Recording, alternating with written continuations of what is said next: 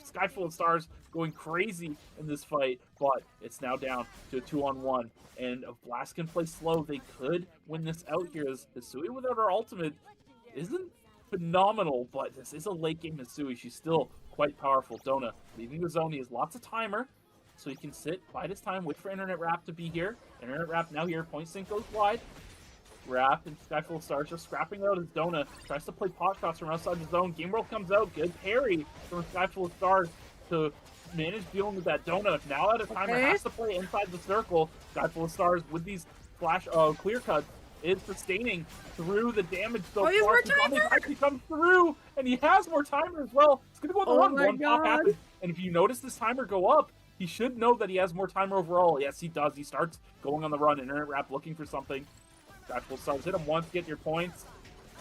Safety drone keeping Internet Wrap alive, but this is a 10-die win, so he does not have the damage to get through clear cuts at all. Fine, going over to locked in once again. This team has consistently been picking up Woodcline time after time. Dona getting rooted. Oh no, we won't talk about it, Dona. It's fine. I'm sure our camera person will do a replay for us.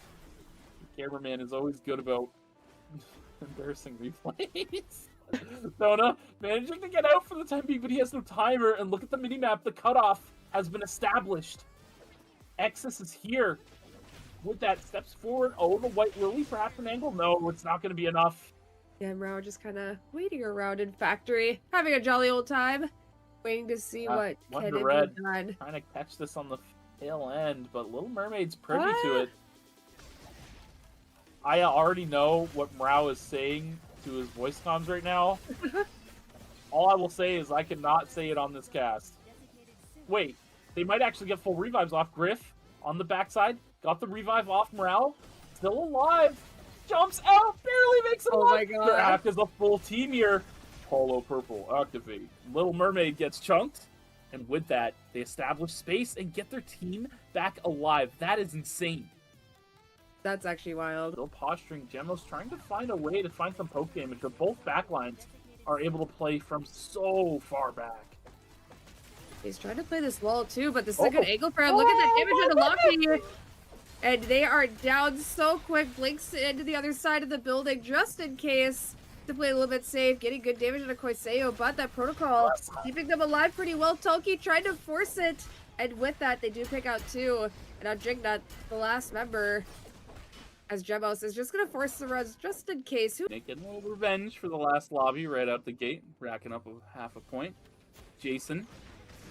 And Nestius gonna try and get this going. But I think Kratesvelg actually picked that up here. No. And now he gets another one off the easy end of the wall, knocking Jason way back. But the White Lily does get robbed from IU in the process. So Kratesvelg's route of escape has been cut off, but he doesn't need it. Chibiar comes through and buys him a place to back up now. Back on full mans. It's family dinner, but they can't extend the chase anymore. With that. Both teams just going to posture for now as Nyanya takes CCTV, establishing that vision control. As this tree spawns in just 5 seconds, both teams will have access to base scan. Big grab on the Leo! Opens him up. The follow-up is there from Slow Shutter, but MSGK manages to get out. Dude, the Echoes of the Earth from Fail Asian here, still fighting it out. Leningrad managing to hold down the front line. Oh, it gets done! Oh no! My goodness, it's gonna be a wipe! Restia, good fear, manages to get out the dagger skill as well, but the chase is still on. Right and Wise, last auto. My. The Hyejin and all three members of Family Power, or sorry, Family Dinner, just able to just dish out so much damage onto the side of Team Freaky Power. Big Renox saw a lot of damage getting dropped on the Dino Dance, but they're still trying to Oh my god, that pull was dirty. Yama gets blown up immediately. Night catch first used freedom defensively for Mooseby to get out. My goodness, man. On this side angle, and they're just going to back up completely, get themselves regrouped, and now the Chronosphere recognizing it's going to come towards them, so they're going to play this bottom side here, knowing that they don't want to approach to this building. This building is not fun to fight against Chibiark and Racewell. They will put you in the wall, and they will make sure you never leave it. Racewell getting engaged on top, comes through, forces out the Tonfa skill. Fuichu coming back on the flank. Chibiark lands a wall stun. Elias kills him with the Tonfa skill, and with that, Uberman now establishes a 2v1. Fuichu does have the damage to take out Mage Power at this point, so it will be an Uberman win out in the third lobby. Yeah, just very nicely played in the positioning for the side of Team Uberman there. Just, you know, kind of, you know, when you're playing like a dive team like this, you have to triangulate your team. And Jason might be looking for an angle here. He smells something. Dashes forward, tries to find the flip with the smash to smithereens. But yeah, good disengage from Zelius with the blast wave. But Jason's still in the chase. They know Squirtle Squad is split and not quite. Oh my god, look at the burst damage! Oh my goodness! Zelius in the bush. They don't even recognize. They don't even get any opportunity to respond to it. Plenty's oh, there's Jason a random joining the fray. Our local menace once more is back to break up the action. The body. Oh no! Paid actor or hate crime? We will see what Jason decides to do with this. I'm trying to get the res, but I don't think... He's trying to stop it! Oh, he killed the body! This guy's a problem! Take him off the island, man! He's being a menace! And he's just gonna sit in his little safety orbit now. We're gonna have the full team of Team Freaky Power gonna be coming in. Jason, though, having the flank angle, maybe gonna try to read the fates of Freaky Power. And Uberman are gonna be the one to maybe come out on top here. They still have the Hisui alive. Jason just taking so much damage from all the members here on this Marcus. Is gonna get hit by that spring trap. Hergsveld is gonna try looking for the trade, and he's finally gonna go down. That's gonna be it. But Freaky Power gonna be down a member as well, so now it's gonna be a 2v2, but I think we should have this in the bag here. Uberman just traded in Chibi Arc for Jason. Wait a second. Like a whole fight. Oh, alright, Svelg's almost going down. He's so close. The clear cut doesn't connect. It's after one, but look at the timer. They have a huge timer advantage. They just have to play it slow. Yeah, Gabata stays inside the temp zone. He has Karen here to try and revive. They're stepping into the zone. Timer burning. Corpse pops the timer, so they won't get the revive. And now the Gabata will pop right after Uberman. A little far up from their team, but is playing that pistol still, so can maybe start to look and set up their bombs and get that early poke there. Isn't going to be able to get a lot of damage. Isn't going to be forced to use the Astro Barrage, and maybe they can find an angle onto Yomla here. Jason is going to go in, going to try to find something, but isn't actually going to be able to get any of the kills. 9-9 catching Yomla, just to be able to live for just barely on a hair here, and it should just go into the side of Team Damage. Great cyber shot. Oh my god!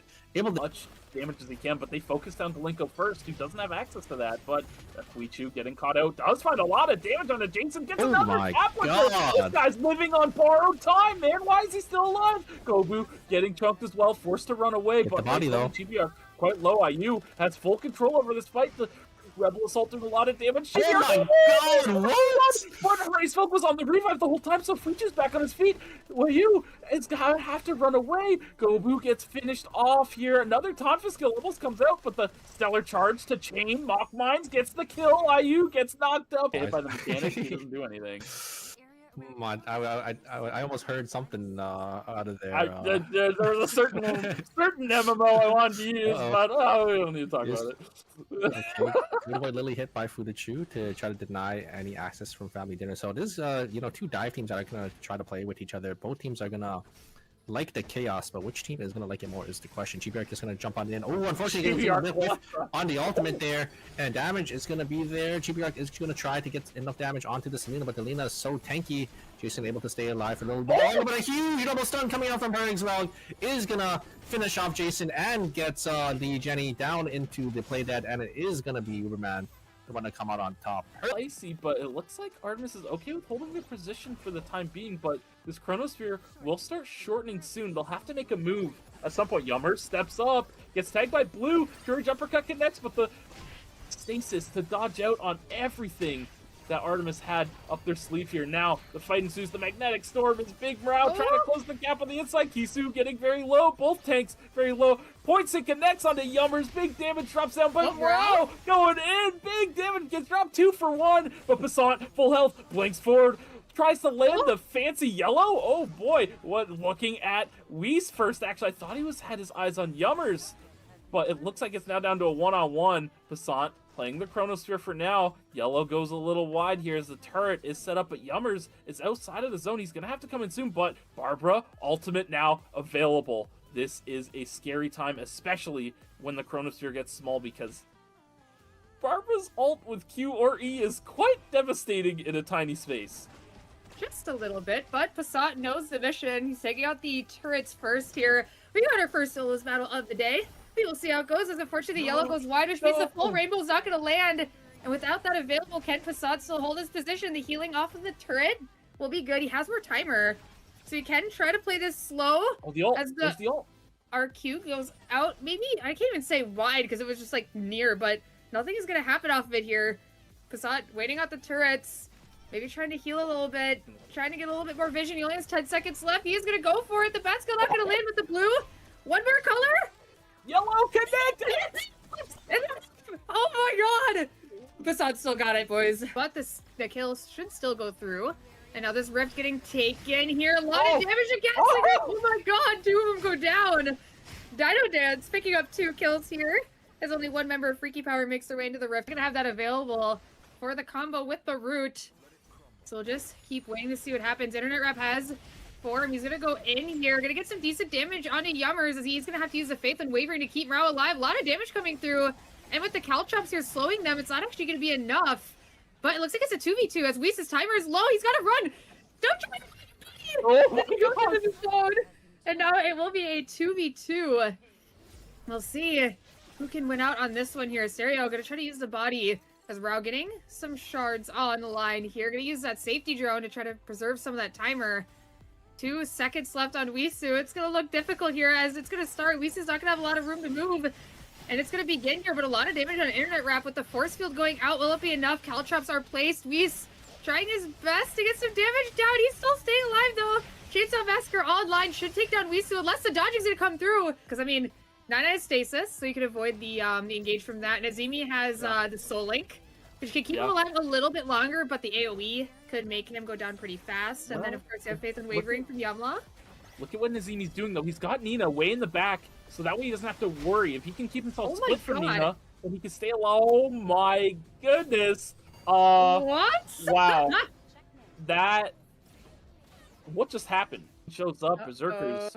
Apparently sitting in the bush looking for a little bush check. Tries to send it on a VLS. Actually baits Berserkers out of the bush, and now they're ready to take the fight.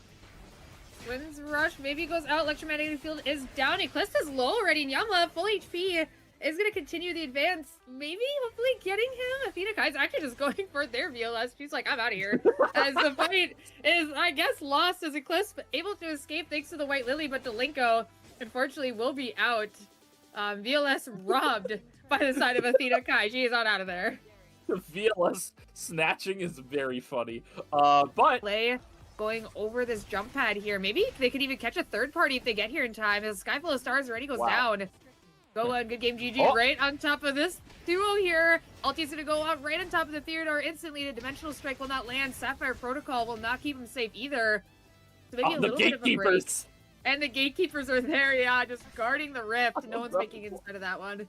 Go on! He's gonna send it! He's trying for him! He's gonna get put in a bouncy castle of Uberman! And now here comes the third party from Squirtle Squad, advancing this fight for sure. But Mage Power and Squirtle on the backside gotta be careful as the menace himself. You see him positioning for any sort of angle. Chibi Arc trying to find his in. He's gonna send it on! Now big damage comes down! And immediately Mage Power gets chunked. Fuichu on the chase towards Squirtle. He knows he has a mobility advantage here. Drone going across. Actor gonna get spotted by Neo Dream Chasers who are on a little red time adventure. Lumi looking at the revive. Ninefold gets up on the outskirts of the fight, trying to chime in, looking to take Griff down. Does get his one. Ninefold on the backside uses the White Lily to. Whoa, my goodness, it's a Ninefold world. That was crazy. No. So, you're just standing on top of the echoes of the earth as we see this team making their way around. Trying to scout them out here. J-Tang getting a little bit of poke on them. Making it a little bit difficult for them to make their way in because of this Theodore. Because they're going to keep making their way around here. They have the White Lily to get back around. Ninefold being a good guy, waiting for his good friend J-Tang before making their way in. Trying to decide from which corridor they want to go through here as they're trying to avoid them, but they're going to get caught here.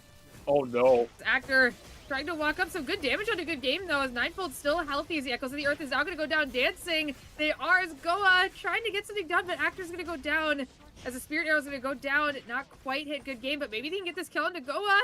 But the dash just barely making it out. Ninefold's still healthy though, to be able to pick up one kill. Looking to get another as the Skyfall Stars goes in. Gonna get shredded by the short bow. And Trigger gonna take game 2 here. Jason and Ricewell having a little bit of fun here as I believe that's Koiseo here to spoil the fun. Looking at these wolves, Racewell taking them down. Koiseo on the chase, though. Another steady shot should be coming through. Ooh, goodbye Racewell there to land the flash cut. And for those of you who don't know what he just did, he put his back to the wall, so his back step on his E didn't come through. The remaining damage just, perfect from Jigna. Perfect for Koiseo, too. And, you know, that's one of those things where the Rios really have to watch out, because they're on electric shift. Had that been electric shift, you bonk your head into the wall and dive, right? But you can't even talk about that. Good interruption on the circulation to keep the Reign of the Vampire Queen off of Dino Dance. Well, look at the battle! Oh my goodness! A sky full of stars does so much damage to the ZV on the backside, completely assassinating him as all the swords had tumbled in from his ultimate. 9-9 gets rooted now. Looks like he's gonna go down soon here, and it will be the end. Forward here, but gonna slow it down. I think that Ninefold had gotten rooted. As Hector is just gonna do the Carla thing. He's setting up. Yeah. He's like, yeah, guys, pull forward now. See what happens. As a good game is going to push forward. Gardner versus Isproc. Skyfall starts trying to go to Actor, but taking a lot of damage in return. Actor does go down, but Ninefold maybe can turn this around as these two members are extremely low. Goa trying to stop the res, but doesn't have any CC to do so as Ninefold takes down one of his own. A nice E to get away from a Skyfall of Stars here. The team is full yet again. With Actor being back, a lot of damage going to be dropped on a Skyfall of Stars. Two members down with Goa on the run now. Yeah, unfortunate that the Bianca was the one left to try and interrupt the revive. She does not have any tools that can interrupt a revive. Roots do not interrupt. So with that, gonna set their sights toward Lumi. But look at this, flying in, dropped onto the heads. No. Oh my god. they're out for blood. They do have a timer advantage here, so they can continue this chase if they so desire. And there's really nothing that can be done about it for the side of Dino Flame Dance. They're going to try and set a VLS, but the expulsion shot, the smash of Smithereens, it's all going to come forward. Safety drone as well. But it's all to no avail as Trigger will be able to close out these kills. Full range comp, so don't get it mistaken. When they have zone control, they'll be able to control it really well. Pawns already getting set up in tight funneled corridors. Walking through will not be easy without getting hit by Night Force for Jignut. Queen is ready. Morale looking, Koiseo blinking forward to dodge it, but catches a Semtex grenade in the process. Just gonna back out for now until that pops and wears off. Jignut sending it forward, but the rest of the team is with him, so he just takes a bunch of damage for free as Koiseo was rooted on the backside by Semtex. Lockney getting chunked by the checkmate as well. Health advantages for the side of Neo Dream Chasers, but Griff is very chunked. He's got to find a way to rest. Both teams currently resetting, but Koiseo's blink is down, so he is a little bit potentially exposed to a queen here if it comes through. Smash the Smithereens, still on cooldown for 15 seconds on the side of Jignut, so engaging will be difficult for Locked In. And the Chronos here, moving up towards where Neo Dream Chasers is. They do currently have pretty good zone control. They have vision set up, so it's going to be a lot to walk through. Double grenade with the queen! The burst combo on Lockney immediately connects, and with that man advantage, Griff kiting back against Jignut here, gets put in the wall actually. Stammed and delivers, but Jignut winning out. We gotta do something now if you're on the side of Neo Dream Chasers, but Barbara's ultimate is still down, so Locked In manages to salvage a bad situation and get themselves down to a 2-on-2. It's going to be very hard to kill Jignut without Griff. Griff is the main damage source in taking down this Marcus. Koiseo stepping forward, steady shot connects onto Morale. A lot of damage as the Ghost Light is ticking away. Weiss dropping turrets, trying to do what he can about Jignut. Good Queen to stop his tracks on his advance. Stasis comes through on top of a turret. Koiseo, steady shot goes wide. Morale managing to live on the backside. The timer's ticking. Koiseo's at 2 seconds, gets the kill to get a bit more extra timer. Morale running out of timer now. The pressure on for Morale to approach. Checkmate comes through. It's not enough to kill. Oh, the put! What the heck's going on? Okay, wow, Locked In barely. That's left here. So take a look at Doc. Some big damage coming out from Nazimi here. Trying to get some damage onto Koiseo and Lockney. Getting aggressive, gonna eat forward. The blink gonna have to be used as the Soul Scare is coming through. A nice route as the ulti does come out. The Fear did land as well. I believe 9-9 did go down, and now with that, the entirety of Dino Dance. More or less just a yum love. Okay. Wow, oh Jignut is one. Okay, up the blast plant.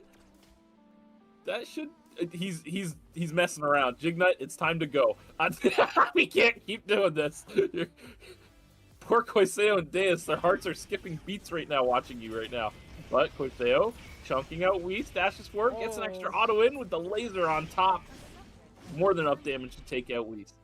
Into school. Squirtle Squad and Locked In are both here, so Uberman, everybody's here. The non-checkpoint alliance has a pincer on on Squirtle Squad, and I don't think Locked In is any none the wiser of what's really going on around the corner from them. Oh man. Oh, here we go. Mrao starting things up a little bit for the non-checkpoint Locked In is just conservative chilling. party. Oh man, this is goofy. Here we Locked go. In though finds a takes out Squirtle, takes out Mage-Flower as well. Mrao going to die to Locked In, which gives them timer. Locked In pretty good position here, but unfortunately, there are two teams that are not on checkpoint, moving over their shoulders. Oh no! One of these checkpoint teams is going to be regretting not going to the other temporary zone here. Locked In backing out. They know what's looming over their shoulders, but they also know that these teams don't have infinite timer. They can keep waiting. Eventually, somebody has to go down. A safety drone goes out.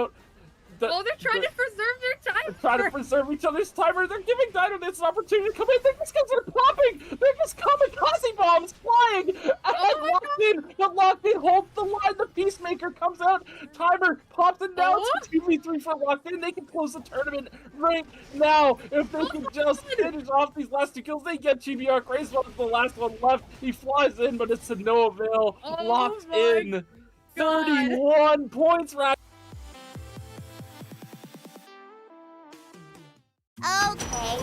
Okay. Let's clean up before the customers arrive. Today's master is you!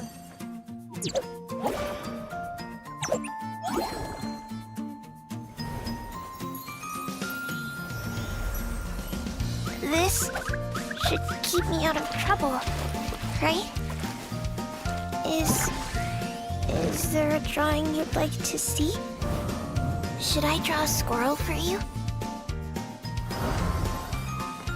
I'll fly anywhere immediately.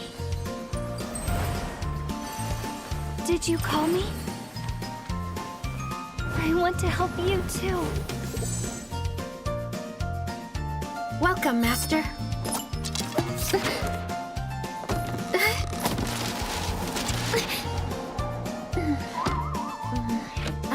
I'm used to this kind of thing.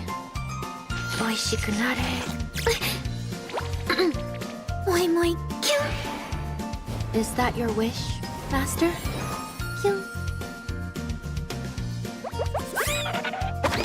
No one is cutting in line, right?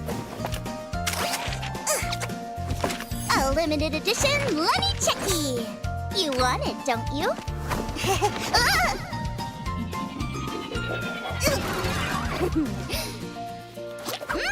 Delicious! Your favorite maid, Lenny, has arrived! That's it for today's service! Thanks for coming, everyone!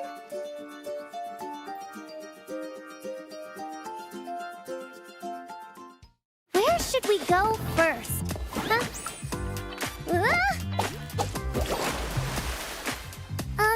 It's my first time at a festival, so my heart is racing so fast! I was waiting for you. Let's go catch some fish together. This is for you. I'm shaking. I wonder what I'll get. I'm so lucky today. I wouldn't be surprised if a cat hops out of the box. A festival is better on a full stomach. If you keep acting like that, even the goldfish you've caught might slip away. Do I look different to you? Do you like it?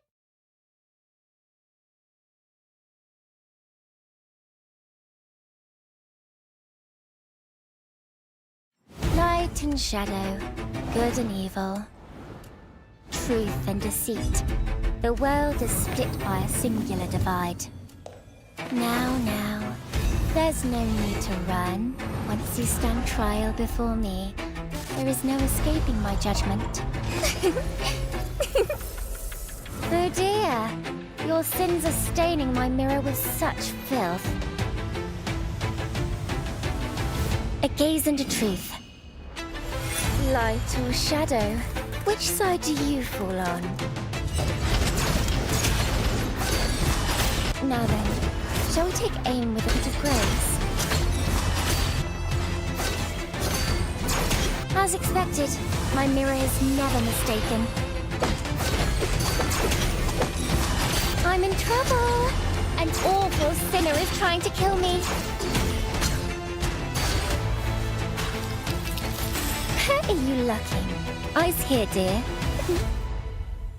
Guilty. Straight to execution.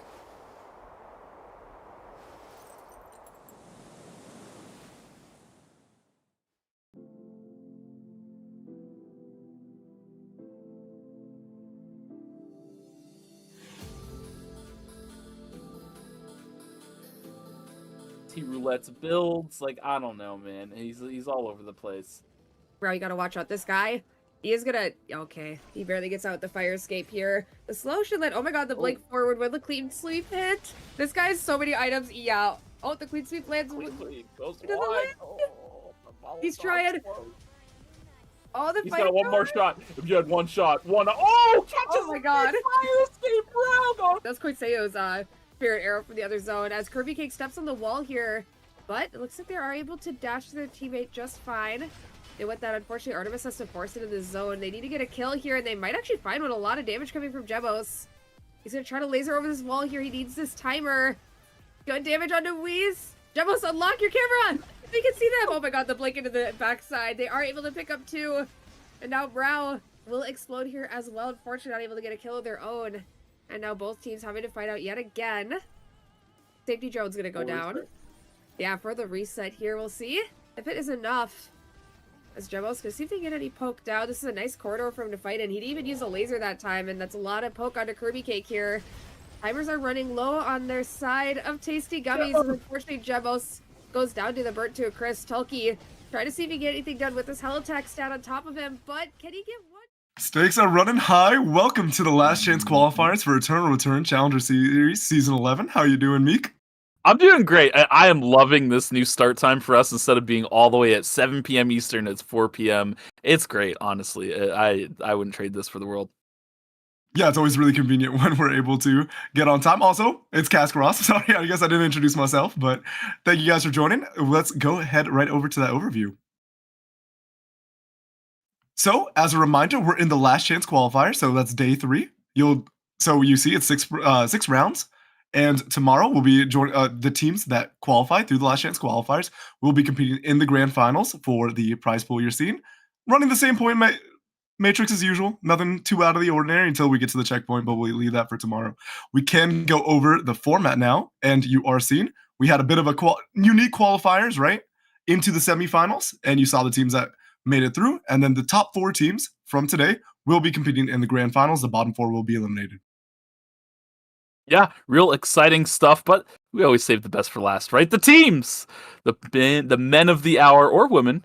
We have Sky's the Limit with Raven Bergier, Red Flake Speaks, and Tides X. We also have Schoolmail Wemo with Weiss, Nangja, Wokes, and Yamla. I'm sure you guys will remember a lot of those names on that team. Counterspell, some of South America's finest here with Miyane, Liper, Starby, and Yinruzu. We also have Wemo Rising with Lol King, Sakura, Asterlac, and Cabbage.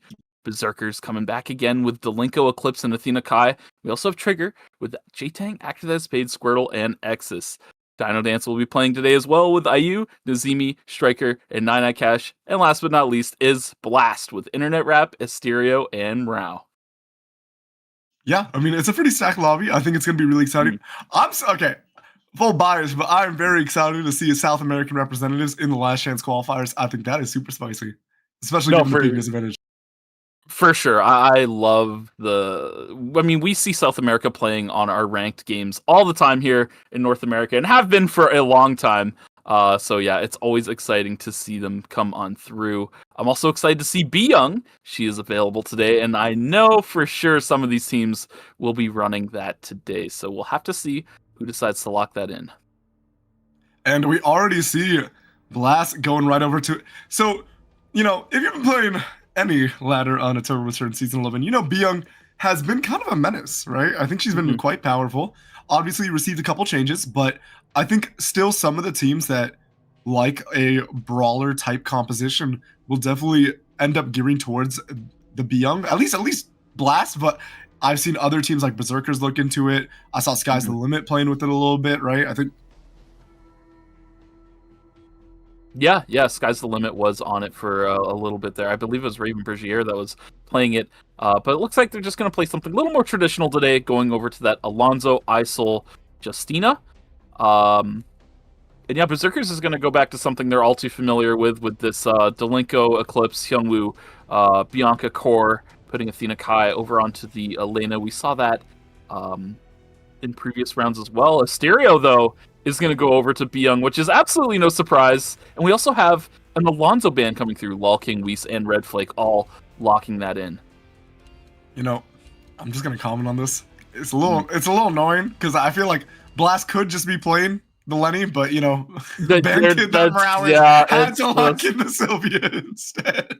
You know, it's crazy that you caught that before me. Normally, I'm, you know, all over Flaming Brow. Like, normally I'm that guy, but today, to flip the script, I guess, huh? But yeah, the Sylvia support, I mean, you know, it's like, why not just play the Lenny instead? But you know a little bit of maybe can be acquainted with the bag, you know? Yeah, maybe Brow knows something that we don't, and we'll see a little bit of sauce come out. But for now, Lumi has some goods on sale. Miki's meteorites! Oh my god. I can't believe last weekend was all meteorites and force cards. It's just being super all over the place. But guys, before I forget, hashtag ERCS 2026. We have our event NP promotion going on. If you tweet out hashtag ERCS 2026 with anything, your thoughts on the games, what you think about everything going on, what you think about Morale playing support Sylvia for 2 brawlers, let us know with the hashtag, and you'll have a chance at winning 300 event NP. What? 300 event NP? Oh my goodness, that's so much. I could buy so many things in the Eternal Return store with 300 event NP. Yes, you very well could. So please tweet out hashtag ERCS 2026. Yeah, I mean, again, you know, you can get some banger emotes. I know the flavor of the month is the Tia one. That one is in the battle pass, but there's some other good ones in the shop. Also, W Production pointing out there will be an Alonso ban going into game 2. I think this makes sense. I think Alonso was looking really good this season. I've been seeing him like really popping up. Honestly, solo killing way more than I think you would ever expect from this team. That's the big thing that I've heard, you know, talking with people in the community, talking with some of the players that are actually even playing today, talking with just people in general. They all feel that this character is doing a little bit too much damage for the role he fulfills on the team. So yeah, no surprise there. I'm glad that you've noticed that as well, because yeah, I literally even just last weekend we saw Whis just 100-0 someone on the back end of a fight in the 2v1. Yeah, getting checked by an Alonso does not feel very, like, it does not bring joy, you know? Like, no. when it's the same kind of thing. It's actually worse feeling than Marcus, because at least Marcus is like this this dude that's like swinging his axe around. You know, for so long, Alonso has just been associated with the all attack, right? You do the point, and that's your job, right? Like, you know, you've done your job, you lock down the target, and then your team carries you. This guy is just straight up solo mogging people now. Like, what's going on? Yeah, he's going in, and speaking of, oh my, Squirtle will be getting the best of Nangja today down in the dock in our marksman duel here. Dolinko now scrapping with Miane, gonna get, I think, Morale actually yoinking that kill. Now, more scrapping going on here as a Hyperloop comes in from Speaks. Actually, the full team of Sky's the Limit is here, so Miane will be going down. Semtex going a little wide. Soul Link's gonna get popped. Will you get your one? Yes! Speaks goes down. So a little 1-for-1 action there down in Factory. And IU running around, Squirtle running the ones again. Oh, never mind. It's never honorable, huh? It really just never is nowadays. Also, Counterspell, pretty cool. I mean, no, this isn't necessarily like a pretty quick adjustment because YJ Wares were playing it in phase 1, but this is the composition that was doing pretty well for the triple range lineup. And they did have an ABA, so it does make sense to have Starby or a comp with Starby playing this kind of comp.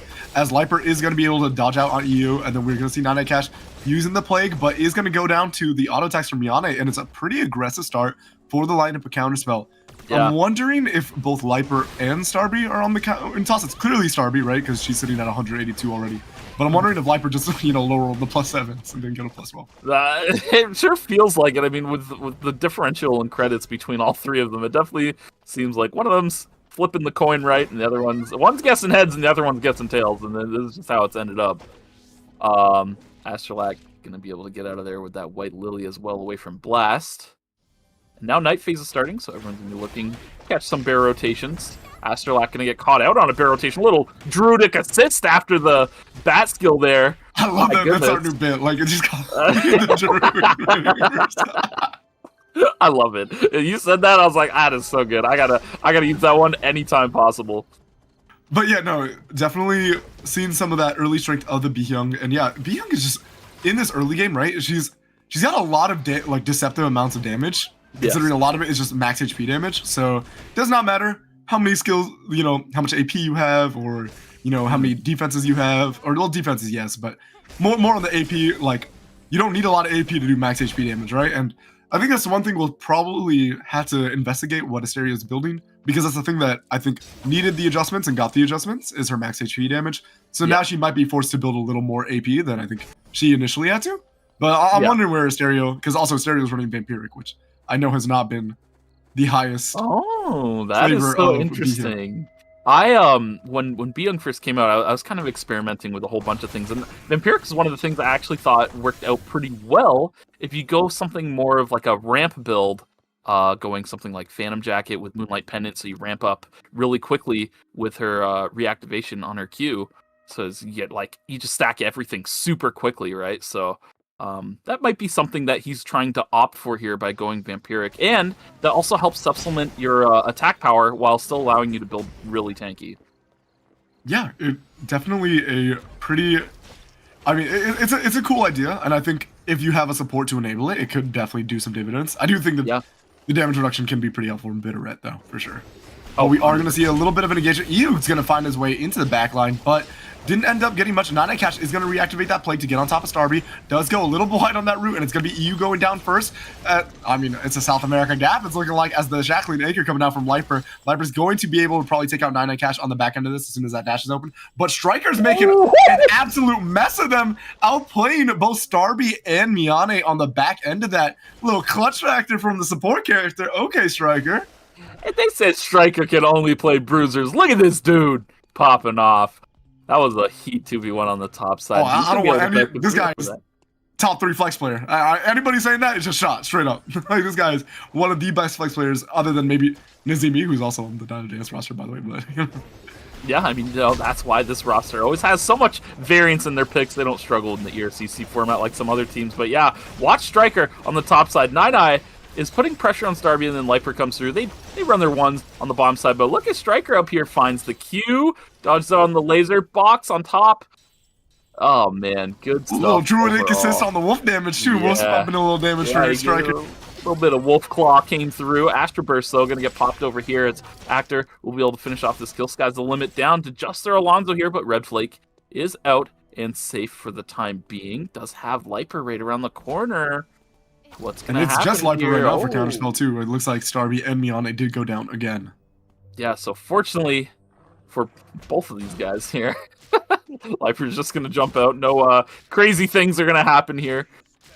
And Red Flake looking to get regrouped here as Counterspell is on the bottom side of the map finding Speaks. Yeah, I think it's when you're a solo walking around the map trying to like live that this game really earns its, you know, old 2021 Steam horror tag. Horror tag, yeah. I remember the horror tag. Oh man, I miss it, honestly. They need to bring that back. I mean, play against a Daniel, play against an Ampion Wu, like, it is a horror game, you know? Oh yeah, yeah, man. Oh, this is like, certain things hate you in these kind of games, like, especially if you've never played like an adjacent MOBA. If you get hit by a certain thing, you get jump scared, man. It jolts you out of your seat. I mean, I feel like a lot of teams get jump scared by the Chibi arc, you know? just straight up blink first strike into a maker Yes. combo. Yes. Just no wall stun, just raw, just sending it, and it's definitely a scary prospect. Oh, Sky's the Limit is going to have visitors here. Looks like School Meal Wemo is here to contest them on this rift, so we'll see who wins out here. Brigier going to hit the vision plant as well as Nongja. And now let the games begin. Wokes looking to use the Sapphire Protocol, but doesn't have any sort of angle. Brigier taking some pretty solid poke, trying to return some fire, gets tagged. Woke still has his ultimate available here, gonna send it. Goes a little wide. Now Speaks split from the fight. Besides the Limit's position, gets completely broken. Weast not gonna be able to land the Magnetic Storm, but Speaks tries to do something here and gets picked off. And yeah, really good job by Schoolmo and Mimo, maintaining their positioning, staying disciplined, and then just punishing accordingly once Sky's the Limit's position got broken up.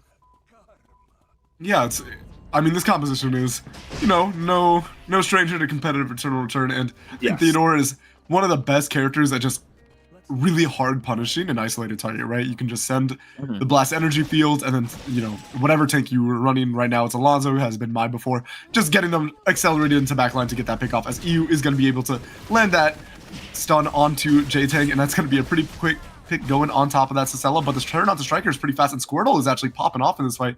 Really well itemized for this point in the game. Another fight now breaking out here is Counterspell. Already have Starby on the ground. Liper dangerously low, gets taken out.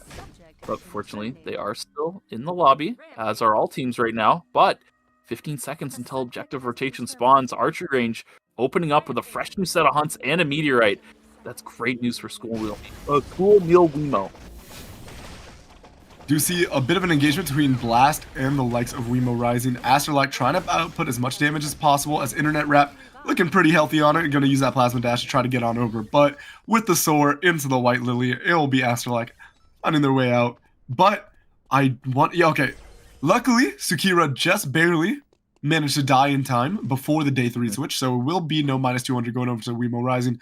Save for Morale, getting a little bored, or Stereo getting bored on the Desire Chase for a little bit. It looks like no boredom will be had. Blast will maintain their discipline and secure the objective, getting that Smash Totem online for Internet Wrap here, who looks to be going a real tanky build on Marcus here. I love getting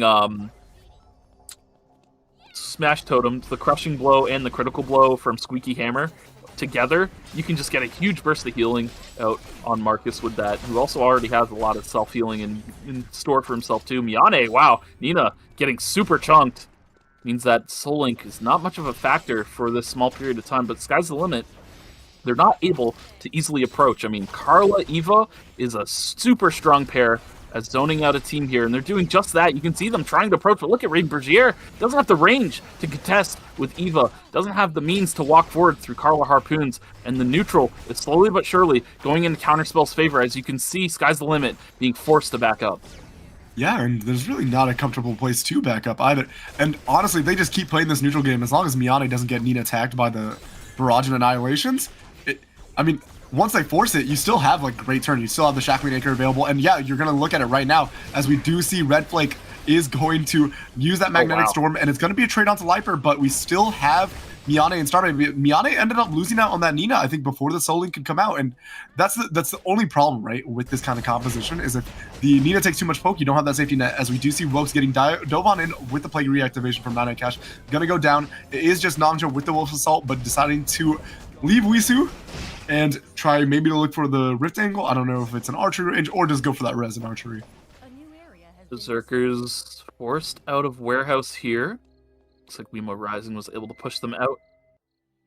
And yeah, Nongja taking to the skies here, trying to get to the rift. Gonna land right on top of it. Great piloting skills. Speaks is here, but this route won't stop it even if it activates. So with that, Schoolmill Wemo makes it to the rift. No visitors either, so they get full revives and an objective put in their pocket. And Dino Dance gonna be the winners of the Red Flare after winning out on that fight in Hotel. Pretty good reward for themselves, should they be able to actually secure the box, right? It's it's as big a credit swing as you could possibly get from this day 3 rotation, so.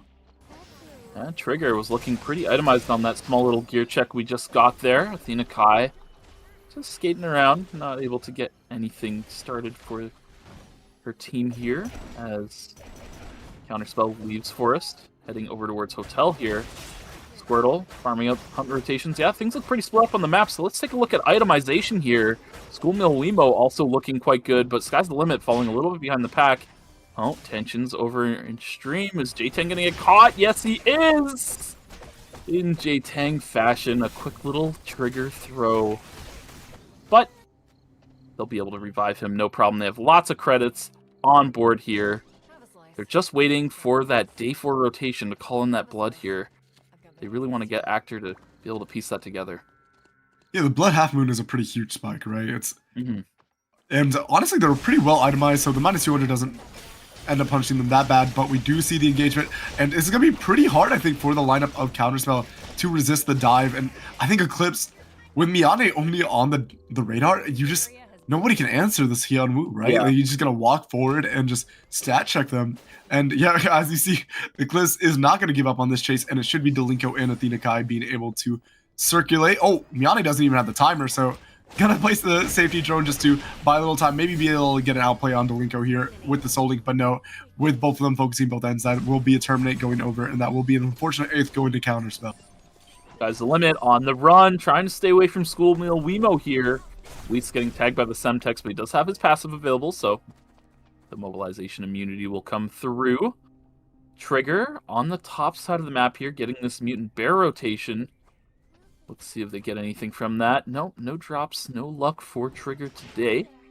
And yeah, things are back to being quiet. Teams waiting for the next rotation of objectives to spawn. Red box up in Temple, Schoolmill Wemo heading towards it. I would imagine Trigger will be ready to fight them for it.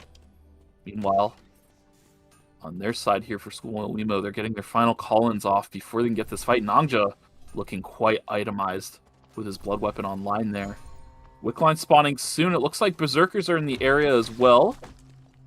As we go back to Temple here to take a look at what Trigger and Schoolmill Wemo are up to.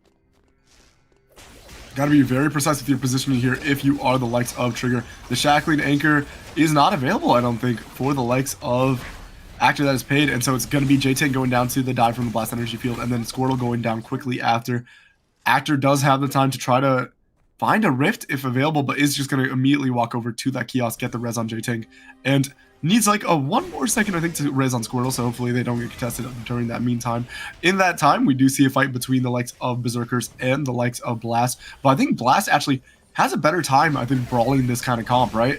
And you do have the sustain coming out from the Sylvia, the Ray of the Vampire Queen is coming out from Delinko, decent amount of damage coming out onto Internet Wrap, and it does look like that will be Internet Wrap going down. Can Asterio actually carry the fight on the back end of it with all these cooldowns down? We'll have to see, as we do see some great value coming out from this, the damage of the Behyung in the later parts of the fight, because this is the thing. They use so much to kill Internet Wrap. This Behyung is walking around with the damage reduction, with the HP from the ultimate. While all that was happening, though, Dino Dance was able to secure the Wick Alliance for themselves. Looks like they haven't cracked. Yeah, okay. It will be the Queen of Hearts going overtime. Yeah, I was waiting for them when that BF with crowds. I know we do see the stop on the VLS from Berserker, so Berserker's going to go down to just Eclipse. Eclipse should be able to use that Hyperloop. They do have enough credits to get a res, should they be able to safely find a kiosk for themselves. Yeah, and Eclipse barely getting the Hyperloop off before the Nimrod's Gate canceled him out there. But yeah, in that fight, IU got a huge helicopter spin-off and just shredded Berserkers completely. Really well done by him. Looking at the map now. Yeah, I mean, things are relatively spread out. Everyone wants to stay away from Dino Dance, right? Stay away from the Wick team. It is a staple strategy we've seen for a long time now. Berserker's got quite the track, though. Yes, 100%. But they can slowly but surely start flushing out the map, right? Zone by zone, they can just keep running down the map, taking CCTVs, pushing teams into each other here. And, I mean, everyone's on this top side of the map right now. Temple's going to be going down in 5 seconds, so Berserkers are going to have to rotate in here, and the rotation looks a little flip. But meanwhile, down in Factory, another fight breaking out here. Oh, that is going to be Wall King going down. Astrolak and Sakura heading over to the mobile VLS. Try and get away from Blast. They will be able to get out. Meanwhile, fighting breaking out. Yeah, I was worried about this. Delinko got caught out on the rotation, I would imagine, because it looked like half of Berserkers rotated from the bottom side and Delinko rotated from the top side. And from that, he ended up getting pincered, I would imagine, and going down. clips. Gonna be able to get this Raven. He's gonna see some bad things. Lots of people everywhere as they all... Oh, actually, everybody is able to get out unharmed. So Berserker's staying up as their 2-man. Trigger just gonna back out as well as Schoolmeal Wemo has CCTVs here, is looking to just control stream. Yeah, and it will be actually a free res on the Lumi going over to Wemo Rising. Even though, rather, Berserkers had control of the... Oh, we do see the play with us, actually, and it should be a fight breaking out soon. Maybe not the best amount of timer, as Loking is going to use that L attack onto Actor that is paid, but with the smoke skill support, it's just... It's impossible to really isolate this Carla and Killer in time, as Squirtle's diving on in. Sakura's going to get a nice little full swing bat, or wall stun, rather, but it just...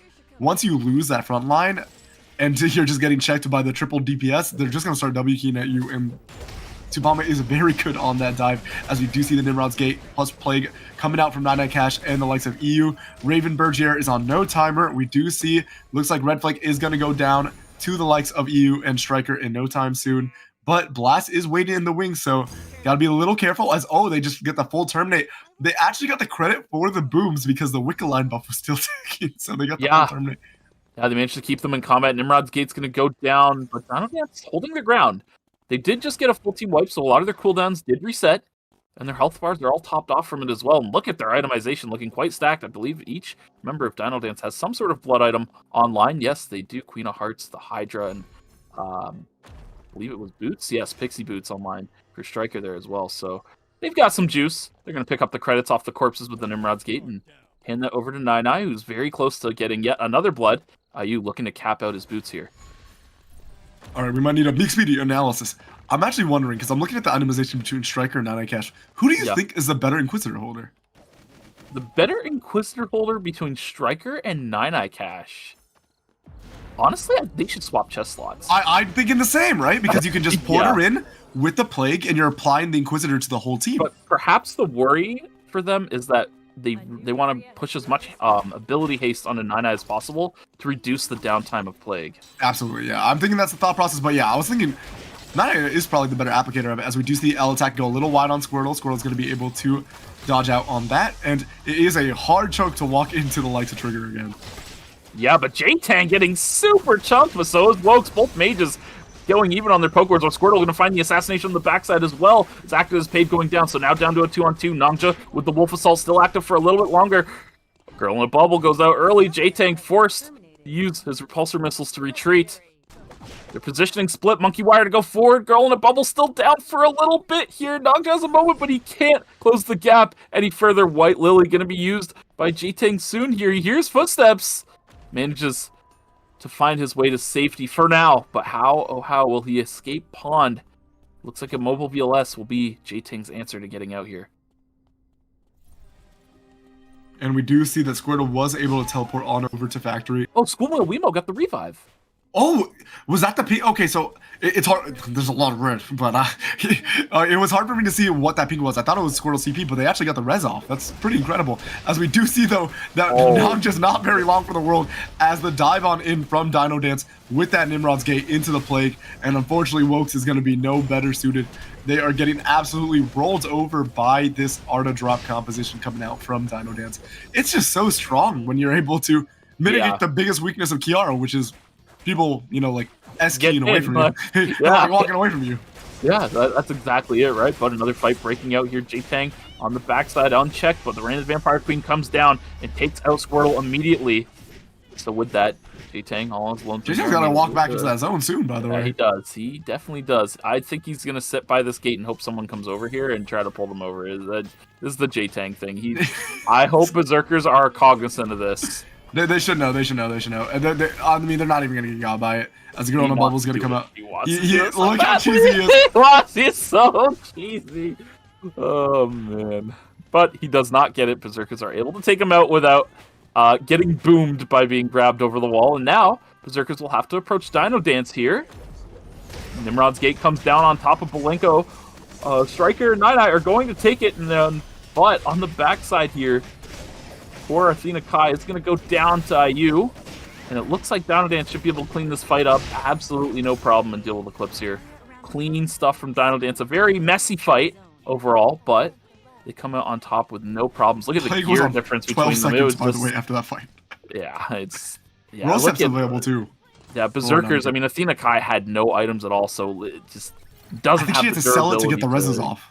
I think that's big. yeah. So it's a little unfortunate for them, but we do have Dino Dance versus Blast to round things out for the first lobby, first lobby, first round. Yes, words.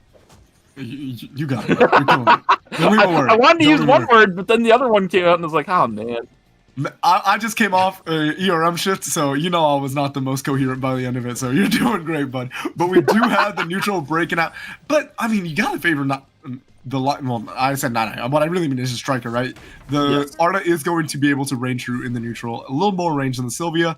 The problem is there's not a great dive target, so I'm not sure if they can. They might just get stat checked by the lineup of Blast, but they do have to stand in the Plague, right? For a very like the entire fight.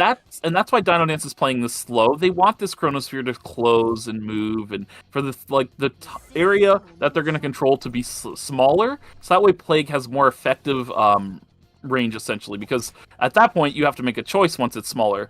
Do I sit in the Plague or do I burn my timer? And look at this, the Chronosphere is actually moving upwards into a much more open spot, which I think is also pretty good for Dino Dance. A lot less wall angles for Internet Wrap to try and take advantage of Nimrod's Gate. Goes down. No takers, though. Just going to scare them a bit. Internet Wrap looking to go in, but Nine goes on the backside. Oh my goodness. Morale got deleted. So there's your backline dive target. Good stasis by Nine to dodge out on the reckless charge, but Nine will be going down shortly here. I stand corrected. He's living for quite a while here, but he does go down to Stereo, looking to get towards Striker. He has lots of move speed now from the Moonlight Pendant.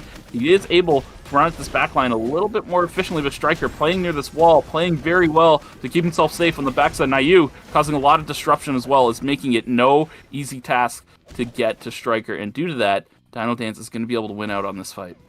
Yeah, I'm wondering what the comms had to be, because they had to know that Morale was the only target that they could possibly set it on. So I'm surprised they aren't either telling Morale to like really tether back until they make an engage, or just, you know, hugging Morale. Yeah, I don't know. Yeah, just turbo peel, right? I mean, you've got B Young Marcus. These are very good peel characters. Marcus can literally just push you away. So I'm surprised it turned out the way it did. I'm not gonna lie, because you also have Bat Skill as a displacement as well to also knock somebody away. So yeah, it's very interesting to on what ended up happening. I mean, Nimrod's Gate is a strategy that has been around for a good while now. Just Arda dropping some carries, melee-esque carries onto a backline and trying to assassinate them. But yeah, you would think they would play a little more around that. Yeah, no, for sure. Really well played though by Dino Dance, finding their in, and I mean it's fun to see the Nine Cash Kiara, you know, popping off a little bit. That's a little bit of a classic pick for. Yeah. I mean that was his signature character until Leanne came out. So. Yeah. Yeah, that's exactly it. I mean, Kiara was a little different back then. He may have been alting simply to become a ranged character and autoing you with a certain claymore that would guarantee to crit and one-shot you. But that's a whole other timeline and story. It's a different kind of one-shot now. Yeah, it was a little different. But yeah, different kind of one-shot back then. But yeah, really nice to see them come through with the win in the first lobby for Dino Dance, especially after last weekend. They were looking a little shaky. Looks like they've cleaned things up a bit for this weekend. Yeah, and sometimes it's just drop on them. Just check them. You know, like, I mean, even the best teams will get got by the auto drop sometimes. Yeah. Yeah, no, for sure. And we'll be able to check everything out on the replay here and see the fight once more here. Yeah, I really like this from Dino Dance, just to play slow, wait for the Chronosphere, burn resources, burn timer, because look at the timer on the side of Blast. It's not pretty. They're burning safety drones, right? They're down timer, and they've got to make something happen. The onus to make the play is on them. Internet Wrap steps forward a bit here, and that's the moment where they recognize we can take the Nimrod's Gate because there's a positional differential here that we can capitalize on. Should Asterio just have waited out the full duration of the Nimrod's Gate? I think it's fine to posture forward, but you gotta wait until that's down. You can't just isolate Morale like that, because, I mean, Morale is the only target they're gonna be able to send it on. You actually, they had a good chance, I'm not gonna lie, of winning this fight if they just played the honest 3v3, and they didn't just get Morale into God. Yeah, no, for sure. But that is how everything wrapped up. I mean, IU did a good job on the back end of the fight as well, getting a lot of lockdown, some good skyward strikes coming through from him, and Striker as well, just playing safely around that wall, just using terrain to his advantage. But the scores are ready to go here, so we'll take a look at that. Dino Dance in first with a pretty commanding lead here, 29 points on the board, 0 Phase 1 TKs from Dino Dance. Very, very interesting, very different. I'm usually one of the more aggressive teams early on. But Trigger in second place with 16.5 points of their own, and Blast in third with 16 points. From there, we have Schoolmo Wemo with 12.5 points. Fifth place is Berserkers with 11 points. Counterspell in sixth place with 6.5. Sky's the Limit trailing just behind them by 0.5 point at 6 points. And in eighth place is Wemo Rising with 2 points. Still got 5 games ahead of us, rather. So yes, definitely these standings can change, but that is a very healthy lead coming in for Dino Dance. Crazy that playing Art Drop, they didn't get a single Phase 1 team kill, but 19 Phase 2 team kills is excellent because that's full point value too. Yeah, I mean, that's where the money's at, right? Those Phase 2 team kills. But yeah, normally they're pretty aggressive, really. They're usually looking to get a little more active, so perhaps the change in philosophy from Dino Dance coming through from that first lobby. But we'll see if anybody decides to change things up now. I mean, they're going to have to. Alonso's off the table, so these comps will likely replace Alonso with a different tank of a similar flavor. We already see Schoolmill Wemo busting up the Mai. We'll see what they decide to play from there. Oh, my favorite. Have you ever been on an ERM stream where I talk about where I used to? It's a little better now that they buffed or rather reworked the Twisted Obsession to be untargeted. But I used to think every time I saw Garnet on my screen in competitive, it just looked. It was like the worst thing ever. It was disastrous, just straight disastrous. Yeah, it's man, I don't know. How do you feel about Garnet right now? I think she's a lot better, and she has been showing some prevalence in ERM. I do still think that her kit is a lot harder to get maximum value out of in competitive, just because everything she does is very telegraphed, and I think if you're not doing that perfectly, like if your character is not doing that in a real, usually often has to be overtuned to be that blatant, right? Yeah. Or you have to be Alonso, and it's just what you do is so good that it doesn't matter, Yeah, well, once upon a time she was a little more similar to Alonso when her dash was point and click rather than free form, and things were a lot more difficult against Garnet back then because you can't really outplay point and click. I guess that's the best way to put it. You can't dodge those kinds of abilities. And while on paper, something like this should be better for Garnet, it kind of works out worse because now there's more outplay potential, which is something that's more of an in-practice than on-paper thing. But we do have Lumi with some goods on sale once again. What do we got? Mr. Fourscore! Oh my god, it's him! The one and only Superior, bringing us Fourscores on sale. Love to see it, but yeah, no, I think it is an important point. I think one thing though is because the Twisted Obsession rather isn't targeted, she at least is not all in. The problem with Garnet before is she got third partied and died. Yeah, that was often what happened. She can't run. She's a very committal character. I think she's incredibly strong with solo queue. Don't get it, but I think. Yeah. When teams are more coordinated, you're less likely to be able to actually find that execution window because people are going to be playing around it. Yeah, no, for sure. And I mean, we have multiple potentials for Garnet in this lobby too, right? I mean, we got Wemo Rising playing it right now. Berserkers, no stranger to seeing Eclipse, run that Garnet. No stranger to running Garnet as well on the side of Berserkers as well. So it's kind of interesting that there's a little more Garnet presence than you would think at this stage of the tournament. Yeah, popular. So I am surprised to see her coming out as much as she is. Mm-hmm. But we are getting into our first lobby, and everybody at home, the Twitter promotion is still available. Hashtag ERCS 2026. Tweet it out with whatever you think on anything at all. Honestly, it doesn't even need to be related to the game. You can just talk about whatever, but please try to talk about the game or the game's going on right now. And yeah, you would have a chance of winning 300 event NP. And by a chance, I mean like a really, really, really, really high chance if you tweet out. So yeah, take advantage of it. Hashtag ERCS 2026, 300 event NP going straight to your pocket if you tweet out, potentially. I'm not going to guarantee it because we might go over the cap, but yes, potentially. Oh, and again, production is always better at catching these things than we are. Carla is going to get banned as we do see the Carla off between After That Is Paid and Wokes. Wokes switching over to that Carla, over to the Theodore for this game. We're going to see it with the Mai.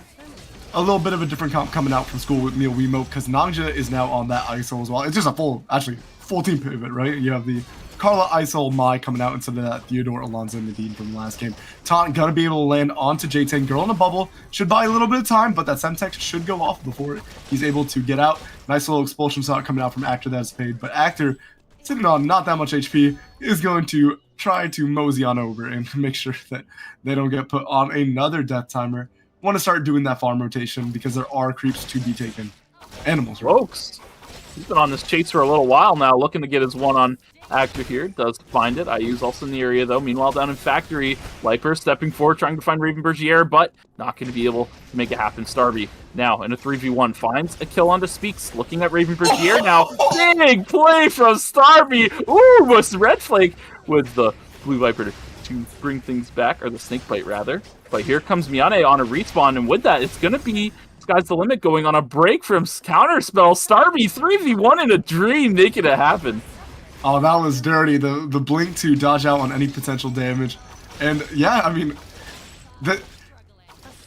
it's always funny when you see an Ava make a play like that early game because this character is the like Plants vs Zombies like pea shooter in the early game. She does a lot of range damage, but she does damage from a lot of range. She doesn't do a lot of range damage, you know what I'm saying? Yes. Eventually the script flips, and she does a lot of range damage from a range, not just damage from a range. But yeah, really well done by Starby. You know, the GOAT of Eva, dare I say. I feel like that is an uncontested spot. I'm not gonna lie. We got different character specialists, I think, across regions, but I think South America got the Ava game on lock for sure. I mean, I don't think anybody's contesting Starby right now on the character.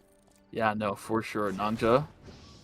What the heck? Okay, I mean, he found the White Lily either way, so all's well ends well. Starby in a 1v1 with Delinko. Delinko trying to get around the tracking, using Sanctuary to mitigate a lot of that VF Eruption damage, so well done by Delinko, and running the ones here. Meanwhile, over in Fire Station, a lot of teams in the area. If you look at the map here, Lolking gonna get spaced out by Nangja here a bit, but Weeds taking a lot of damage in return. Finds the taunt onto Sakura, but the Echoes of the Earth come through to break up the fight. Now, Blast on a third party looking to find somebody. They're going to set their sights towards Lolking, but they're getting flanked on the backside by Schoolmill Wemo now, who's starting to drop damage onto them. Semtex lands onto Morale. Root's going to come through as a stereo goes down as well, and I think I saw somebody mess up their blink. I'm pretty sure it was Morale, but I might be being a hater. But it is what it is. Blast getting put on break. The Morale hate watch is very prominent. But believe it or not, Mixed Media is good friends with the I really am, believe it or not. But like, oh, Snakebite can connect on the Miyane and blink. Not going to be enough to save them as the meteor is going to go over to Sky's the Limit. It's the kind of character you hate to love and you love to hate. Is Morale in North America? 100% replay. Yes. Watch. Somebody messed up Blink. Somebody messed up Blink. Somebody. I'm not gonna say who. I'm not gonna say who. It was awesome, man. Great. Absolutely lovely. As we do see Blast putting on to Justice Terry. Wait, it's actually going to be a Blast White. Oh, no, not the production slime. It's a getting slime. That is not. It looks like Asterio should be able to get out. No, or not. Actually will be getting wiped out to the likes of Schoolmeal Wemo into a very swift 8th. That was double sliming. And we go to the Morale Corpse, too. There is a triple slime. A hat trick of slimes. My goodness. Asterlac finding a lot of longbow damage here from around that wall. Punisher doesn't have enough distance to cross that wall, so IU not able to respond at all. Good recognition from Asterlac finding that damage, but He's gonna go over the wall and leave as 9 Cash sends an engagement onto Acta as paid. Shackling Anchor comes down. IU's gonna be forced to dash away. Plague also expiring, so 9 Cash is gonna fall. With that, Striker has gotten himself to safety, so so is IU actually. So only Dino Dance who will be losing 9 Cash, or rather, only 9 Cash will be falling for Dino Dance. Squirtle going in on the backside of Astrolog looking for the assassination. Echoes of the Earth come through. They go 1 for 1 on the tail end. Sakura and Lulking on the run. J-Tang going to get taken down by IU here. Trigger down to just Actor. Barely staying in the game here, as well as 50 more seconds until our next objective rotation spawns. Yeah, the voices won a little bit for Squirtle. I don't know if you can ever dive on in with the execution technique while the Echoes of the Earth is still online.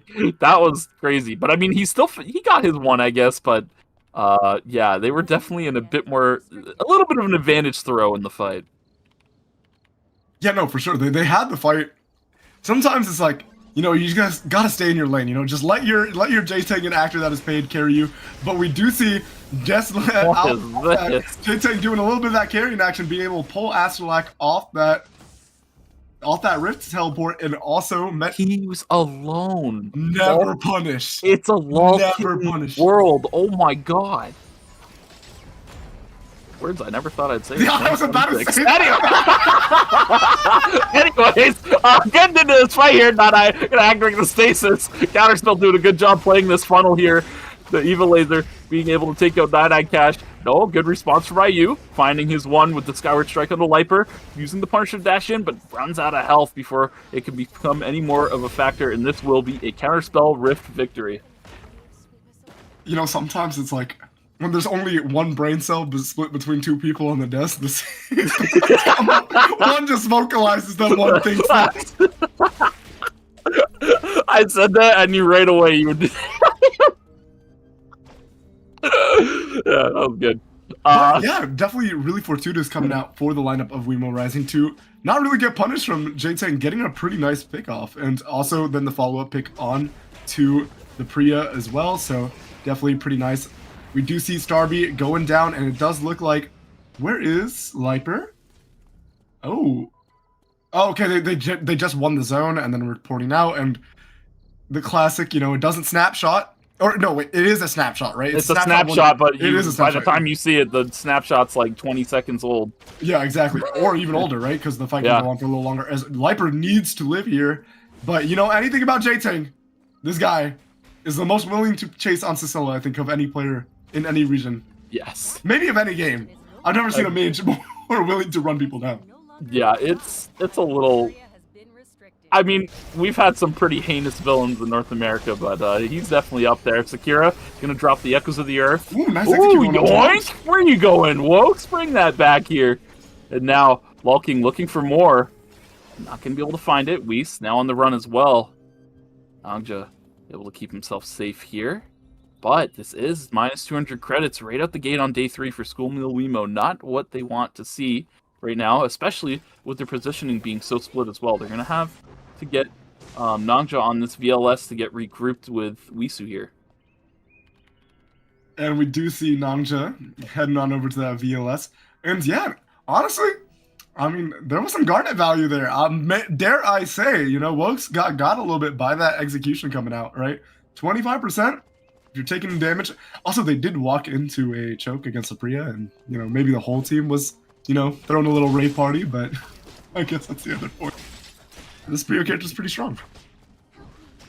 Yeah, for sure. Another minute until objectives spawn here as well. Ooh, is that an Omega down in Beach where the bears spawned? This could be some... Uh-oh.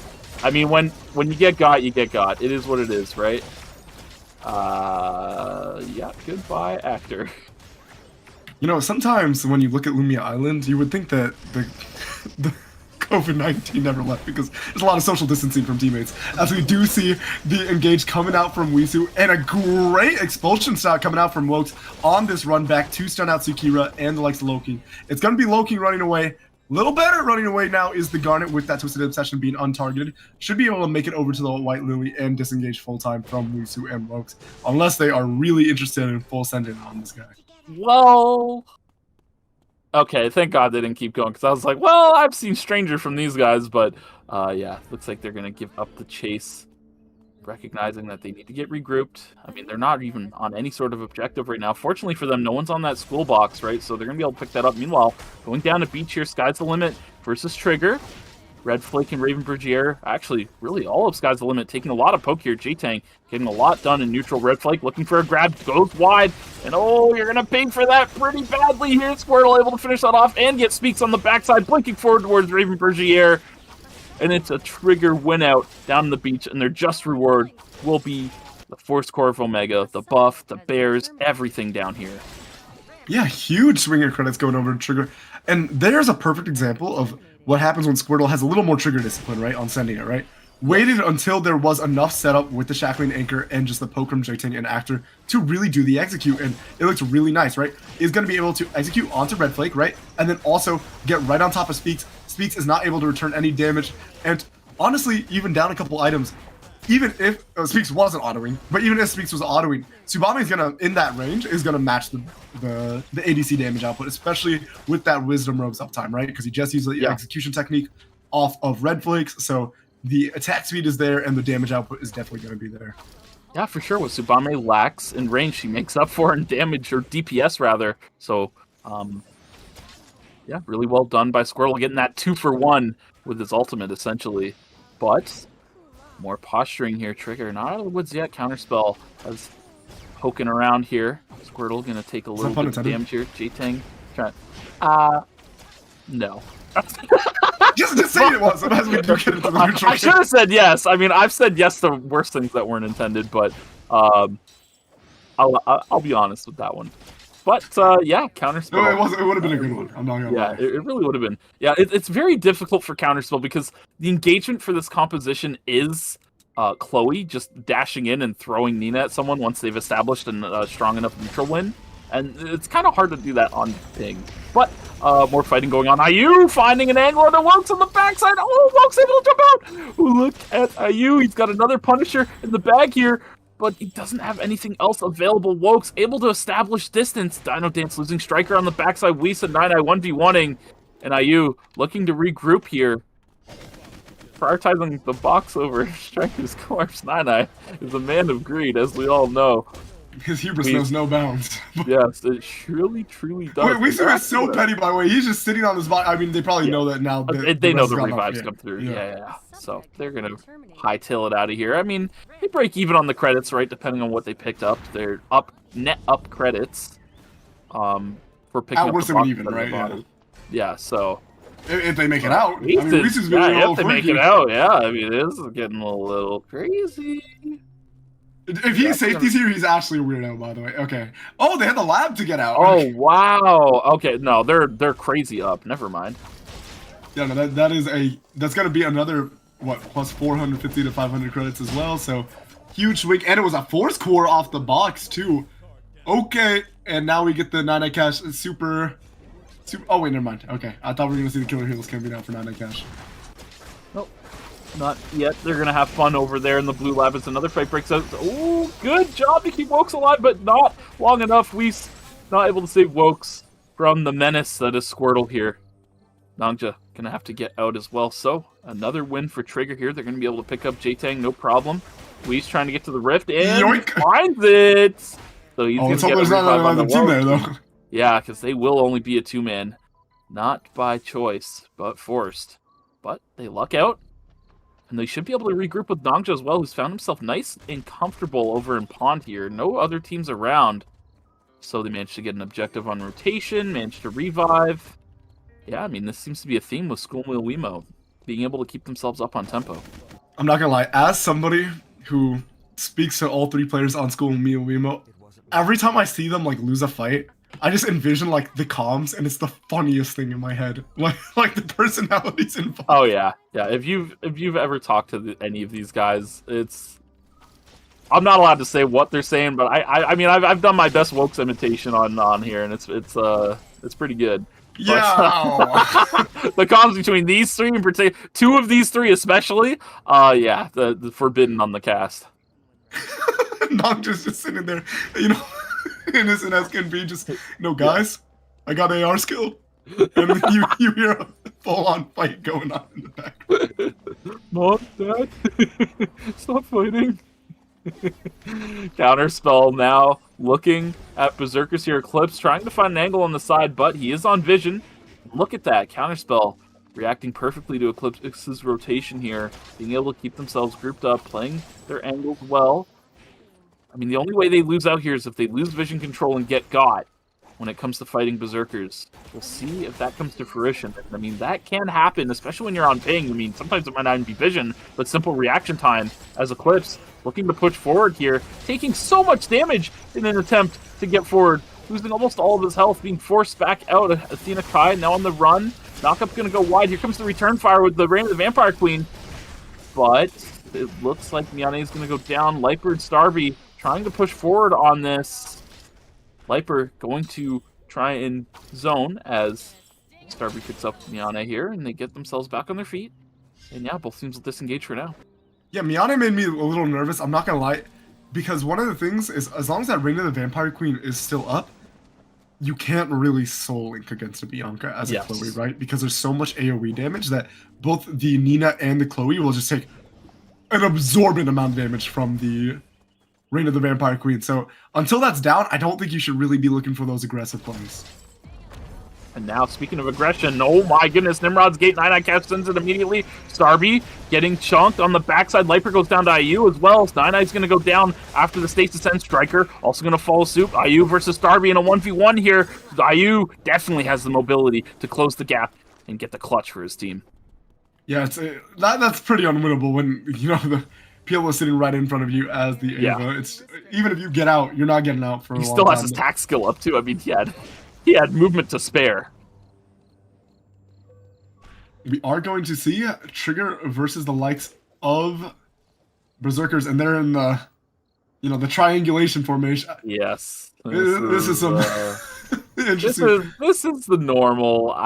This is normal Berserkers. They're always looking to fan out and collapse on his teams, especially when they hold tab. And yeah, here we go. Hey, we could do that too. And look at who's left in the lobby. What kind of gear we're looking at here.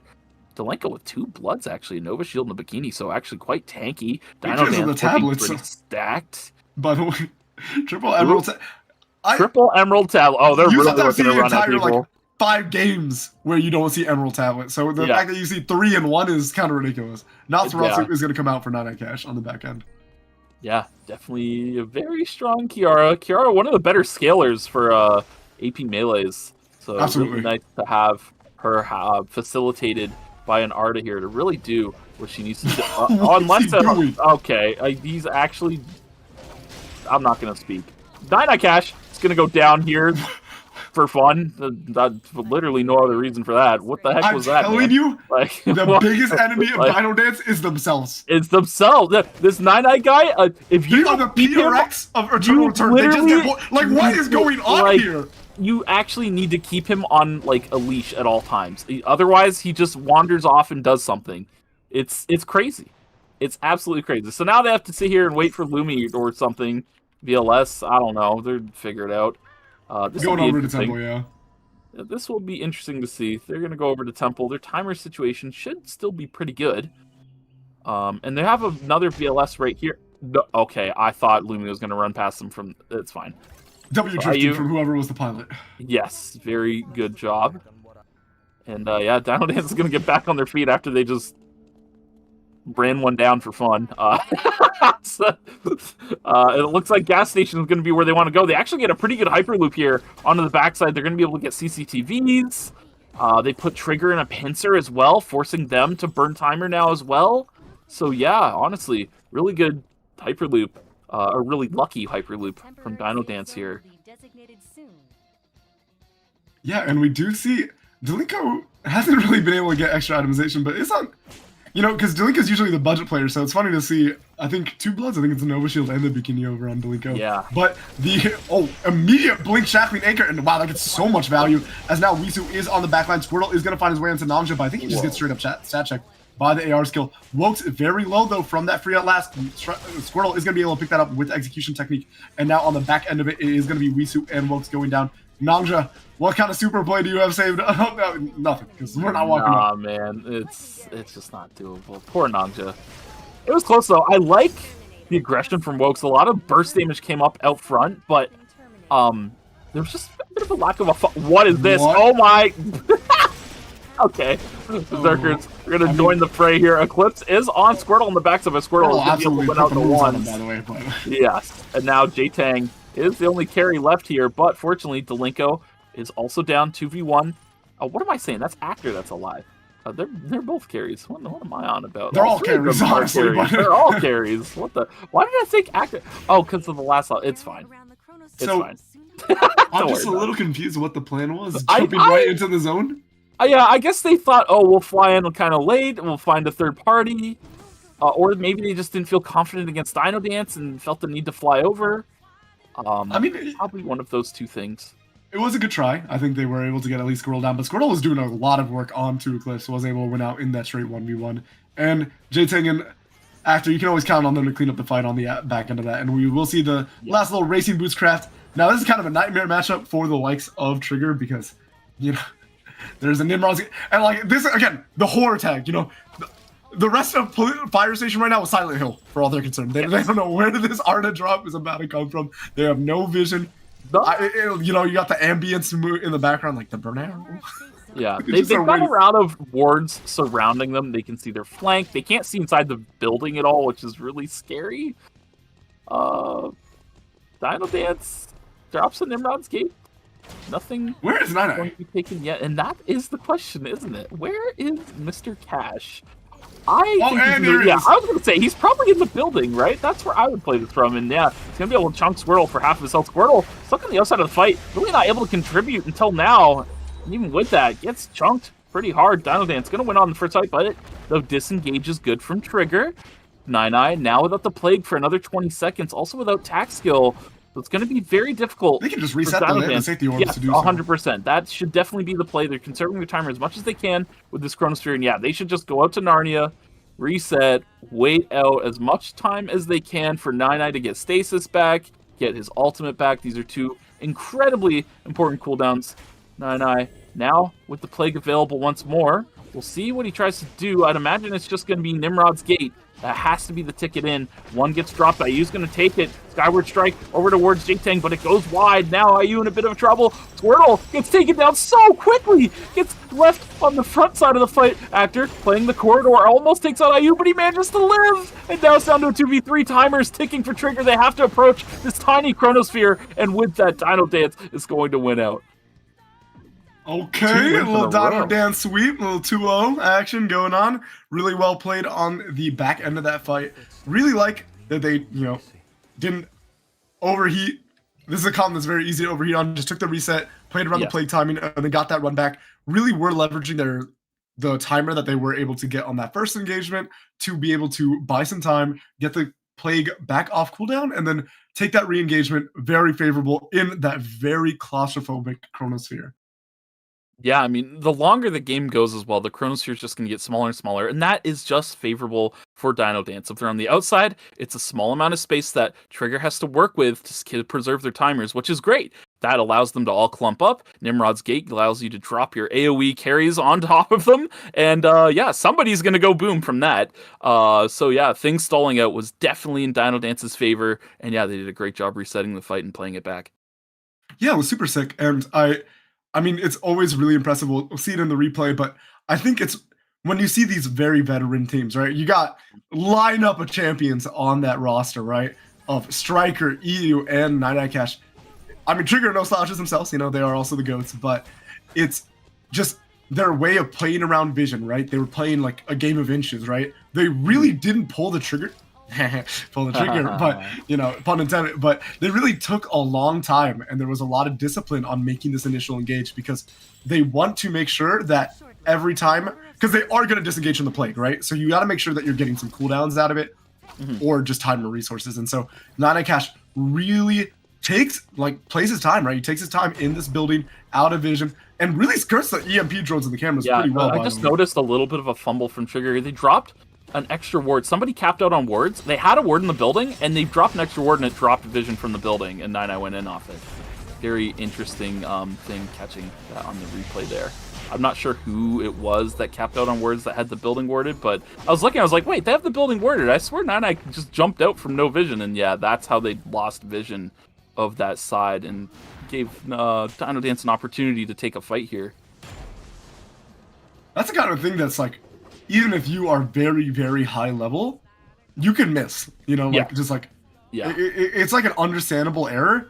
It is unforced, but it's one of those that like, when there's so many variables in a fight, it's like one of the things in the back is like, oh, I already placed 3 cams. Like I need to. Yeah, you're not thinking about what the first camera was that you placed, and then like thinking, oh, if I drop this here, then I'm gonna lose vision there. Like that's not something that's really on the forefront of your mind. But yeah, Squirtle just gets left with Striker and 9eye, and IU actually catches a little bit of a stray on him on the way out too. And so yeah, with Squirtle going down, the consistent damage is dealt with. And once they deal with the corpse, yeah, Dino Dance does a good job of just peeling back. They know the corridor is not somewhere they want to play on approach against the Carla. So yeah, really good job by Dino Dance overall. And we do have the score, so we'll go over that, and then we'll send you all over to a break. So, in first place, we have Dino Dance. 2 wins in a row, not looking too shabby. 51.5 points. And trailing not too far behind is Trigger with 39.5.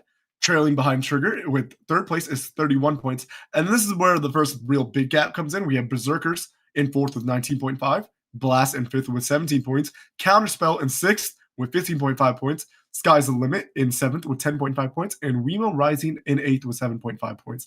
Guys, there's still 4 games. So these stand-ins could definitely do some flipping, especially because it's looking a little top-heavy right now.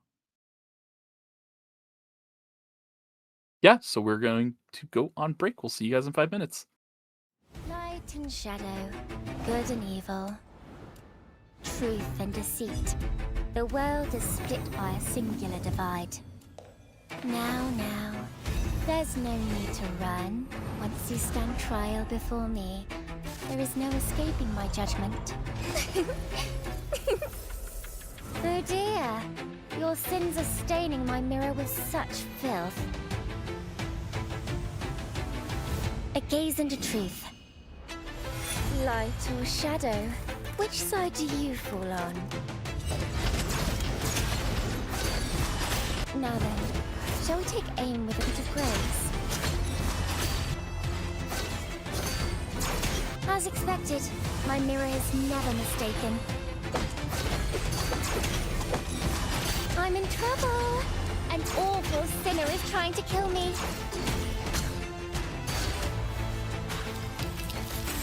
Are you lucky? Eyes here, dear. Guilty. Straight to execution.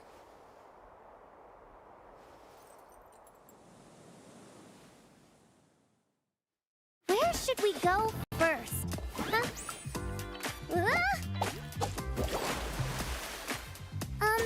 It's my first time at a festival, so my heart is racing so fast. I was waiting for you. Let's go catch some fish together. This is for you. I'm shaking. I wonder what I'll get. I'm so lucky today. I wouldn't be surprised if a cat pops out of the box. A festival is better on a full stomach. If you keep acting like that, even the goldfish you've caught might slip away. Do I look different to you? Do you like it?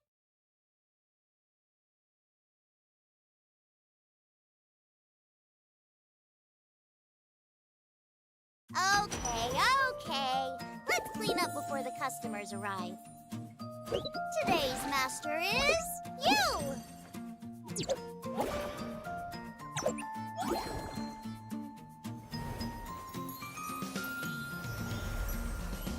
This should keep me out of trouble, right?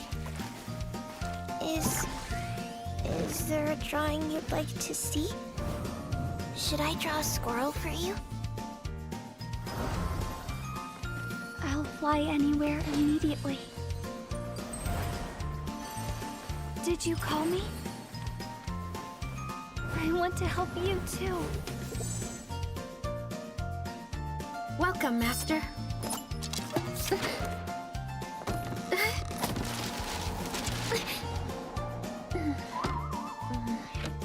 I'm used to this kind of thing. Moi moi kyu. Is that your wish, Master? Kyu. No one is cutting in line, right? A limited edition Lenny Checky. You want it, don't you?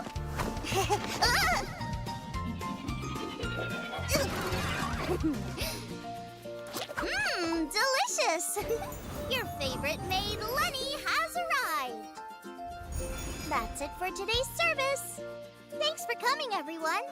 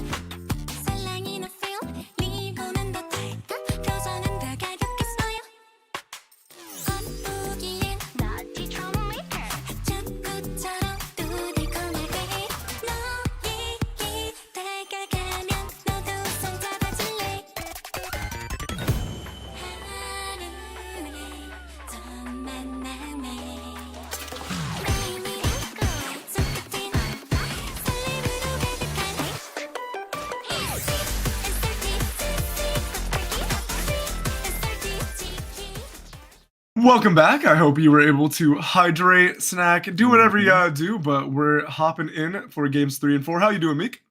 I'm doing good. I was just admiring what you're wearing today, Kaz. You're looking good today, man. I do love look at the some pink. Oh my god! Wow, that impressive stuff. Anyways, Thank you, we are man. getting Appreciate it. Yeah, no, you're looking good, man. Round 3 though is upon us here. We'll see if we see any switch ups here. Blast already hovering Eki on here. Looks like they want to also play a little bit of R to drop themselves.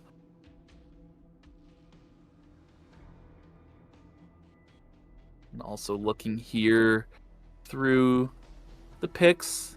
Counterspell looking to keep things pretty much the same, as well as Berserkers looking to stay the same. We also have Nazimi coming in for Dino Dance here, so it'll be Striker, Nine and Nazimi as the roster. IU gonna take a step back.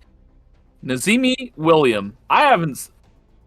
You know what? What's the last time I seen Nazimi, William? This was a tournament winner in solos like eons ago. Also, what? The greatest clip in Eternal Return history, in my opinion, Second is greatest, the Nazimi out. I think it was on Ghost Electricity, way back in solos, because everybody was like, "This William character is worthless," and then Nazimi just puts. I think it was Ghost or Ghost was watching it, but he put somebody on the biggest T-shirt. Like I'm telling you, like you know, like it's like 8K resolution T-shirt, like dashing on it. I mean, he was incredible on the character when it first came out, and probably still is. It's been a while since it's come out though. Yeah, I haven't seen Nazimi play this in a long time, so this is going to be pretty interesting to see from Dino Dance. This is very much a more traditional composition from them as well, right? I mean, they've got Estelle on the front, Nine on a bit more of a mid-range bruiser role, maybe initiator for the team, and Nazimi on the backside, but they'll definitely be looking to go in. Lumi with some goodies here. It's me again. Okay, can we leak the ERCS seed? Like, I need this in my solo like, games. It's like always just Foursquare the meteor. Foursquare the meteor. I haven't seen a tree or mithril. It's because Lucy's not here. If Lucy was here, mithrils would be getting busted out. They must like be able to. I think they're able to pick it or something. They have to be. What's going on? No, I mean, I need the seed in my like rank. Like, give me the Foursquare seed, and like, well, I'm back. Yeah, I'm back. Also, Twitter promotion is still available. We had tweets. Violet Skyfire 9-fold tweeted out, so congratulations to them on winning their 300 event NP. You want to be like those two? Tweet out hashtag ERCS 2026. We still have another break coming up, so there's still time to win even more event NP yes, here. It transcends. Hey, I'm chilling, man. What's country going on? barrier. Chill. It's cat time in the hovel. Yo! What? Oh my god! Can we ban him? Can we ban him? Oh my goodness, Eclipse and Lolking are giving this poor cat a beatdown. You will never be Fuichu. I mean, but I'm glad that the cat corner transcends global barriers. You know, It does. even it over does, in Brazil, they know that this is the They know. run corner. This is the Iron corner. It just is what it is. Also, yeah, this skin is fire, actually- by the way. Yeah, oh, this skin is absolutely amazing. I mean, we've seen it in the trailer during the break, in case you guys were, you know, not taking a break during the break. And yeah, this skin is super gas. Interesting switch up from Counterspell because they don't really have a traditional marksman DPS anymore. So definitely going over to the triple mage range can be playable, but definitely gonna need some individual brilliance, I think, from Lightbird and Starby to be able to kill some of these Alonsos that are out and about. It's funny because way back in the day, I remember the South American ERCS we had way back. I think this might have been like the first one I casted for them. Liper was on IREM, and it was Starby with who was it? HRQ CST? Yeah. Even Yeah, those three. Yeah, so those three were playing, and yeah, Liper looked so good on IREM. It was crazy. I'm telling you, these players are incredible. I mean, they are showing up, but you got like. I will repeat this for the viewers who are just... They are on like 140, 150 ping, so if you see a misplay, you gotta give them a little bit of grace. They are incredible players. Yeah, 100%. Kira gonna get a little caught out here, Weiss, with the repulsor missiles into the Magnetic Storm, but Sakura holding on to that dash, knowing Magnetic Storm can interrupt dashes as a displacement. Really good patience from Sakura to hold on to that dash and not give up that kill. Yeah, and now Blast playing a little bit more of a real comp. All right, I'm a bit... Listen, we might have had a lot of Sylvia dominance in North America.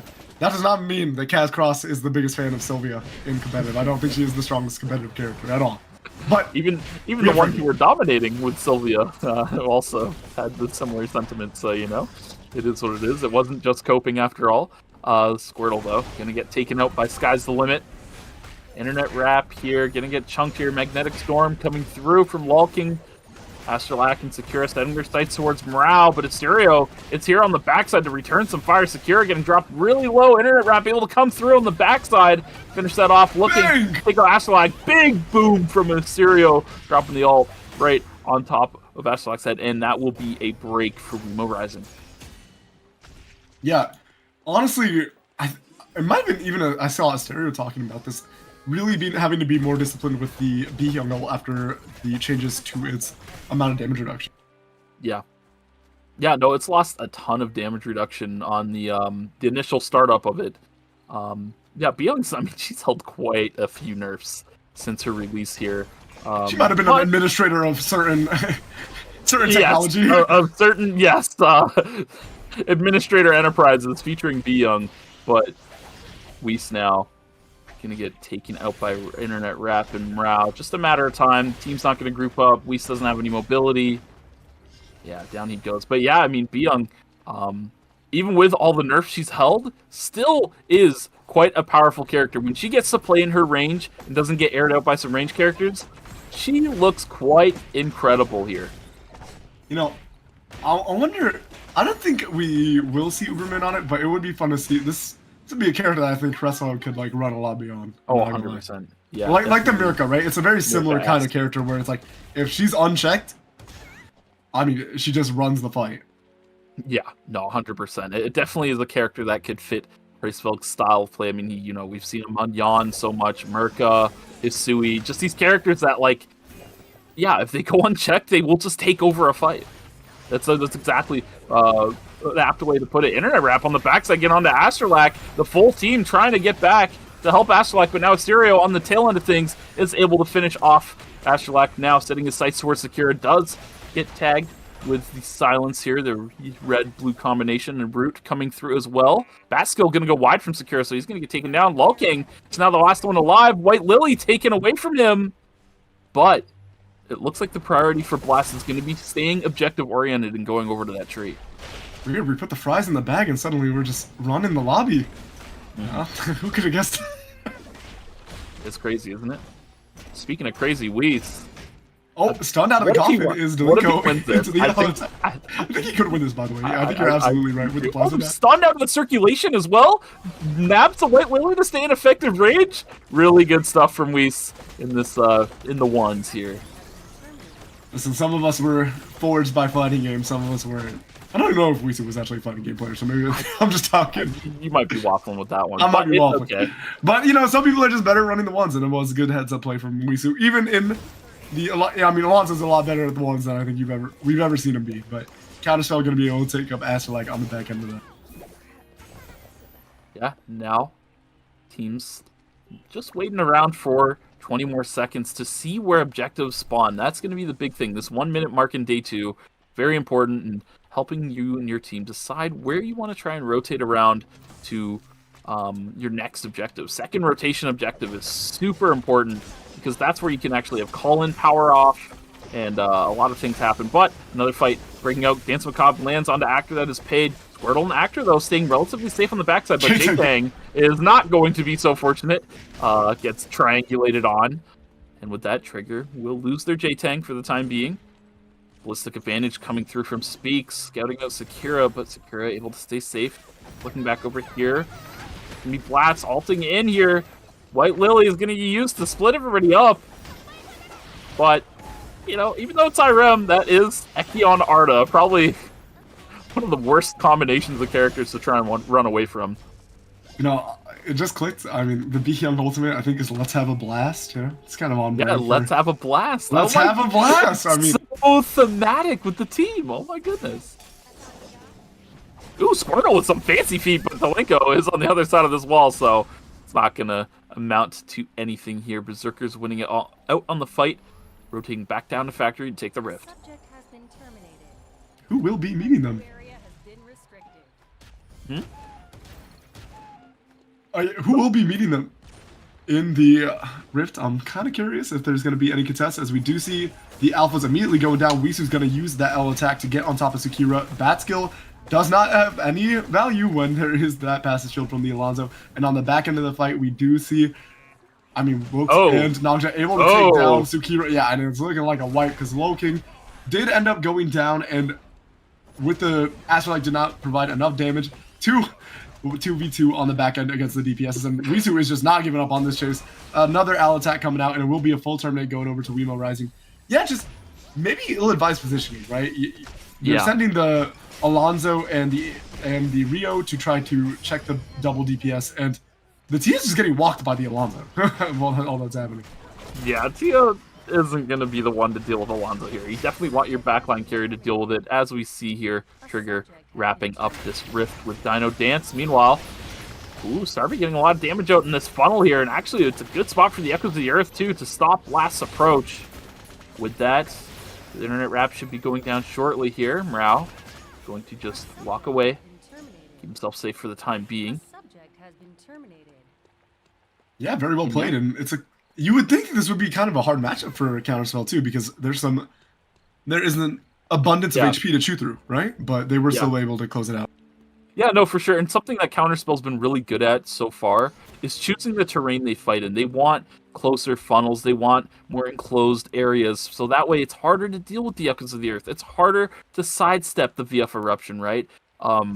These are two really important things for them to really try and get maximum value out of within this composition.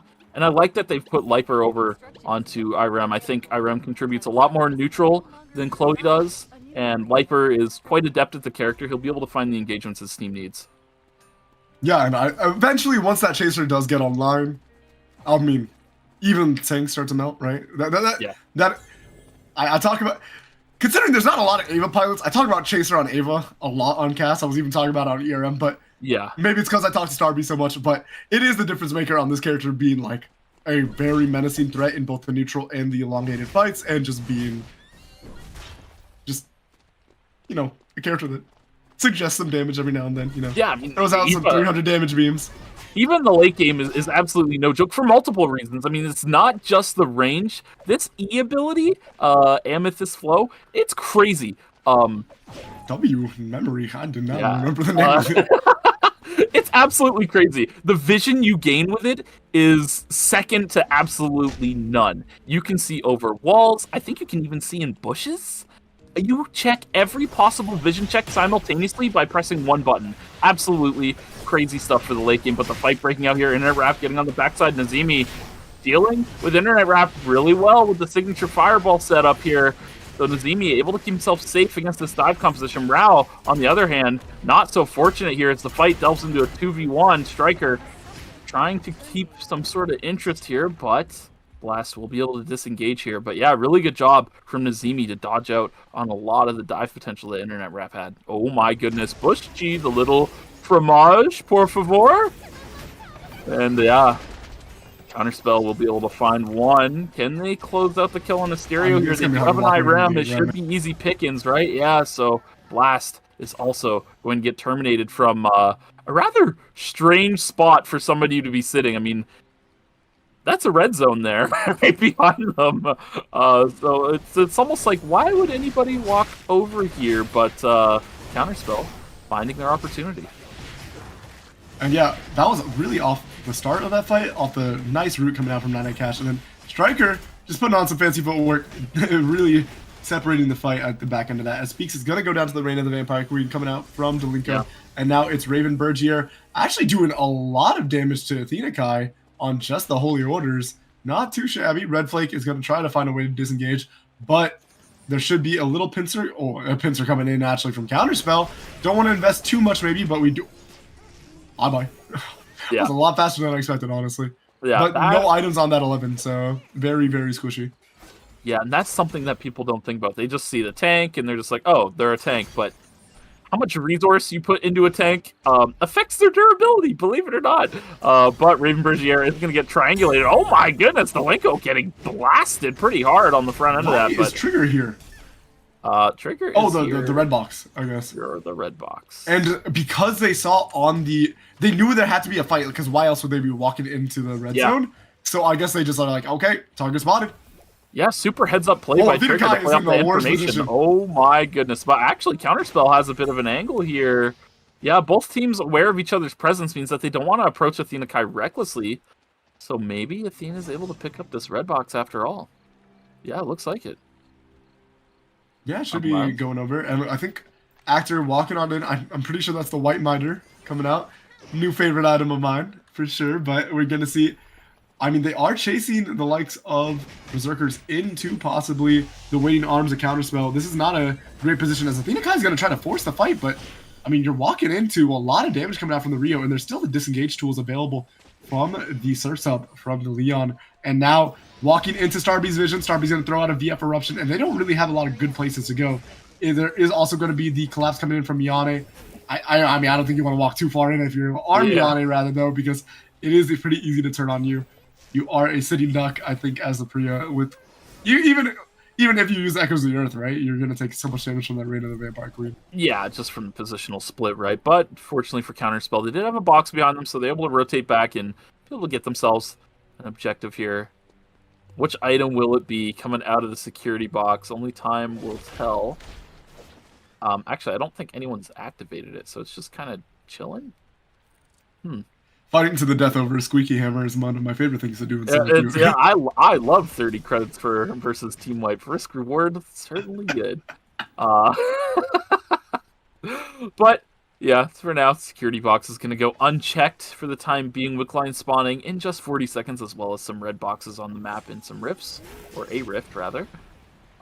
Looks like one of the red boxes will wear us, but before we can get into that, big engagement from Whis. Striker delivered Wisu into Nazemi, unfortunately. Yeah, Whis got hand-delivered into everybody, found a 3-man ult. Just, yeah.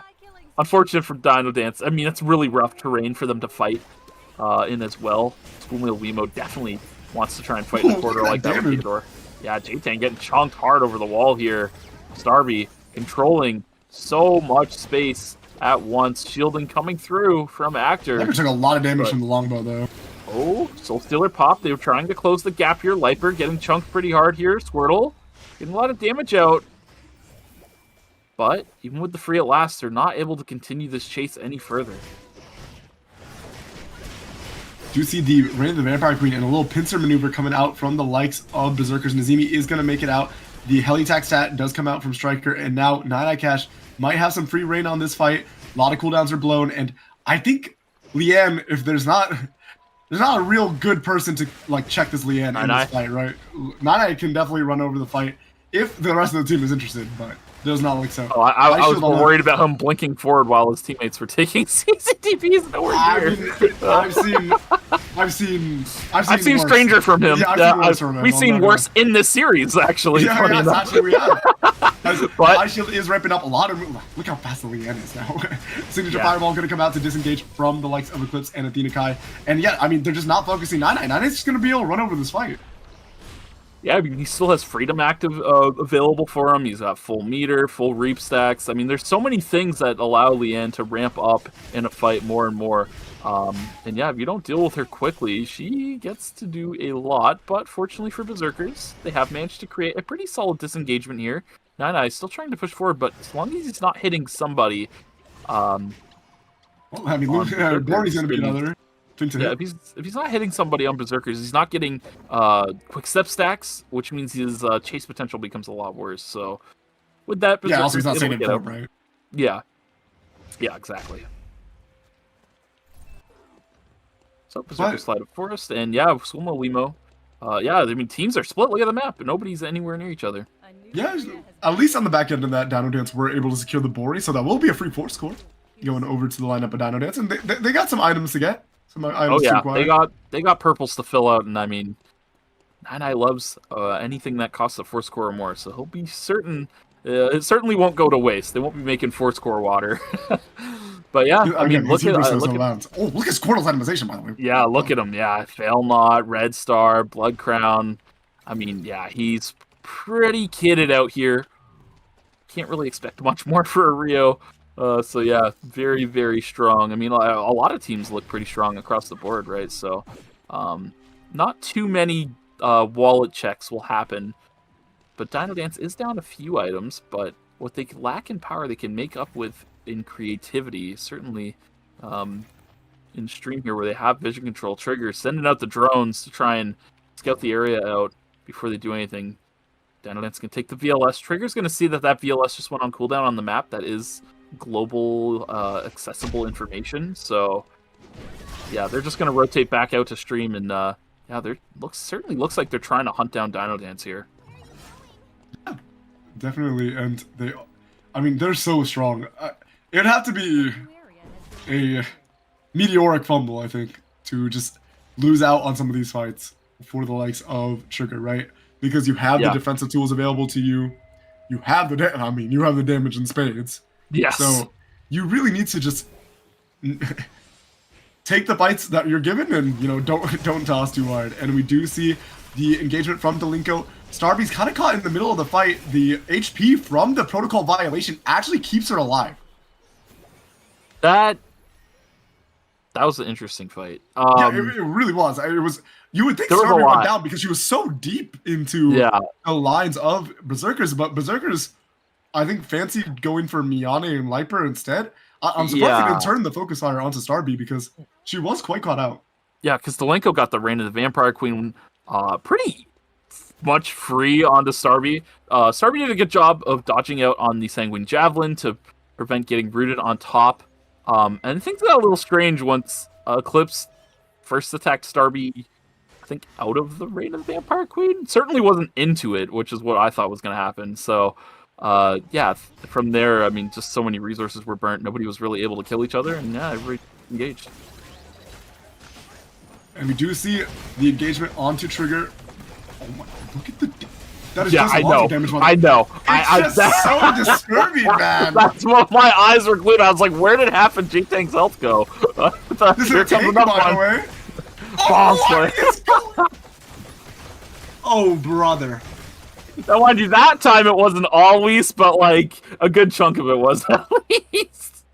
Yeah, it's a little. No, it's a replay on that. Watch J-Tank. Yeah, watch J-Tank. Oh, it's already too late. Oh, yeah, it was a little further. Look at J-Tank's health though. That was all Alonzo. But then look at Squirtle. Okay, there is some follow from Multi-Course.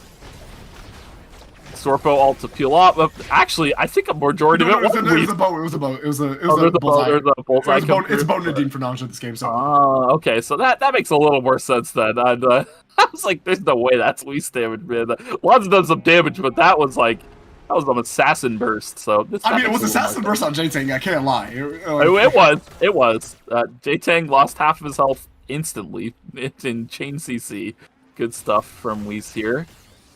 Yeah, look at this is trademark Berserkers. They're fanned out, looking for some sort of angle. Meanwhile, Schoolmill Wemo definitely wants to try and make that. They're just sending him in alone, and they're just like, just go be a menace, and like we'll just sit back here because we're just not entertained getting triangulated. Dude, he's soloing out 1v2 Delinko, by the way. I mean, there's no damage. There's no damage, right? They don't have damage to actually kill him between Delinko and Athena Kai, so it's totally justified for Weiss to actually just walk forward solo. Nanja getting active here. Queen too. That was huge from Weisu. Weisu's going. I mean, Weisu is legit 1v9. Like I don't even know what to say. Like this is ridiculous. Yeah, it's a little much. And yeah, at this point, I mean, you've got the Theodore healing on the backside as well, and that's something else to mention, right? Even if they will eventually take down the Alonzo between Athena Kai and Delinko, there's Wokes in the back getting max range Qs onto his teammate, just healing up pretty much a majority of the damage that Delinko and Athena Kai can put out. So with this, though, Dino Dance has come down to party, so they should be able to... Do you think Nazimi is prepared for the Weisu damage? As we do see the signature fireball come out, Root coming out. Wokes is going to use that blast energy field for a pretty big disengagement tool. Nightcash is really deep in the backline, is going to be able to land that fear. I don't think the heli attack stat is going to come out in time to... Oh no. And, I mean, Eclipse could actually do a lot of work now, but, I mean, with the double single target damage, the first attack stun comes out onto the likes of Wokes, and Wokes is actually going to lose out on this DPS check eventually. Striker doesn't have a lot of timer, though. Weisu was getting picked up because they had the Terminate. I think Weisu, like, alt-tab because he thought... I just thought he was dead? He was like, yo, let me check the Discord DMs real quick. All right? Oh, brother. Okay, well, on the bright side, that fight's finally over. That was something. Chaotic. That's the word I'll use. Chaotic. Chaotic to say the least, for sure. Yes. But usually, I'd be a little scared if I was a team that was playing traditional front to back into the lineup of Counterspell, but after seeing what Weisu is doing to teams, and also seeing the poke potential that's going to be coming out from Nanja, as he was able to just get that Rose Steps online too, these bullseyes are going to do so much damage, and then whenever he pops that Wolf Assault, it's like 3 autos, and any target on the likes of Counterspell are dead. They have to play this incredibly safe. Yeah, I mean, that's the thing, right? With Schoolmill Wemo, if this was a cross-mode Nadine, completely different story. But Bo Nadine is one of the few characters that can keep up with the neutral strength of somebody like Eva. And when you're lasering your stationary target, that bullseye can come flying through at any moment's notice here. You can already see one getting wound up. The slow of the bow skill connects. 811 damage. If you take any more of those, Starby, you're going to go down on the backside, and you know your assassin Weiss is going to fly in on the back end and find Starby. Your Liper trying to do it again, but it's just to no avail. Schoolmill Wemo finding the angle. Beautiful bullseye from Nanja. Wokes finding a Spark Nade on the backside as well to allow Weiss to alley-oop him in. Wow, just beautiful stuff from Schoolmill Wemo. Very all I'm saying is 2 weeks in advance, but you know, we'll have Alonzo with a Bible quote next to his name and a Wilton Bros. I don't know what's going on with this character right now, man. Yeah, I don't know either. Maybe he's bugged just no, surely not. It's like you just see the damage and then you look at the items, you're like, this isn't adding up. What's going on here, man? He's just like, even in the fight down in the barge, Nazimi had a really close call with Weiss. It looked like a really good fight for Nazimi. He got the knockback through the point. He was kiting him out, and then all of a sudden, like, I look again, I'm like, wait. They're both like 500 health. What happened? This was not even close a second ago.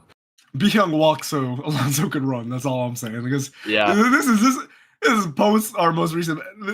This is some crazy work, but obviously big prop to the likes of Schoolmill Wemo putting out a show. And I think part of it is also, you know, Weisu is willing to go on that frailty, so they really double down on playing off the poke and the neutral game, right? Because it.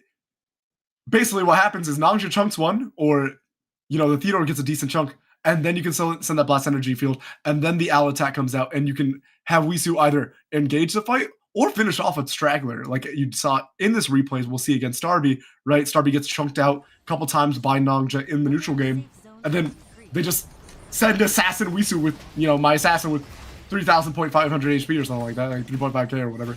He's sitting on maybe even 4k at this point. Yeah, looking at the HP bars. He's approaching 4k. Each of those little like notches is 1,000. Yeah, exactly. So he's all close to 4k. And yeah, the root connects, Whis just goes in, and it's just lights out. Even with the Echoes of the Earth, it just doesn't matter. Too much damage has been dealt from the backside that there's no way to throw the fight at that point. Yeah, and the fight ends abruptly. Yeah, exactly. In the snap of your fingers, it's already over, because once Darby's down, who is ever checking any of these characters, right? Yeah. Liper's just getting... Liper in the ban for ban against Nadine is just going to die to a Wolf Assault. One Wolf Assault or Proc plus a Bullseye. And Miane is a sitting duck for all the damage when they use the Echoes of the Earth. So there's really nothing left once Starby goes down. So great target assessment coming out from the lineup of Schoolmeal Wemo. Yeah, they certainly found the targets they wanted to isolate off Starby. Poor Starby, there's nothing they could do in that angle. It's so difficult as Eva because her best range source of damage leaves her stationary for Bullseye.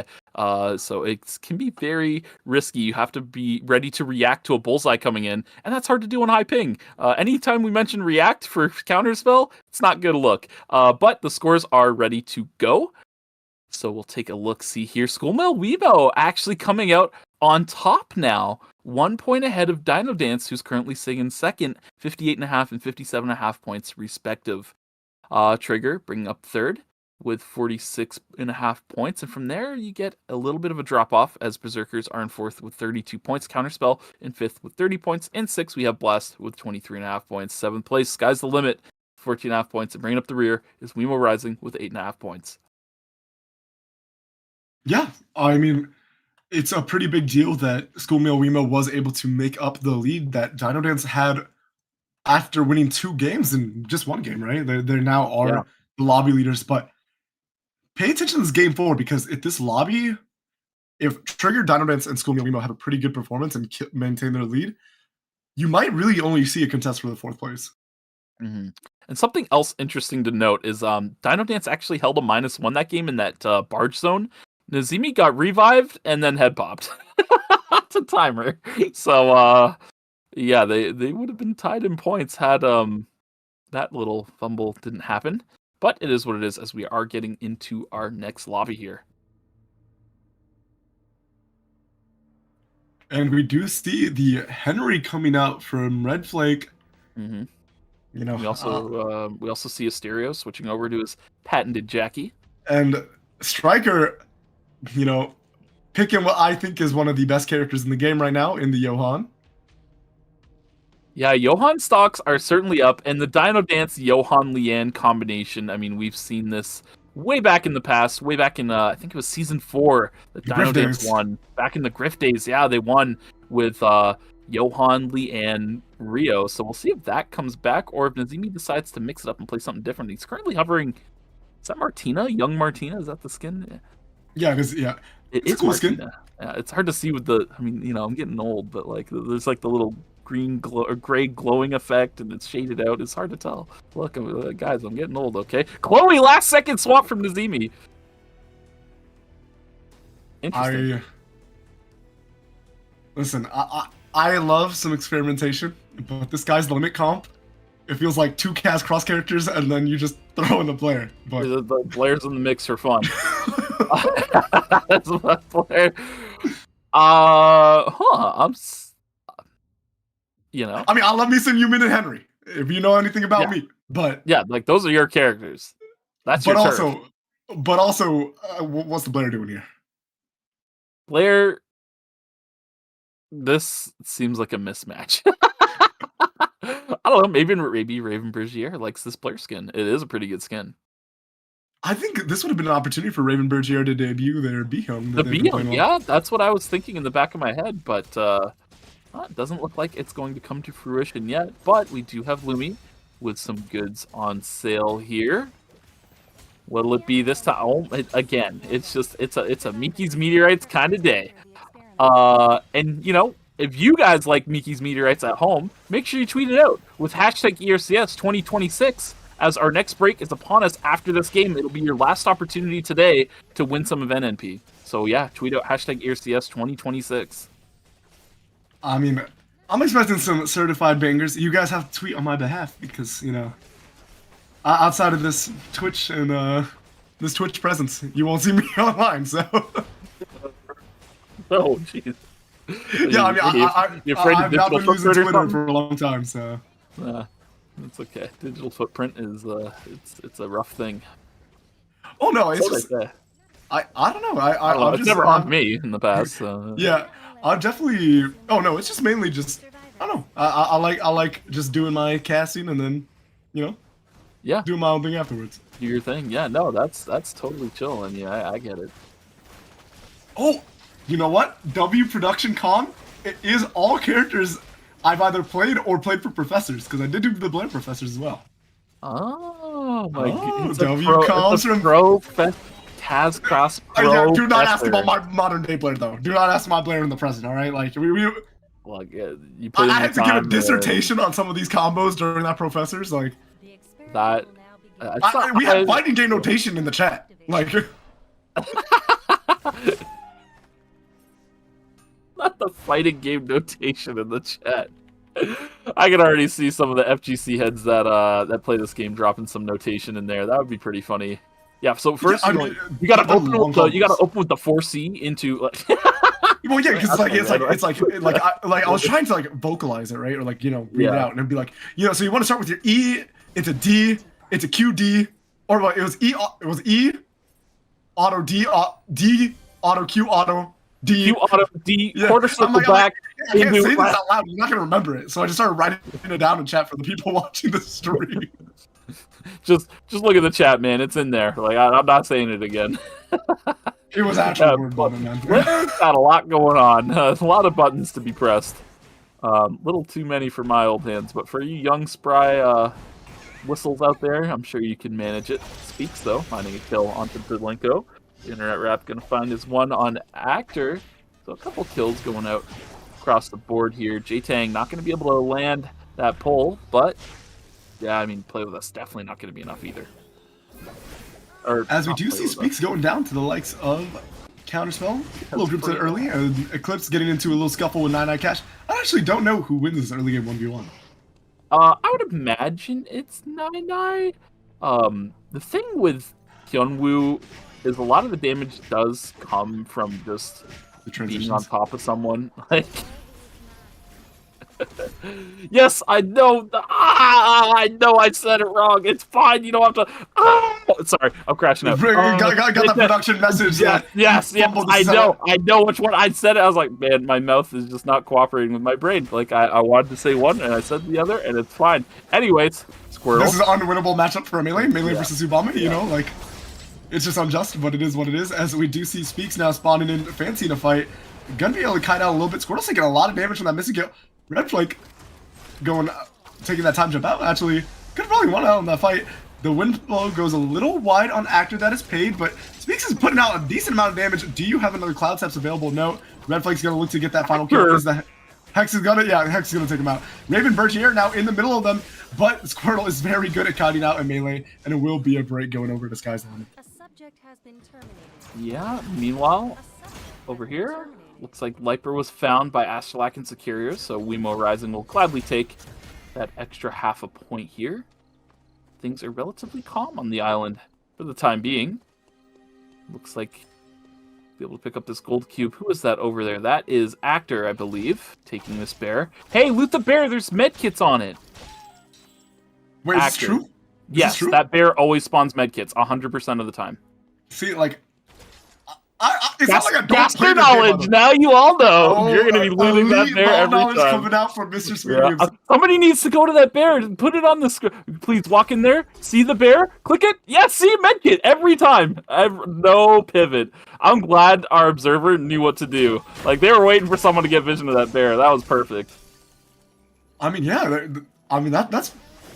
I'm taking notes, Because that one I actually didn't know about. I know I've been keeping on track of my Also, I just played the game, so, but... Yeah. I mean, you know, I might have started a little Henry movement in North America. You might be seeing a lot of Holy Henrys right now. The white miter headpiece. Oh no. I like the new items, man. Holy Miter is pretty heat. It's actually so strong. But we do see Morale getting caught out a little bit by Miane, but Asterio really isn't able to do much when you're sitting in front of a Prio, right? Because eventually that Echoes of the Earth is going to cause a lot of space, and that will be the Chainsaw Massacre going down without a lot of value, as we do see the neutral game from Starby. But yeah, this is what you expect from even in the early game, is like, you know, you go like, you know, you shoot your little pea shooter beam out, and then you gotta wait for the VF eruption to get enough resources. But the biggest value of Eva in the early game is that passive to pick up an item from range. It's very good in the neutral contest, as Liper is just running down as 2v3 with the likes of Miane, but looks like Asterio is finally going to be able to turn it. Starby will slam the Blood Cloak for herself, though. Yeah, I was wondering, guys, like, this definitely looks turnable. I mean, they're prioritizing chasing them off while the tree gets gathered, which is good for counterspell, but I was curious what was taking so long on the turn from Blast here. Stereo going to be able to find another kill here. So Blast, I mean, they're going to walk away with some points, right? Just because you don't get an objective doesn't mean you're walking away empty-handed. They will be able to get that at least, but the objective did go over to counterspell at the end of the day. Sakura now dropping some damage onto Stereo. Internet Wrap trying to find the angle. Oh my goodness! Alonzo is here, and he is pointing at Internet Wrap. Lol King going to be able to back up towards his team, though, getting split a little bit too far from them. But look at the map, man. I mean, this is a hot spot right now. I mean, we got Sky's the Limit down low, Berserkers up top on the top side of Hospital. Raven Bergier looking. Eclipse is doing a little bit of investigation as the rest of Berserkers. Oh! Speaks is on pink, okay? He's on ping, yeah. He's on a U ping, okay? Yes, he's on a U ping. He's not playing from rather far away. Internet Wrap looking to try and get onto the backside here. Red Flake going to be able to get his ultimate out as well. Mysterio is going to be forced to back out. I mean, this is a hard team for Blast to actually deal with, because I don't know. Blair does a lot of damage. Yeah, I don't know who deals with Blair, and these mages are actually melee killers, yeah. they're combat mages. That's what I like to call them. Absolutely. What they lack in range, they make up for in mobility. Yeah, so Henry just has a lot of good anti-dive tools, and Yumin is like the battle mage, right? I think ever since his release, he's been the best. I mean, I like to call him the Mage Rozzy, right? He's just, when you are in his range, he's unmatched. And the Windflow second hit is going to land on Morale, but now Internet Wrap is back up. Red Flake is going to provide the Chrono. Oh, actually, we will see a little bit of a third party coming in after the damage coming out from Red Flake. Plays down the chronograph to kite back, but afterwards you're walking into the waiting arms of Dino Dance, and it looks like both Blast. Oh no, actually, wait, was Raven Bergier on a respawn, or did he just walk away the whole time? I thought they lost 2 members, but Sky's the Limit only down their Yumin right now. I think he just walked away, but. And meanwhile, in the Rift, Counterspell fighting out with Trigger. Free at last! Doing some little bit of damage, not playing with us. Oh, jeez. Actor is a little bit out of position and gets punished pretty promptly for it, losing a majority of his health here. Liper trying to push forward with some bouncy balls to try and continue playing a little bit of neutral here, trying not to let Actor rest. That's the big thing here, is to not let this full reset go off, but Actor is going to be able to get on the ground here, get a little bit of a rest off. Counterspell now forced to approach with a small Chronosphere. Big damage up front onto J-Tang, but look at the flank from Squirtle on the backside. Starby blinking over the wall to safety with the Echoes of the Earth, taking up the entirety of the Chronosphere. Starby finding the laser. They get a bit of timer back for taking down Squirtle. Actor trying to be a bit of a hero here. Cap Punch is going to come down. Liper's going to fall next. Starby versus Actor. Starby goes down as well. Can Trigger win out against Miane here? They give tons of timer. They can fully reset. They get a lot of healing off the corpses. A Counterspell will lose out on this Rift against Trigger. Just barely. A very close fight between both teams. Yeah, it was incredibly close. I mean, once you saw Squirtle going down, it was like looking like it was going to be a win for the likes of Trigger, but really good kiting coming out. And we're going to see... Is that a scuffle? I'm looking at what's going on with Sky's Limit. Yeah, it looks like a little bit of neutral over this tree. I do think that, again, this is a composition that Sky's a little... Whoa! Aggressive dash forward coming out from Speaks, but United Cash is definitely going to punish out on that. But now Raven Bergier gets feared, and then, you know, the combos get interrupted. That's a big thing about Blair, right? Is if you get CC'd, you start to lose, if you drop that auto, and yeah, it should be a full life going over. I think this is if the sky's the limit. But if you ever get CC'd while you're doing your combos and you lose that auto that gives you the VP regeneration, right? You don't get your vital points back. Yeah. Your whole flow just gets messed up. Yeah, and that's very important because, yeah, when one thing goes wrong, everything's going to go wrong afterwards. It has a spiral effect Absolutely, on how because the you rest lose of your fight resources. goes. Yeah, because at that point, once you run out of your energy, you kind of can't do too much. Yeah, no, she is a bit of a sitting duck. Yeah, I mean, if she gets to flow ability after ability, it looks like she's just gliding on the fight, but if she does drop something or gets CC'd, it looks very bad. As we do see Athena Kai taking a lot of damage, but the follow-up from Delinko onto Asalak with the Reign of the Empire Queen is going to mean Asalak's going down, and it's going to be a full disengagement from Sakura. I mean, I think Sakura should be able to get out of this situation. Yeah, okay. And so we'll be at minus 400 or a little hunt for a rift if we will rise and do not want to take that minus 400. And that's actually Trigger getting terminated by Schoolmeal Wiimo over in Chapel as well. So teams falling like really quickly right now. Day 3, I mean, we have 6 teams alive. I think there's 5 objectives on rotation at night 3, if I'm remembering correctly. So a lot of teams should be able to pick things up pretty easily here. Now, over in Alley, contestation over this box spawning in 15 seconds. So Eclipse gets on the backside towards Starby, but Starby able to get over the wall. The White Lily, no, not quite. Uses the White Lily to get regripped with the team. Athena Kai makes it out too. Both teams not losing any members, but Berserker's positioning split up. Meanwhile, down in Forest, Schoolmeal Wiimo trying to find an in on Dino. It's that bullseye hit from crazy far, by the way. Wokes looking to try and find an angle here on the Nzimi. Does find it, takes him out. And with that, I believe it's Weiss who's just going to run away here as his teammates fall. Or no, Striker, sorry. What am I saying? Weiss is on Schoolmeal Wiimo. There he is. Wow. I need to lock in. Yeah, no, again, you know, y'all gotta give us some credit. The game starts to a lot of names. There's a lot of things going on. There's a lot of characters, a lot of ability names. These things happen, like especially when you've watched a lot of ER. And we also watch ER on our own time. Yes. So sometimes it's just like, what happened and when? What game was that? You know, it can all start to blend together just a little bit. But yeah, we are gonna see the likes of Counterspell just walking around school, trying to just accumulate as much farm as possible. Oh, Starby getting a little cut off though, and Nazimi's gonna dash on in, but eats the charm from Liper, and I think this is just. Oh no, okay, there is still 9-9 Cash, or rather Striker alive, but 9-9 Cash is gonna use the freedom, try to go on in, but it will be 2 for 1, I think. Oh wait, actually a little bit of fancy footwork. Nicely played by. Again, sometimes it's hard to tell if it's, you know, the North American players moving different or they're getting gapped by ping on South America. Yeah. I mean, I wasn't really expecting 9-9 to move where he did as well. That was pretty swanky stuff from him to move. The angle his dashes the way he did, essentially.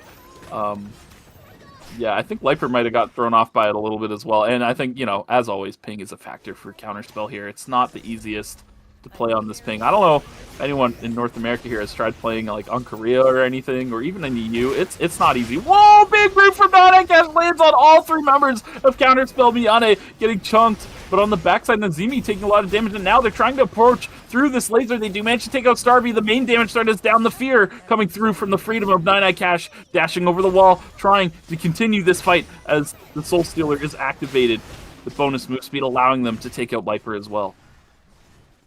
Yeah, that was a huge play coming out from 9-9 Cash, and just kind of rolls over to the fight after the fact. I think one of the things is, if Starby goes, yeah, like you mentioned, if Starby goes down, there's not really damage to deal with this, Leanne. And we are seeing the Magnetic Storm coming out from Low King. Morale takes, I'm telling you, man, I mean, I think there was some follow-up from Sakura, but now Asterio is running over the fight, got the reset with the Chainsaw Massacre, and it should be a full wipe going over onto Wiimo Rising from the likes of Blast.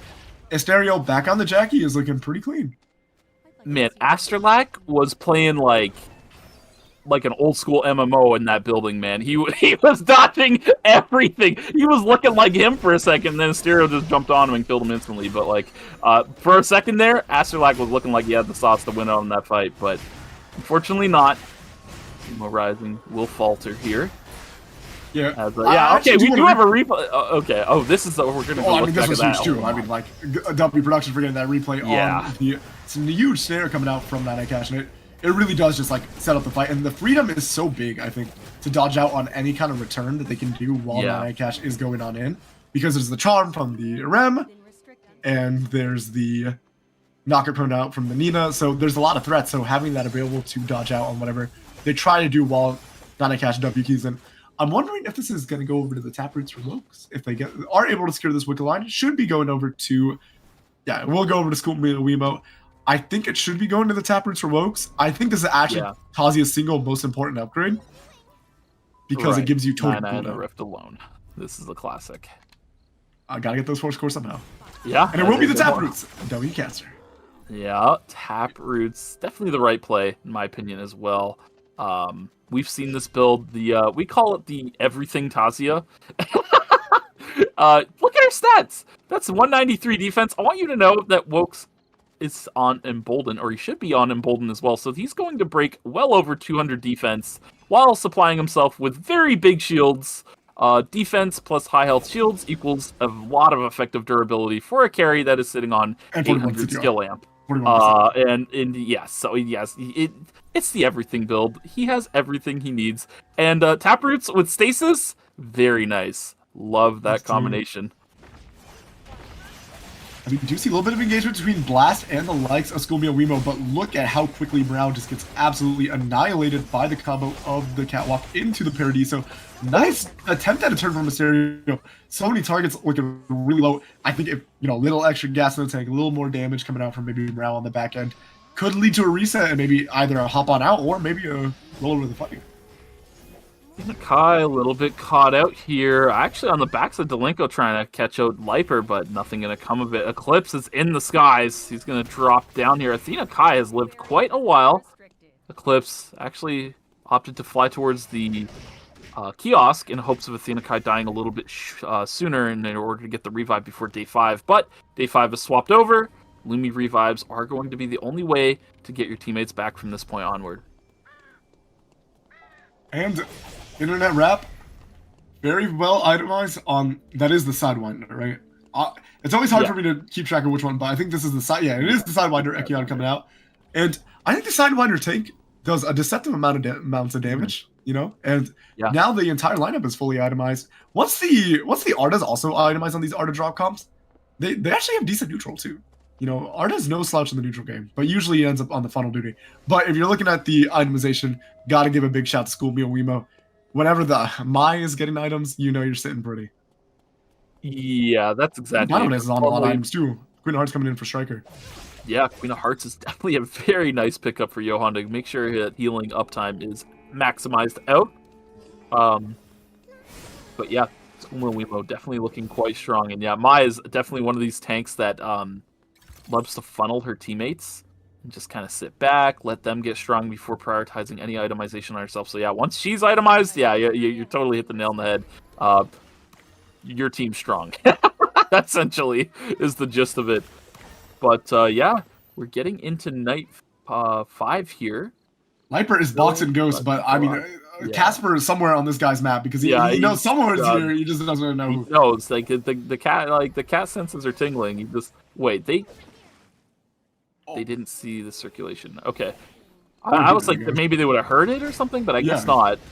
Nine Cash getting poked out a little bit, looking for an angle, looking for a stealth engage over the wall. Does find a 2-man route once again. Activates Freedom pretty quickly in fear of a lot of the damage that could be responded to. Liper gets feared but able to jump back to his team and get out. The Faith Unwavering being forced out to keep Nine Cash alive here.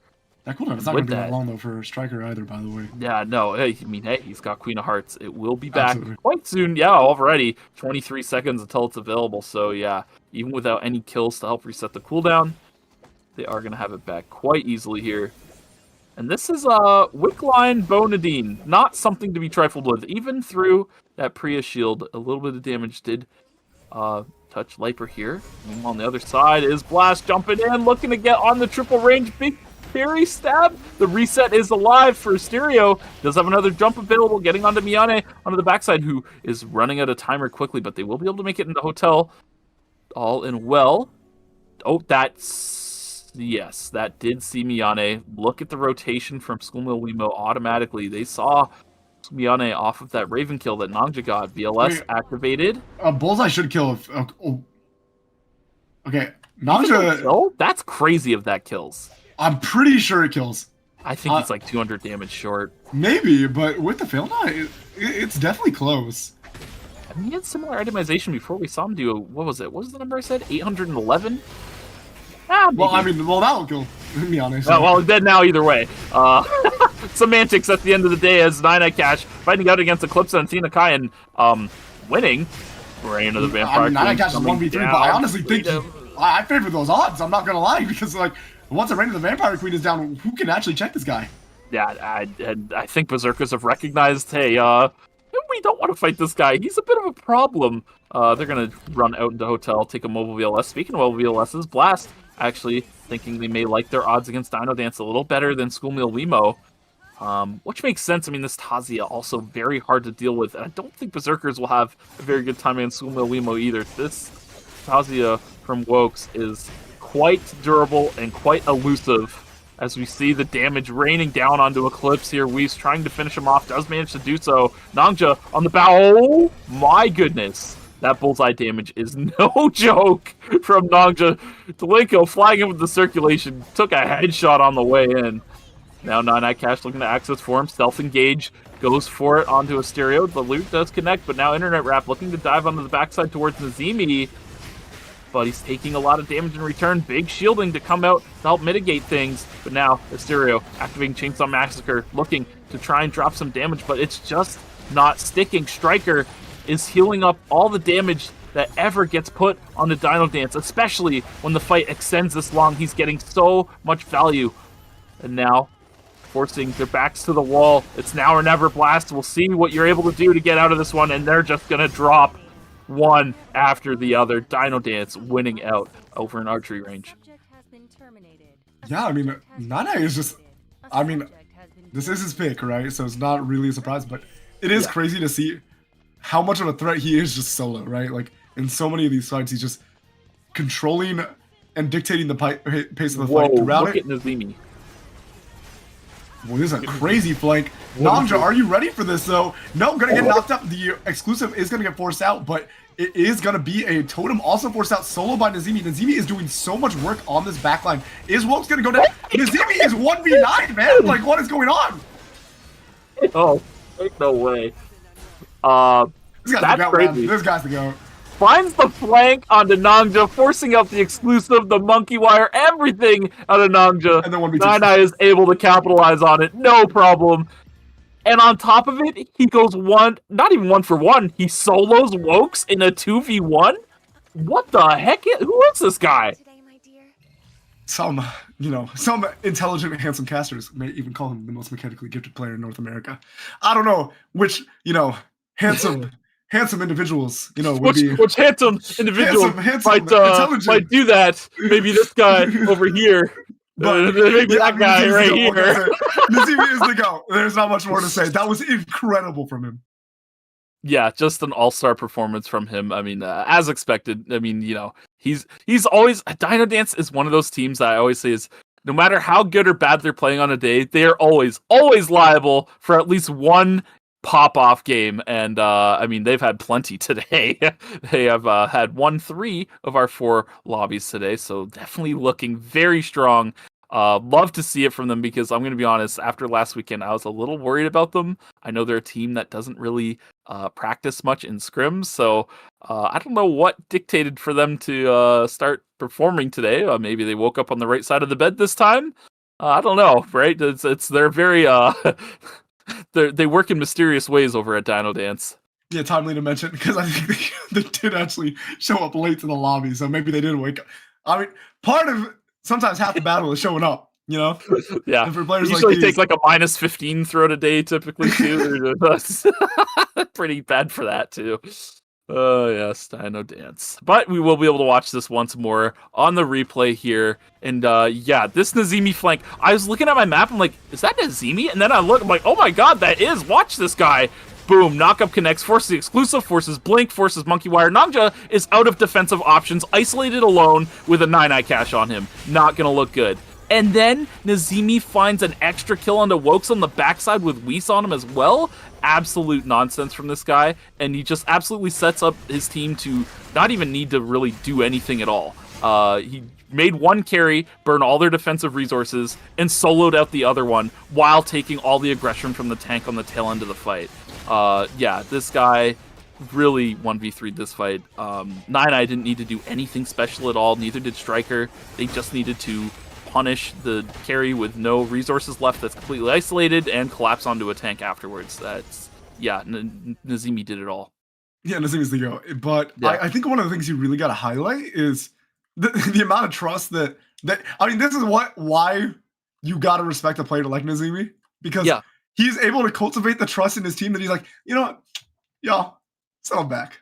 I got this. Let me play real quick. I got this. No worries.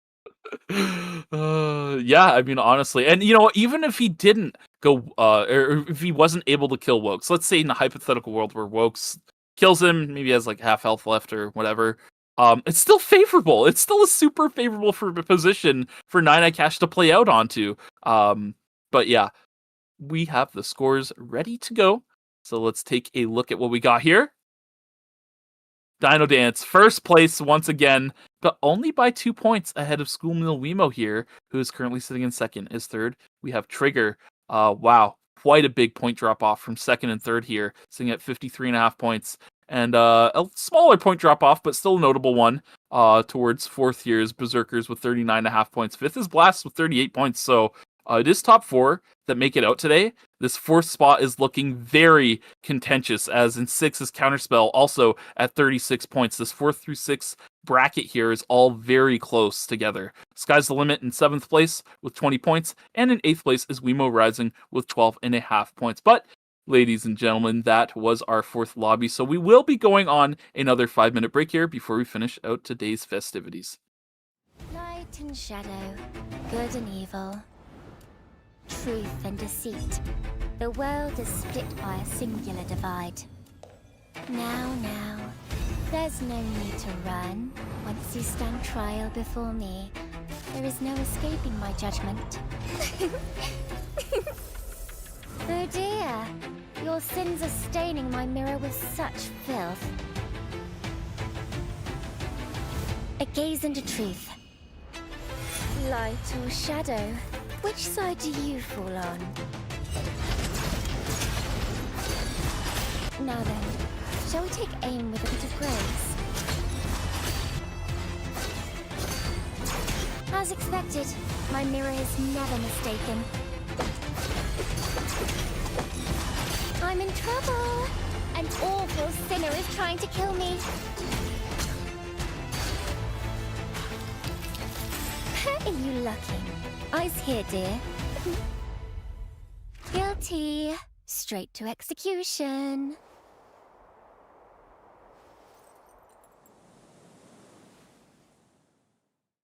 Where should we go first? Huh?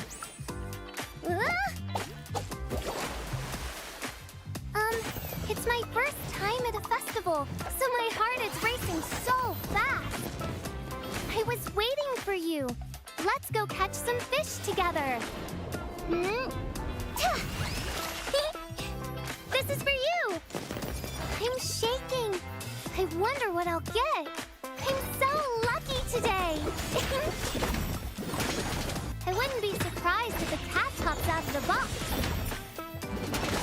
A festival is better on a full stomach. If you keep acting like that, even the goldfish you've caught might slip away. Do I look different to you? Do you like it?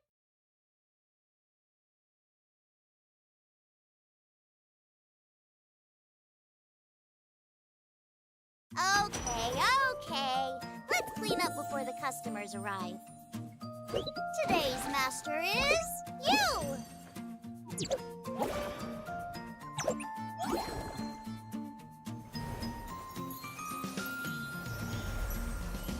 This should keep me out of trouble, right? Is there a drawing you'd like to see? Should I draw a squirrel for you? I'll fly anywhere immediately.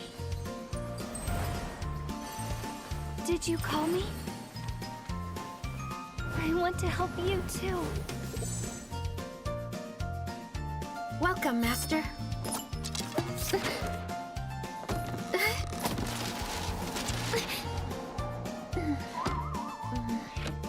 I'm used to this kind of thing. Oishikunare. Moi moi kyu.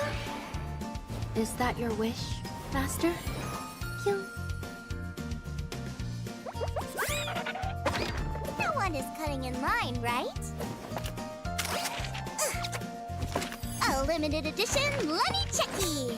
You want it, don't you?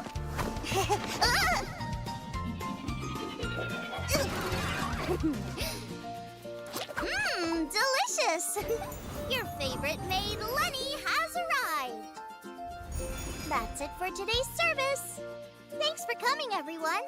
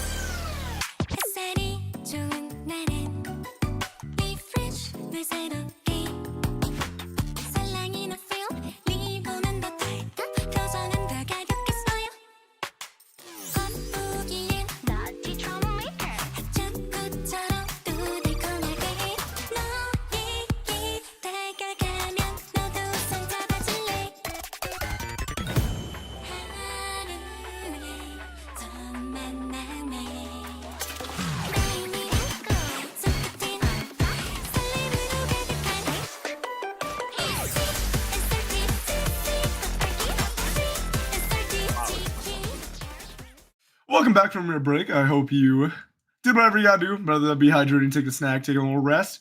How you doing, Meek? We got 2 more games left. Doing good. I mean, we could talk briefly about what we were just talking about. We were observing the new, what would you call it?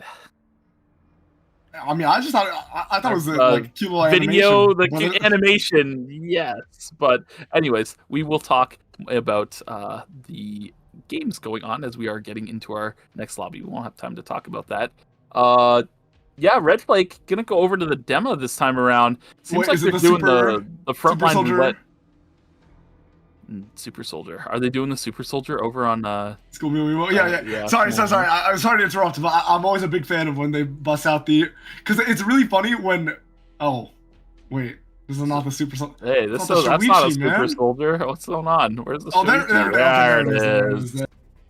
There it is. Okay, perfect. Super Soldier Shuichi. I mean, you know, Schoolboy Wiimote, they're almost at 80 points. 5th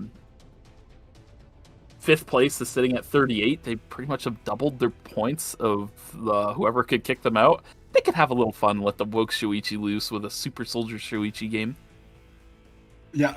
Not just on nullification money. Is this gonna stick? It's gonna stick? Yeah, it is. We're not very serious, I can share, but yeah, that's a little unserious, but it's fine. Surely, I mean, what would justify taking null this game? What's the big fear? He is the fear. He's gonna be going in. He is the fear. He's gonna be going in. He's gonna null. Oh, it's AoE cleanse now? Yeah, it is AoE. Yeah, they changed that this season actually. Oh, I did not notice that change. Cleanse. See, production always got my back. So I actually didn't. I didn't know about that one. Lumi, what you got for us? I mean, yeah, but we do have Lumi selling some good. It's Miki's Meteorites again. What's going on today, man? I'm telling you, leak the seed. Like what is meow if it isn't pre-recorded, you know, like. Yeah, honestly. Wait, this animation is awesome. I like that she's just bouncing on the flan. Or is yeah, is it flan or pudding? Pudding, I would imagine. Because I think if you asked some of our South American representatives, that would definitely look like flan. But I think in like Eastern audiences, that's what pudding looks like, right? Or that's what they call pudding. Yes. I don't know. I'm not too sure. Culture's fascinating. That's all I can say. It's Culture is a fascinating. cultural difference. Yeah, it really is. Yeah, looking Rude. across the board here, I mean, Dino Dance is playing something kind of swanky. Yeah, look at Nullification 2. Oh, then it makes perfect sense because then you just enable the Shoichi to get his full combo off. Yeah, for sure. Yeah, Because you're also giving him tenacity. You just null him off, and then he gets to play the game a lot more. Yeah, definitely quite good. It's a pretty Although it's measurable not change. I'm surprised I something- don't know about that one. Yeah, I mean, Or I've teams seen it. have not been picking it up, right? I mean, you've been casting ARM and nobody's taking it, so maybe it's still not good. I don't know. That's strange. It would seem good for melee comps for sure. Yeah, I haven't. This may even be my first time seeing Nullification since the change. Yeah, no, same. I've So- casted, what is it, like 24, 28, It's lost count. 16. I've counted, A lot. I casted a lot of ERM. Maybe even in Yeah. the 30s now, games of ERM, and I have not seen a single Nullification game come out. So Yeah, definitely not something you see too often. Hopefully it works out for them. Poor Wokes. I mean, every time I see the Super Soldier Shoichi, it looks like it doesn't look very super. To I say mean, the least. his Shoichi is like, it's very good, but I think the thing with Shoichi is and this You actually need used to be more than very good. Yeah, is yeah, the yeah. problem. You need to you want to be super phenomenal. on point. This needs to be your lifestyle. Yeah. I think with Wokes, right, and this used to be how he felt about Tazia. He used to only play the Tazia when he was feeling really on point. But I guess now he's just so rehearsed on the Tazia, it doesn't even matter. But he's looking pretty rehearsed on the Shoichi right now. Now it might be that he's against some mages, and you can just kind of walk him down. But I mean, the comp is very good at rolling over a lobby, right? Like it's got the gas pedal on at all times, you know. Yeah, I mean, they just held forward through 3 kills there. And finally, they are going down. I mean, they can only run into so many people back to back to back that eventually you do trip and fall here. But, they did manage to get a lot of kills on the board, and it's looking pretty good so far for Scrollmeal Wemo. See how well this builds into the game. Striker here, Martina. Yeah, I wanted to talk about this Dino Dance composition. It's pretty swanky. They got IU coming out on the Celine once more, but this composition is a little different. The Striker Martina we've been seeing quite a lot of, but I'm really excited to see what they're able to cook up with this. Yeah, and Schoolboy Wemo, they're just running around as a 3-pack, No Sage of Gentleman Eye, but the gas pedal is, they're just running around the map. I mean, this is what the comp does, right? They're not honestly that great at split farming.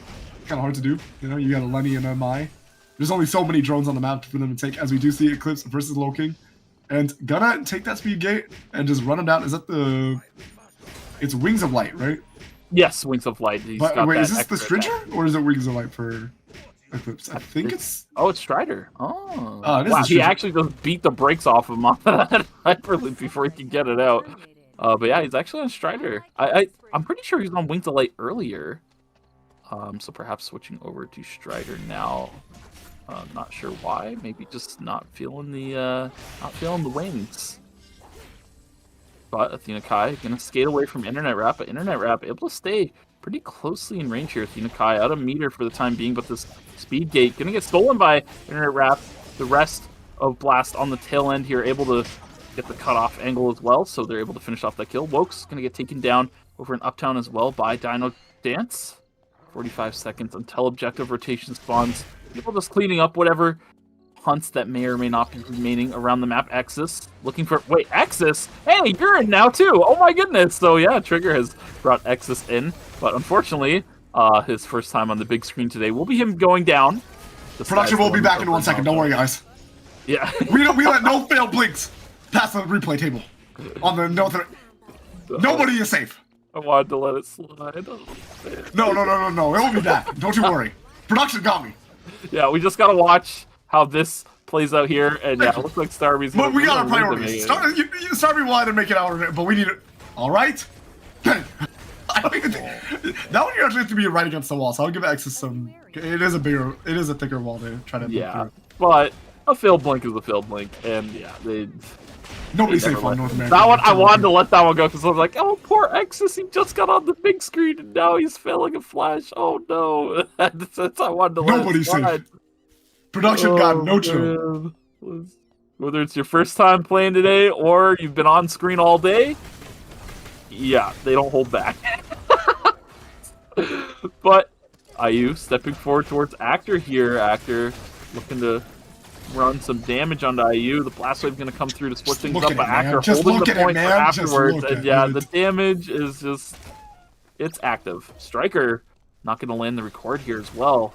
Actually going to get focused down quite hard, but the rewind able to provide quite a bit of healing on the back end here and get him to safety as well. Night Cash just poking around with arcade drops. Nothing decisive coming through. Meanwhile, on the other side of the map, sky's the limit. Oh no, actually a fight breaking out here between three teams. Wokes getting onto the backside towards Astrolac, but his supports are not able to get to him to help him out with making anything happen. So now the supports are just running at poor Astrolac here. If Loki dies, he's gonna lose the force caller he just called, by the way. And oh wait, oh my, he needs to get out. Fortunately, he has this White Lily, and he knows the other side of the White Lily is safe, so he's able to get out easily and get this force core secured. That was terrifying. I didn't realize he had a force core in his pocket.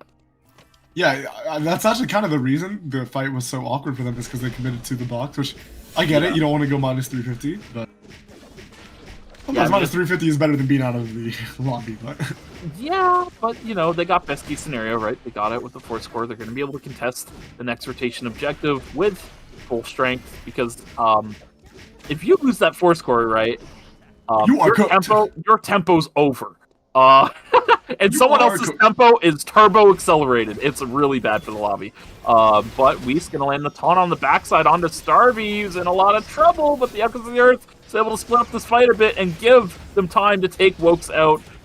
School Meal Wemo. Oh no, it's the Wokes Super Soldier. Oh no, Whis gonna keep them alive.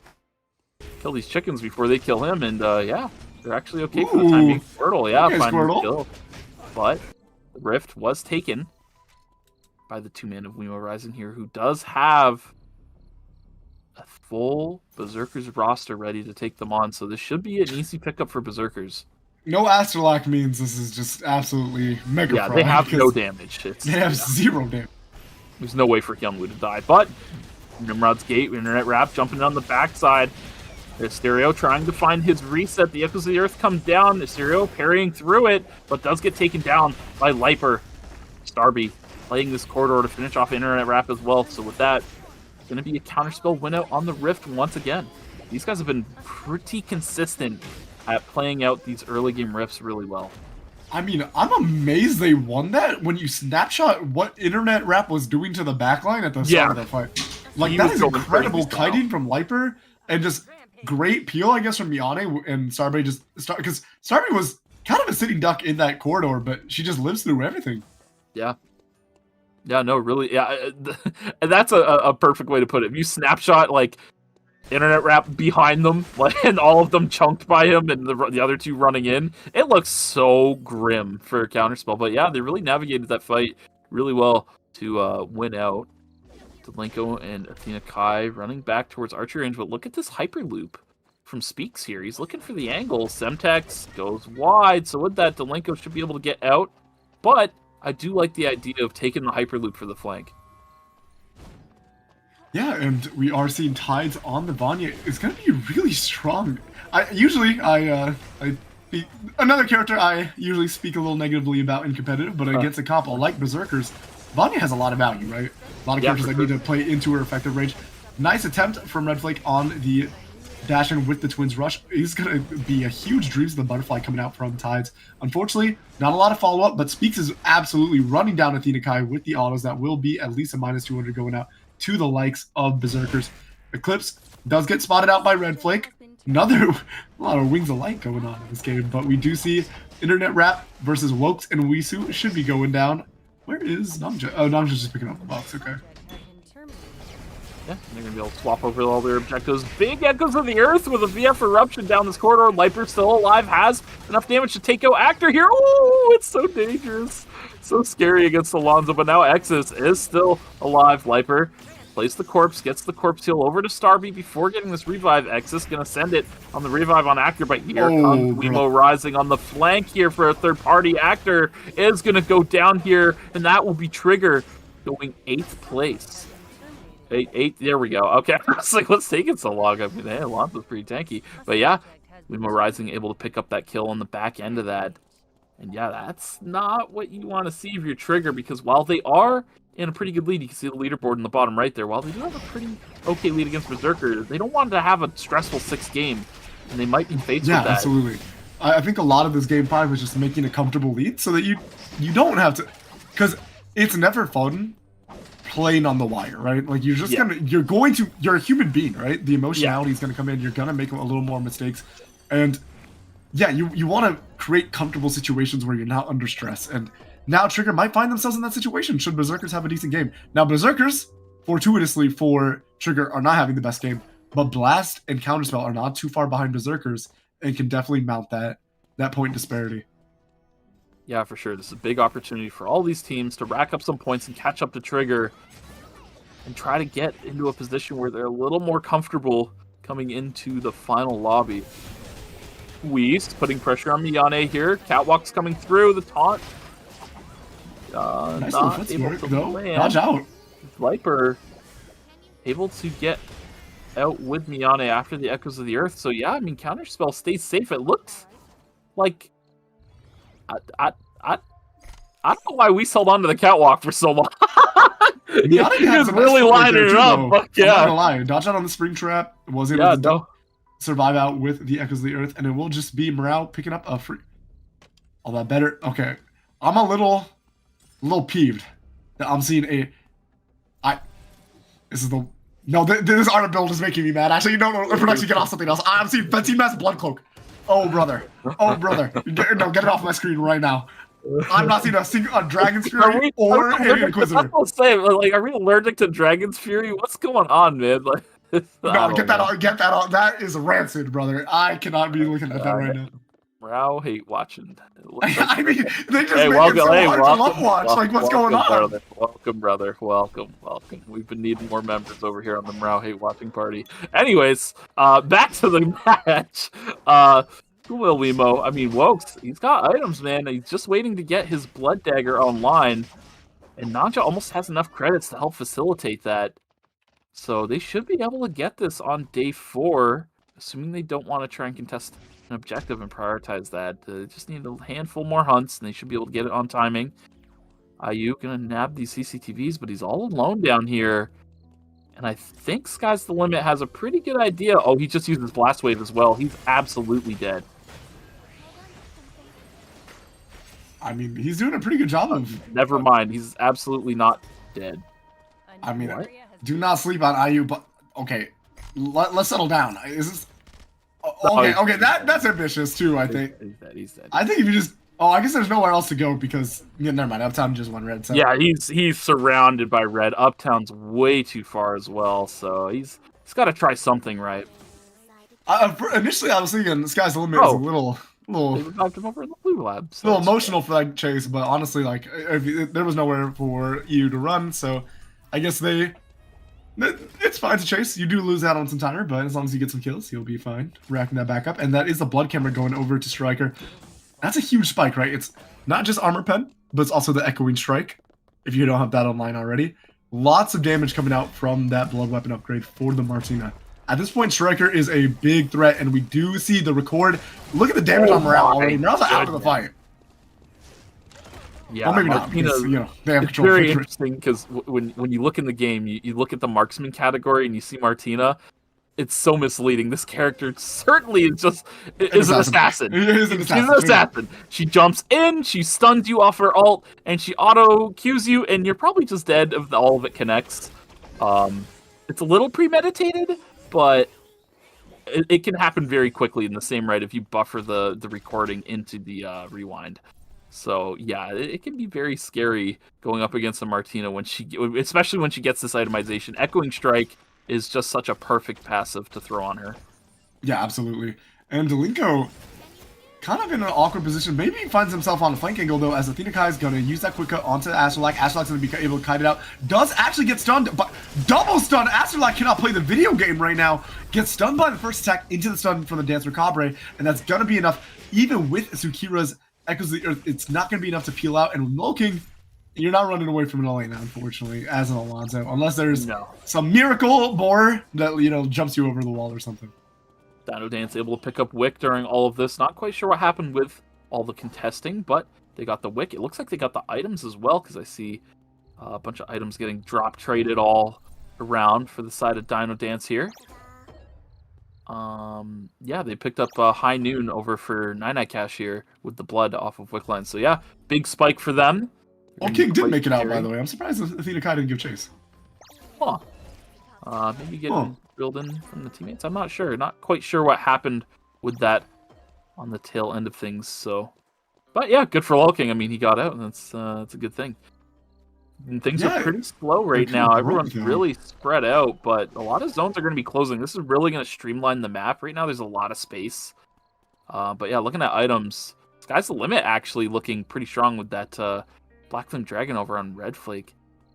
Yeah, I mean, teams in general are... Some teams are a little worse for wear than others. There seems to be about half the lobby looks behind tempo, and the other half of the lobby looks like they're ahead of tempo. So yeah, we may see some fights that are very skewed to one side. Weesu was able to get the... Okay, I was talking about this on the ERCS. Once the Bloody Ninetales is online... This Maya is an assassin. Don't sleep. She will just like... Yeah. If she taunts or gets a catwalk off on any of the backliners, she just kills them straight up. As we do see Asterio getting super comboed by the lineup of Berserkers. This guy couldn't play. I mean, honestly, Berserkers has been pretty on point on landing like chain CC combos, as Internet Rap is trying their best to stay alive, but the third party from Counterspell is going to come through. Now, where does Athena Kai go with this timer? She used a lot of timer chasing on a Lothar King. Can the knockup come out from Starbreed in time? No, it will not, unfortunately. So they're going to use that VLS. Tanky enough to get out, but where are they going to land? School is a pretty dangerous place to be right now. That was probably the only way to get out of that situation. We are living in that one timeline. That's nuts. But good on Berserkers to navigate that and make that decision and get out. Yeah, absolutely. It was good split-second decision making. Yeah, and that's something that's really hard to do in the heat of the moment like that, is to make a choice like that. And yeah, really good on them to be that decisive. But they're not out of the woods yet, as you can see. Sky's the limit. Eclipse is completely split on positioning. He's just in the middle of everybody, and he is going to go down.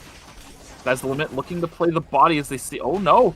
They're a little bit of split decisioning making from Sky's the Limit as Tides went for the fight, as the rest of them went for the body. And now they have forced to try and save Tides here. Twins Rush lands on the backside here. Nogs are taking a lot of damage. Rogues finds the assassination onto Speaks, trying to pop off with the Ruthless. Daggers are everywhere, but damage is just not adding up as the third party comes in from Berserkers on the tail end of things. And they're able to pick up a kill on Red Flake here. Tides was able to get out. The Sky's the Limit now, losing 2 of their 3 members. Yeah, Schoolmeal, Wemo, or Sky's the Limit after that initial fight. One of them were going to be the losers of that third party, and it just happened to be Sky's the Limit. But yeah, a little ill-advised to, I think, commit to the fight when you could have just taken the body and even maybe chase the Berserkers, right? You're giving Berserkers an opportunity for a third party by committing onto the fight with Schoolmeal Wemo. Well, you can kind of eliminate the risk of a third party by taking like control of the police station and maybe going for the rest of the kills on the likes of Berserkers. Yeah, perhaps just a little bit undisciplined, and it might be a product of its environment as well. I mean, Sky's the Limit. They are on the hunt for points, right? They need a lot of points. They need as many kills as they can get, so perhaps looking for a bit more of a risky play and trying to take back-to-back fights to try and really rack up some points this lobby and give them a good shot for the 6th lobby. That is a good shout, because there's not a lot of time left to rack up these points. Yeah. Rao, gonna be able to get himself to safety for the time being. He's the last remaining member for Blast. Over at Lumi, Tide's looking to get these revives. Teams are in the area, but since there's so many teams in the area, none of them really want to approach and get themselves third-partied. For now, Schoolmeal Wemo just playing the outskirts. They are pretty much just cornered by Dino Dance here. Oh, wow. My goodness, that was scary. Okay, that could have been a dead School Meal Wiimo in a matter of like a zipto second. Yeah, literally a zipto second. I mean, you had the record queued up, you had the Nia's Game World coming out. They were not long for this world. But, yeah. I mean, very good to get out of that situation. Rao is living on a prayer. Yeah, forced to blink over to the Nimrod's Gate to survive. Dino Dance putting pressure on the middle. LCQ gonna go in on the backside. And here comes the third party from School Meal Wiimo looking to set their sights on the 9 cash. One up doesn't come through, but it's not going to be enough now. Here comes Wiimo Rising looking to find more, but good disengage from the side of School Meal Wiimo. Everywhere. And now now Brown is catching aggro again. Gets... My God. Anyway. No more lovely sight to a Meek Speedy. But wow, that was brutal, man. I mean, Wolves was everywhere though. That guy was going like he was Mr. Wide. Like we may start calling him Pitbull. Like a nice like, stage Ultra Instinct. Like Shoichi got like the white hair and everything. Yeah, that was absolutely crazy. But now they got to play through what could be a very hectic zone. Berserkers are looking to actually collapse on the Wiimo Rising instead of playing for the wards the temp zone. Look at this. They're triangulation complete. Engaging formation. Formation engage. Yeah, and the problem with the triangulation is the third party means that you're solo. Now Wizu is full committing onto the... What? Is this the play? No, it's not. It's absolutely not. Wait, this might work out for School Meal Wiimo if they just sit in the court. Okay, Berserkers maybe recognize that is a possibility. What is happening? Okay, safety drone's going to get dropped by Wiimo Rising. They're going to play this slow here. Nangja also going to drop the safety drone. Wiimo Rising should just fight this duo. I don't know what the holdup is. Waiting longer just burns your own resources. Burns your own resources, and then you're going to lose against Berserkers. Third party. Yeah. So instead of losing against Berserkers, now you just leave yourself getting third party against Berserkers. But enough of that. In the other zone, Counterspell holding down the temp zone right now. Red Flake trying to step in to try and burn their timer, but the timer advantage is so hefty from Counterspell. They can back up at any point. Tide's trying to go into Stardust, actually connecting on the Starby. That could be dangerous. No, it is not dangerous at all as the Echoes of the Earth come down as well with the protocol violation. Starby is totally chilling on health. Meanwhile, down the other zone, this actually came down to a 2-on-2. Eclipse is actually the one on the ground. And the revive... Delico canceled res. I think Delico could have gotten off initially if they didn't cancel it. Or maybe but it's not Eclipse walked out. Wow. Wiimo Rising versus Counterspell. This is huge for both of these teams because Wiimo Rising, I mean, they're currently sitting in 8th. They need 2 big pop-off games, and this could be one of 2 for them. Counterspell as well, definitely in the hunt for a lot of points here to try and qualify, and they've certainly done so in this lobby, looking to get just a little bit more. As we do see, I mean, it is going to be an uphill battle for the likes of Wiimo Rising, though. Yes. I mean, we have seen the Alonso do some unethical things, but I think it's really hard to walk into this lineup, and you do have the consistent damage both from the Ava and the Blink is going to come out. Loking is so separated from the rest of the team, though, and it's going to be hard for Astrolak, I think, and the likes of Tsukira to catch up.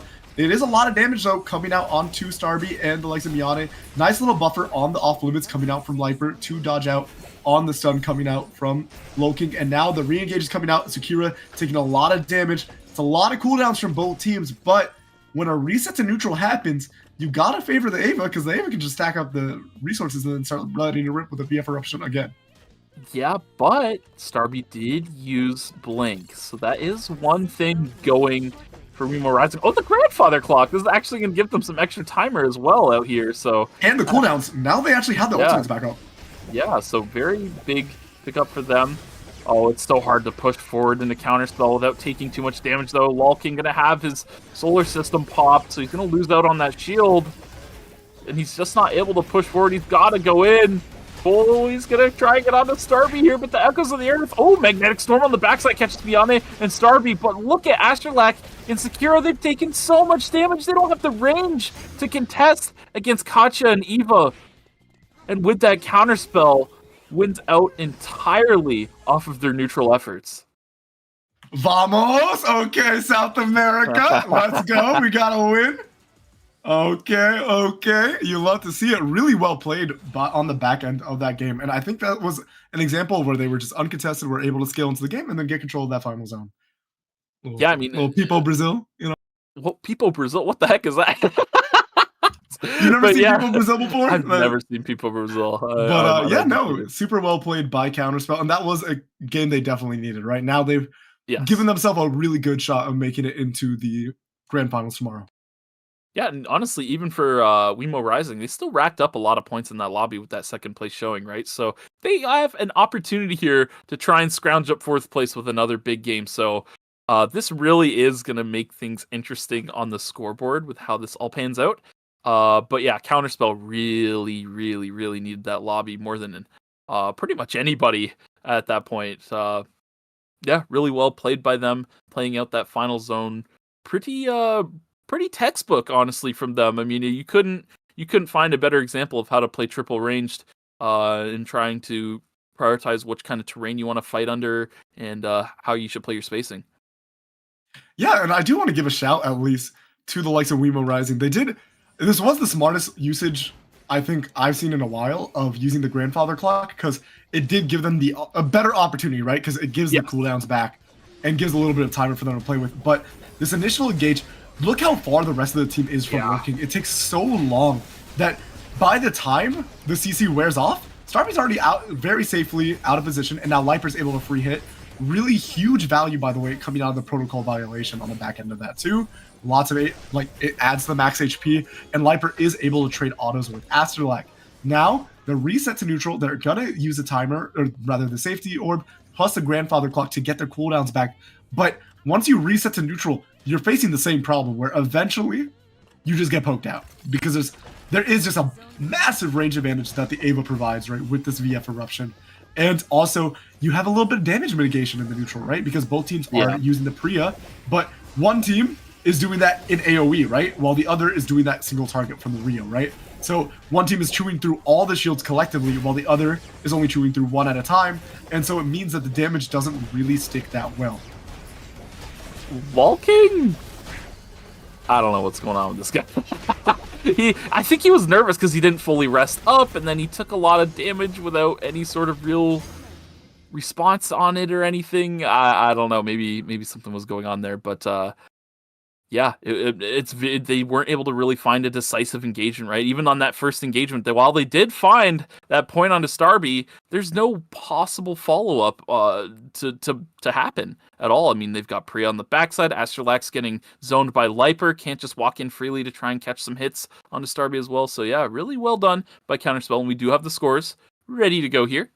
So we'll take a look at what we've got going on with that. School Meal Wemo still sitting on top with Dino Dance in second. No surprise there with the points they've established earlier in the series thus far. Counterspell, though, shooting all the way up to third place. This is a big jump on the scoreboard for them, as now Trigger is currently in the hot seat at 56.5 points. Berserkers just behind them at 51 points. Blast over in 6 with 40.5 points. That's quite a lot of work to do if they want to try and overtake Trigger. So it's really going to be Trigger and Berserkers we want to pay attention to in this next lobby. From there, Wemo Rising with 31.5 points, and Sky's the Limit in 8th with 30 points. Yeah, definitely. I mean, Trigger were sitting pretty a couple games ago, but they ate some pretty unfortunate early wipes, and now they're in a situation where they really, got to put their nose to the grindstone and make sure that they're closing out on a last game. It's never a position you want to be in. Counterspell has accumulated a bit of a lead. Still not 100% comfortable, so they got to lock in for this last game. Dino Dance and School Meal Wemo, they're probably chilling. Yeah, Dino Dance and School Meal Wemo, I mean, man, if you're Dino Dance and you have 86.5 points and 3 teams overtake you, 2 of which are sitting in the 50s. Investigation necessary. It would need 30 plus points. 2 teams need 30 plus points. Like, man, I'd be going in the replays and seeing where they're just like win trading kills to each other or something. Like, definitely an investigation. What is going on, man? I need PayPal history stat. There's no way, man. Like 30 points, 3 teams getting 30 points is like, that's crazy. Okay, that's not possible. What on School Meal Wemo, by the way? Because Wisu, I know Wisu has a yawn. I will not say Yawn. plays Yawn. Emma's going to Wokes for sure. Nanja Dilet is what we're gonna have. That is something. I mean, it is what it is. Some a people are first having a time little for too much fun. There's a first time for everything, right? I'm surprised Trigger is going with this composition for their last game, potentially, of Yeah. the season.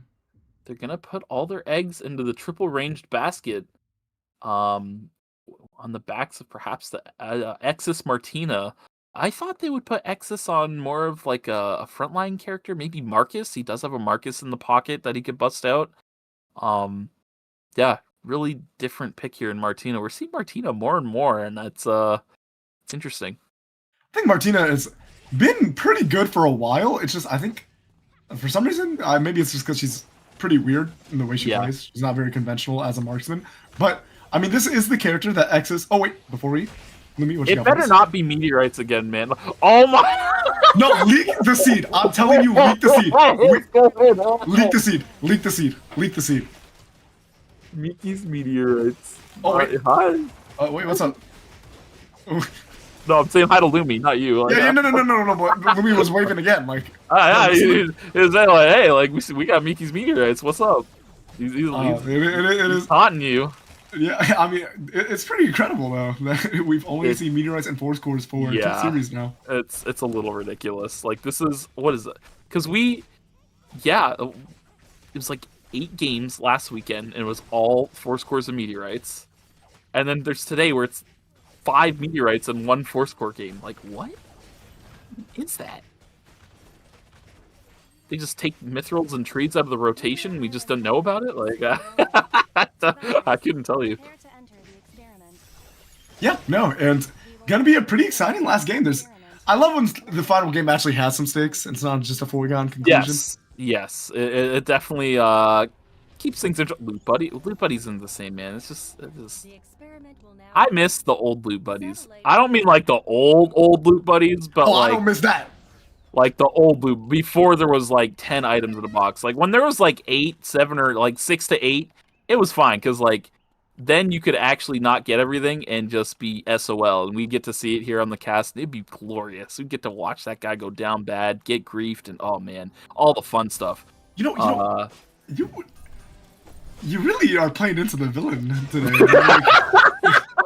I don't think I've ever seen it's good spectating. It's a different spectating experience because normally all we get to see is just the standard stuff. So like when it's the non-standard, it's exciting. You know, it's like checkpoint when teams are eliminating the checkpoint teams from the lobby. It's a different spectating experience, and that's I hate watching is what I call it, but hey, no. I will love watching. As you do see Astrolac going down to Starby on the back end of that in Cemetery. Tides X is trying to pick up a stone or something, but is going to get caught out by the entirety of Dino Dance. Striker kind of isn't doing a lot right now, honestly, but is going to use that Let's Have a Blast. Well, the third party coming in from Blast is going to do a lot of work, but like somehow Tides is just untouched this entire fight, by the way. I'm a little confused. Yeah, I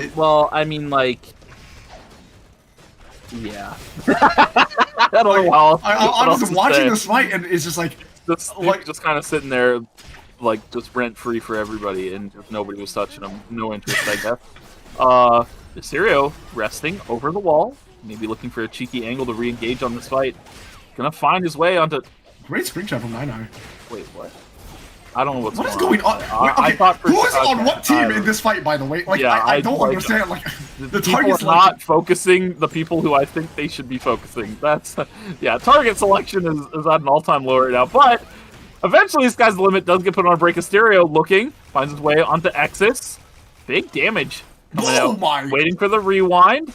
Exis is going to take advantage of him waiting and just get some free damage, but Stereo will be able to find the kill at the end of it all. You got slimed out, though. Oh my goodness. Yeah, I got blasted. Big damage coming up from Internet Rap, actually, on this Kathy pick. This is a pick that, I'm going to be honest, I see people talk about Kathy a lot. How do I say this? Not positively. They want buffs, and they want them now. Like, they're tired of waiting, man. I don't know how else to say it. But Kathy has a very, very, very high execution barrier that if it isn't net perfectly, things go bad quickly. If your name isn't Hyde, you should not pick the character, essentially. Yes, essentially. Yeah. The character, it's like Shoichi, right? It's a lifestyle. If you don't live that life, it's just not for you. I think the Suitor is one of my favorite abilities in the game, though, because it's got a lot of skill expression and how you use it. I think bad usage of it gets punished really hard, while good usage is like just so single-handedly fight winning. It's one of the highest impact single abilities in the game, actually, because of the way that Kathy's kit functions with the rest of it. But yeah, for sure. I mean, if you suture 2 people together, they're both probably dead. Like, just straight up, you're going to get so much damage, because all of her damage is area of effect. Her W, area of effect, her Q, area of effect. The only thing it isn't is her passive auto attack, which you kind of use at your own leisure, instead of how most people try to use it, which is weaving it in between abilities. But yeah, you can get so much damage out of you suture 2 people together. And it also gives other people an opportunity. Wait, Exus is going to try his...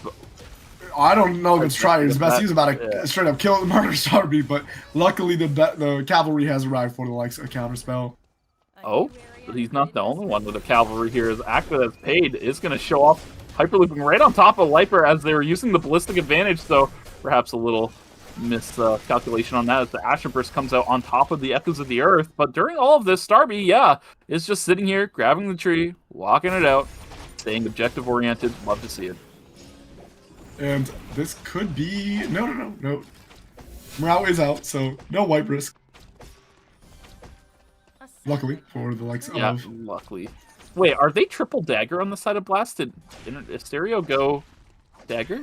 Yeah, this is a triple Sasago. Oh my goodness, wow. I mean, they got 6 kills from themselves. It's not like they're... No, they need high kill game, and what better way to kill people than with assassins? The problem is closing that game out might be... Yeah, but they don't need to close it out so long as they just get enough points. And or wipe out the teams that are... Like, if they can just make the other teams... The competition, yeah. Yeah, they exactly. can take Trigger out, and they can take Berserkers out. They could, sweep this up with a lot of points and not need to win the lobbies. So that might be something they try to aim to do. We'll have to wait and see. But definitely, interesting decision. Listen, North America, you never really have like a defined meta, honestly. Yeah. Unless it's I guess the closest thing we've had is Leah Priya on Iceland, but we're seeing a fight between the Red Flank is just taking the entirety of Dino Dance, and it should be Speaks going down now to EU using the repulsor missiles to dodge out. Well, I don't even know what he's dodging out on, honestly. Maybe just for the damage. Yeah, I think he's just using it to push damage. But Squirtle in a whole heap of trouble here as the Stereo's going to take him out. He has the reset, but X is full health. Exus is a threat, to this team. Yes, for sure. Exus is an existential threat. Ooh. The character does something. Okay. We up. Existential. I'm jotting that one down real quick. Write that one down. Use that one on ERM. It's ready. Fable is an existential threat. Oh yeah, can't wait to. Oh, I thought you were making a pun with Exus. No. Dude, you gotta just start lying to me. I'm doing these I'm doing these unintentionally. But anyways, oh wow, Starby God. And the rift will be going over to Schoolmeal Wemo. Yeah, to say the least. Meanwhile, over up in Temple, Sakura gonna get hit by the Rain of the Vampire Queen here. Should be going down shortly between them and Athena Kai. On the other side of the fight, Eclipse is just... Eclipse is gonna win the 1v2, by the way. He's just Wemo Rising, what was going on does there? Does he have upgraded Wings of Light as well? It hasn't worn off yet. I'd imagine... Oh, no, wait, that's not Wings of... Why do I see... Yeah, no, it doesn't kind of look... I had that same problem last game. Where it looked like Wings of Light. Yeah, that looked like Wings of Light. I don't know what's going on. Stacks? Yeah, it must be the quick step stacks or something. There's some sort of visual indicator I'm not familiar with, but Speak's going to go down to a Stereo here on the backside of this fight. Morale able to come in onto Tides X, and it's going to be our Assassin squad here winning out. So Blast will be able to get this Rift victory, get some more transitions online. They're already looking actually pretty powerful. Morale with 2 items online. And wait, look at Morale in the top left corner where it shows the stats and everything. They actually have 15 kills on the board. It didn't look like that much because of them having half points, because it's still A2, but they've gotten 15 kills in this lobby already. That is egregious. Okay. I mean, it's a lobby where you can really feast, right? There's a lot of just squishy range characters that you can catch out, especially on these early rotations where people are split farming. Trigger definitely gotta watch out a little bit. Hello? Is this like bait? What is this? This is only straight. Oh, the bait worked. I don't know if it's the bait, but like they saw Rap and just sent it frame 1. I don't think they were expecting that.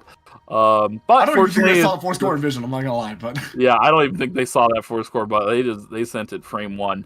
School Meal Wemo very decisive in taking that fight, but no wipes for the side of Blast here as Mao was able to get out. And yeah, we can check this replay. Look at Wokes, just immediately is like, hey, it's a Kathy, free kill. Like, well, I don't know what the cause were, but like he just blinked in immediately. Like, yeah, let's get it. this reminds me of another North American North American Emma player that would also just... Oh, I wonder which one it was. It certainly wasn't the one you just name dropped. Huh. That's strange. I mean, honestly, no, it does work. Like, just engaging sometimes for your team. Like, just straights. I mean, sure. the Bunny Morph is really high value, but we are going to see a full wipe, unfortunately, to us. An 07 the sky's limit and Wemo rising, but nice fight coming out from Trigger. Yeah, that was a former teammate for you, right? Like, I feel like you probably played with that same setup where somebody, like, you just see an Emma Bunny Morph. Like, yeah, no, there was a lot of moments.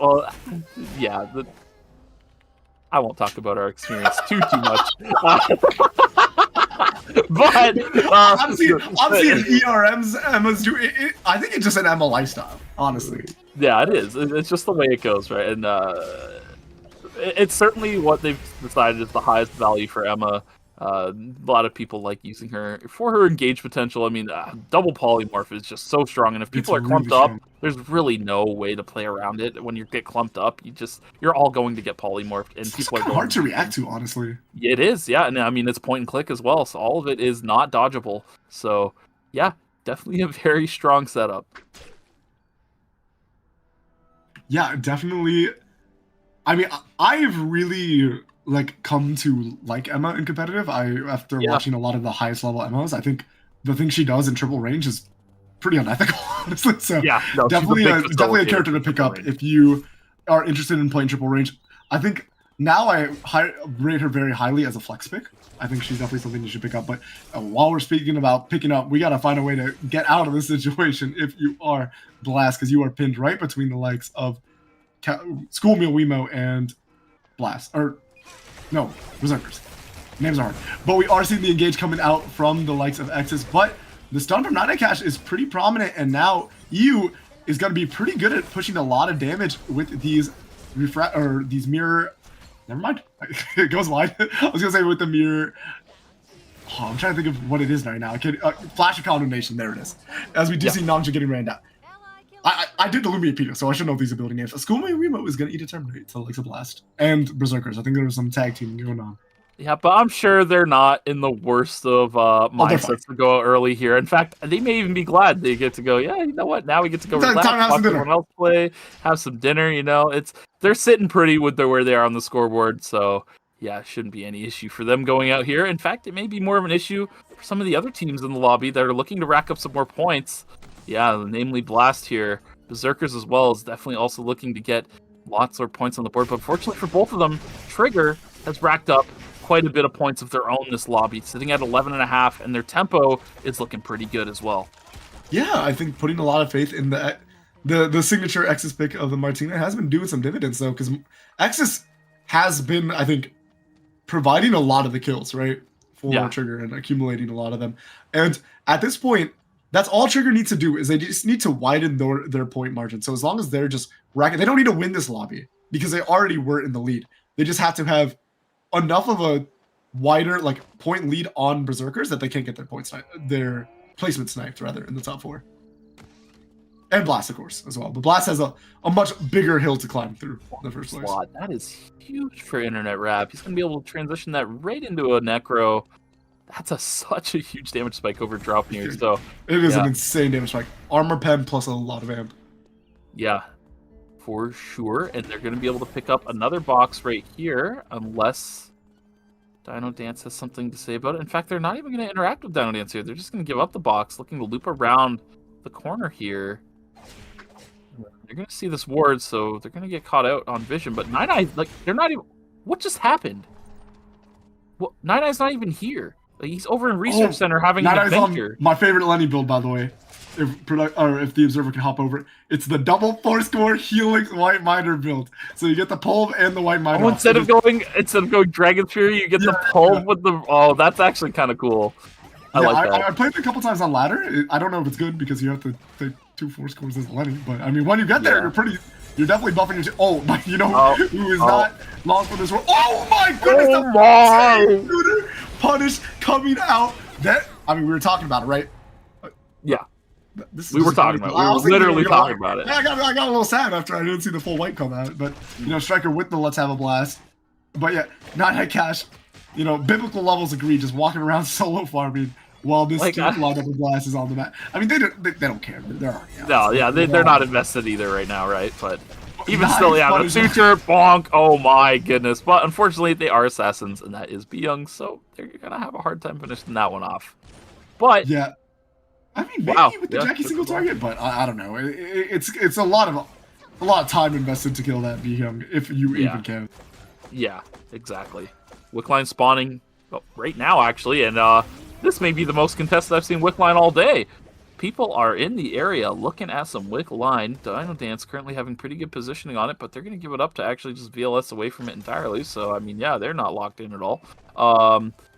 Blast can definitely just take this Wickline right now, but I don't think they're aware. I think they're lacking vision in what's going on in Forest, so they're kind of maybe a little cautious of it. Serio now going to send it. They have some good vision set up ahead of them as well, so yeah, I really like this from Blast, being able to set up some good vision around this, be able to secure this quite easily. Actually, Wick is going to enter her damage reduction phase here and get some healing off, so now it might not be as easy to get as they think. Exis can get,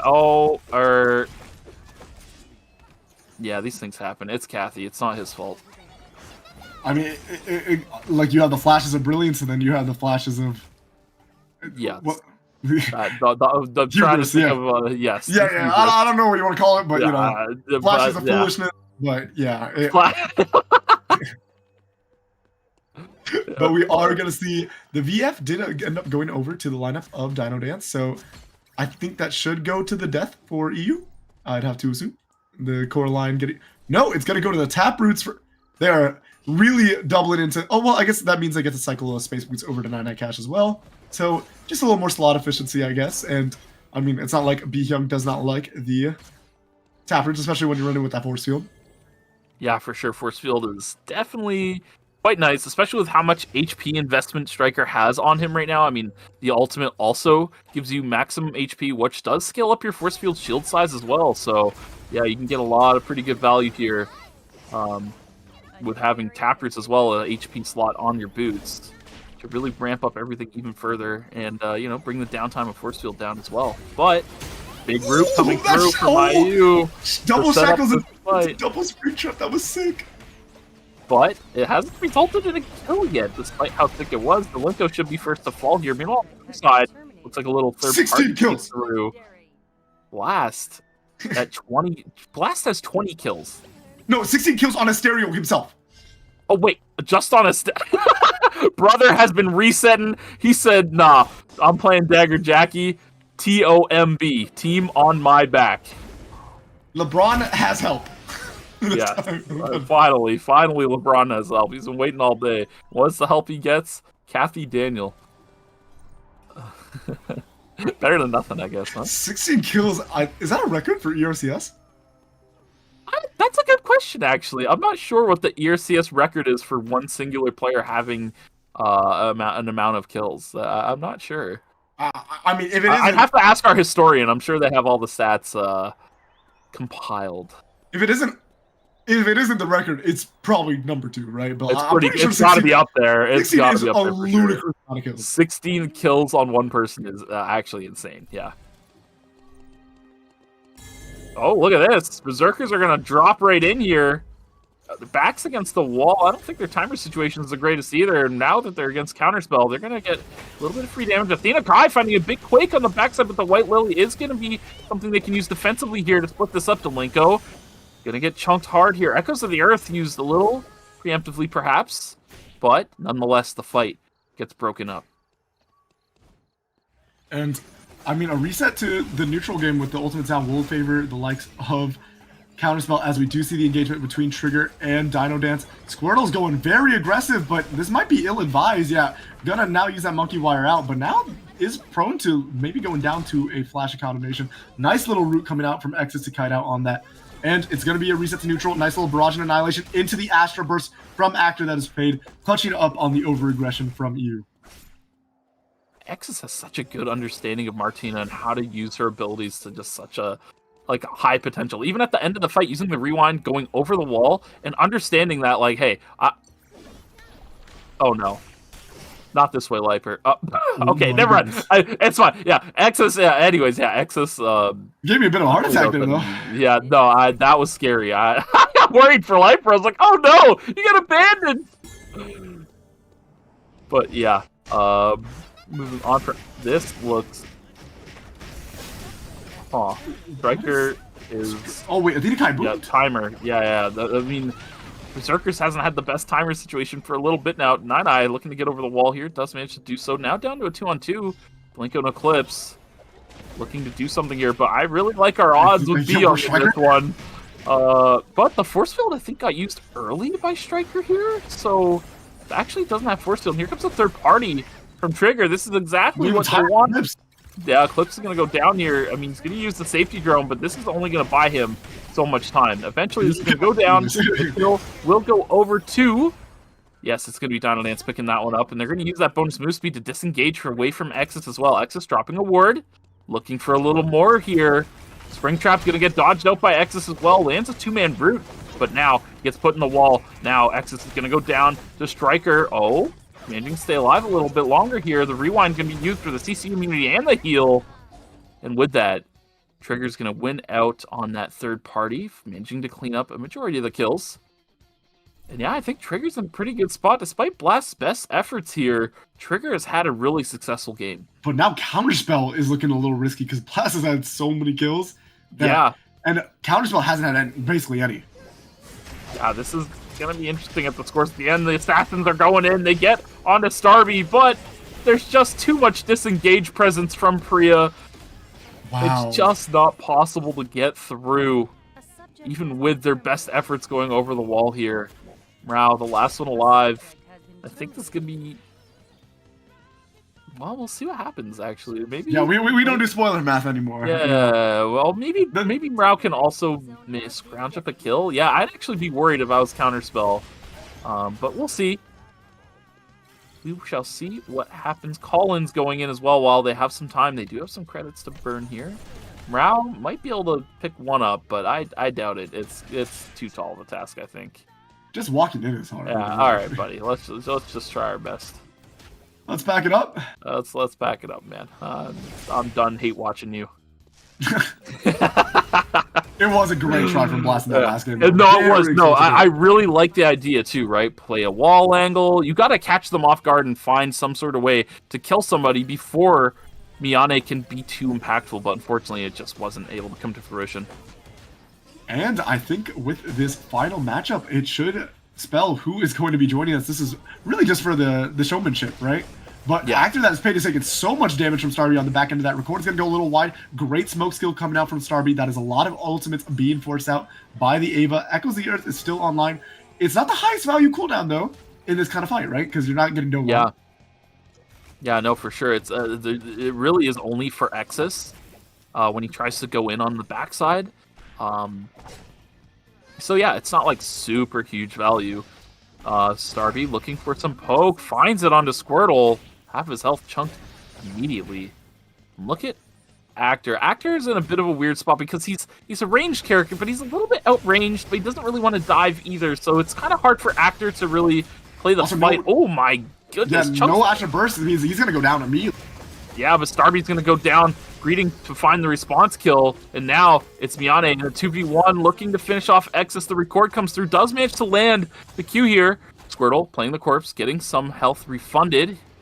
Miyane also looking for Actor's corpse, I believe. Does find it, I would imagine, crawling out of the bush there?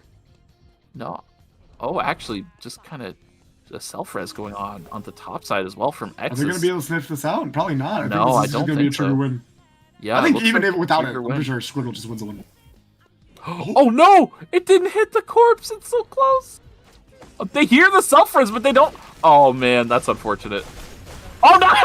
-1. -1. Exis, my goat. But it won't matter for Trigger. They won out on the last lobby here with quite a lot of points in tow as well. So, yeah, good stuff from them. Managing to clean things up in the final hour here.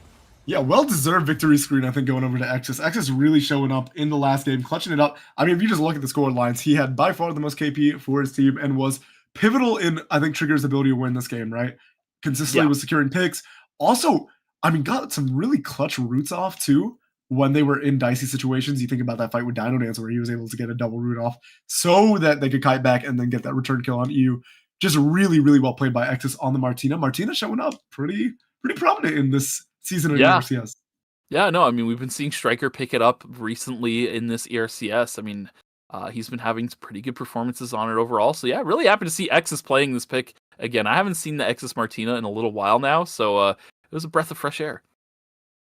Yeah, and it is the pick that he made himself known on. And yes. I mean, great work from Squirtle and Actor as well. I mean, this was any triple range game triple range team rather is a sum of its parts, right? Where everybody has to contribute to the damage threat to make it actually work. Otherwise, if one person's underperforming, I mean, you can make it work, you know, if you're like Cinema on maybe Cinema and you're just 1v3 in a lot of your fights, but it does really help when everybody is adding to the threat potential of the triple range.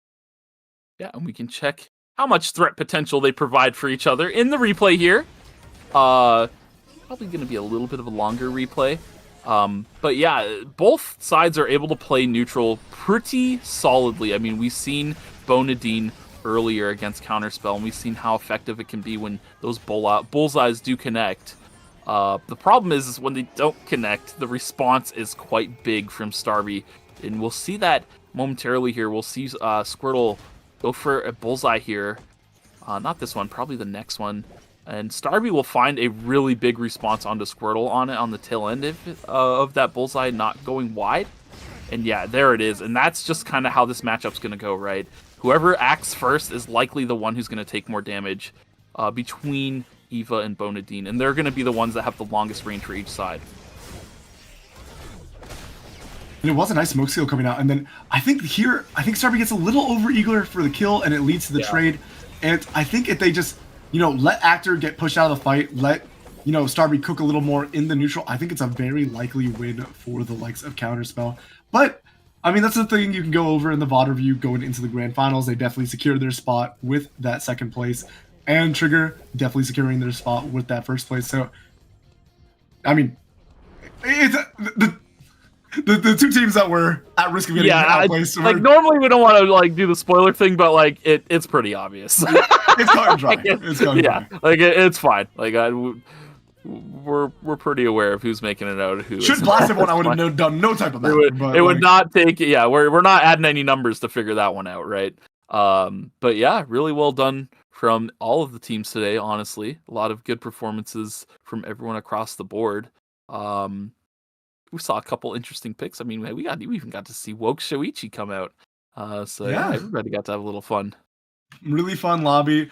It was exciting to see. And again, congratulations to our teams making out. And huge shout to our South American representatives. Again, I just want to give a shout out because it is a steep hill to climb when you are playing at a just straight up technological disadvantage. So the fact that they made it out is super impressive. And I am excited to see them compete with our other teams coming into tomorrow. It will be a very spicy lobby. Trigger versus Trigger and Norms tomorrow too. That'll be fun. Yeah, the battle of the triggers. It'll be kind of crazy. The imposters actually were the ones that made it to grand finals before the real deal. So yeah, Trigger has some revenge to do towards them, I believe. Absolutely. I think in that regard, you definitely want to make sure that you call them whatever you want to call them, the imposters, the academy team. You're not getting shown up by the academy team. The academy team. I'm only saying that because ERM, they had a bunch of they had the YJ Wares that had a bunch. It was an academy roster for the Youngju Whales that had an entirely, they were all copying the name releases Stone Chaser and Nav. Yeah, JA work. Yeah, that was great. I love that. So maybe they need to do that next season. Trigger and Norms. Yeah, honestly, that would be so funny. J8 Instead of J Tang, it'd be like, what would you do? What would you do? Like J4 instead of J7? 6-7 Like, 6-7 Ang? Oh my goodness, you are cooking. They actually need to ask you for all of their name changes. You would come up with some bangers. Charmander. Charmander. Charmandor with an O instead of an A. Charmander. Oh, An actor that is free, like the actor that is unpaid. What would Exus be? Would you just do the fauna angle and spell it backward? Os. Like X's versus O's, you know, like in Tic Tac Toe or something like that. I don't know. You could There's an Os? Yeah. Oh my god! Oh, that's horrible. Oh god. X's and O's. We've been way too punny on the Destiny, I'm not gonna Where lie. do you come up with that, man? What? Okay, that got me. I was like, "Os, what are you talking about? Like the little game where you click the circles? No, you're talking about X's and O's." I don't know how you spell that though, but yeah, I don't know either. I mean, take no trigger notes. I know y'all listening.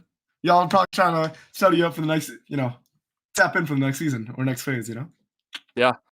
I see staff is typing. All right, I think we got scores soon, guys. That's some crazy stuff. Yeah, we were having a little too much fun. Hey, no, they're not typing now. What's going on? Oh, yeah, whatever. It is what it is.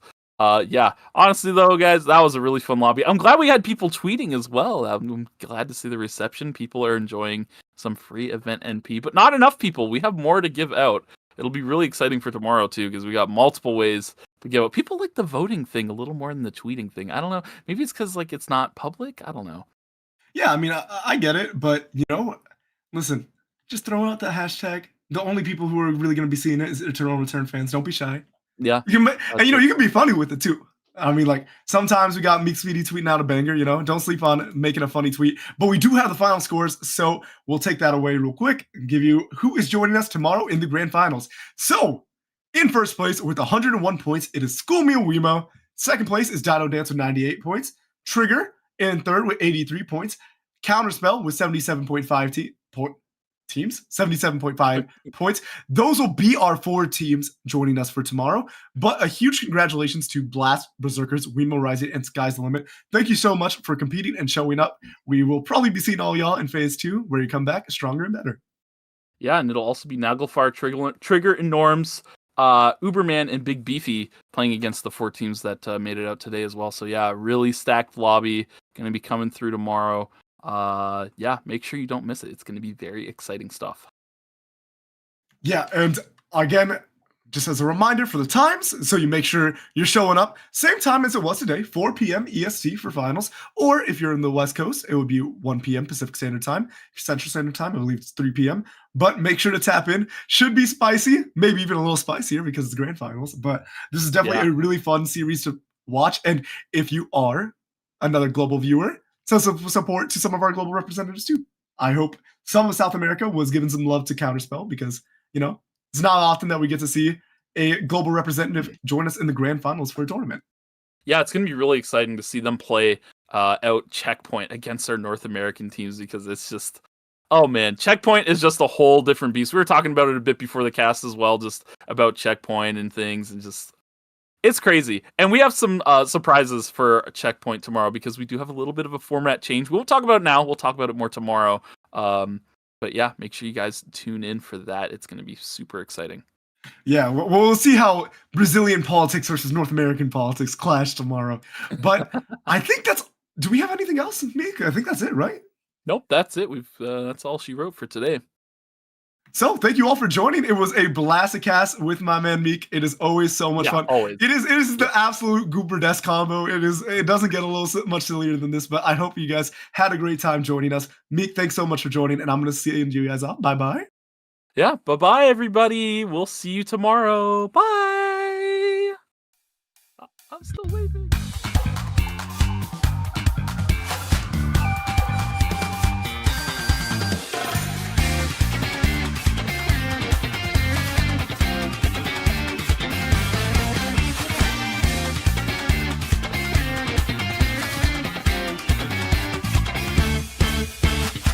Makosa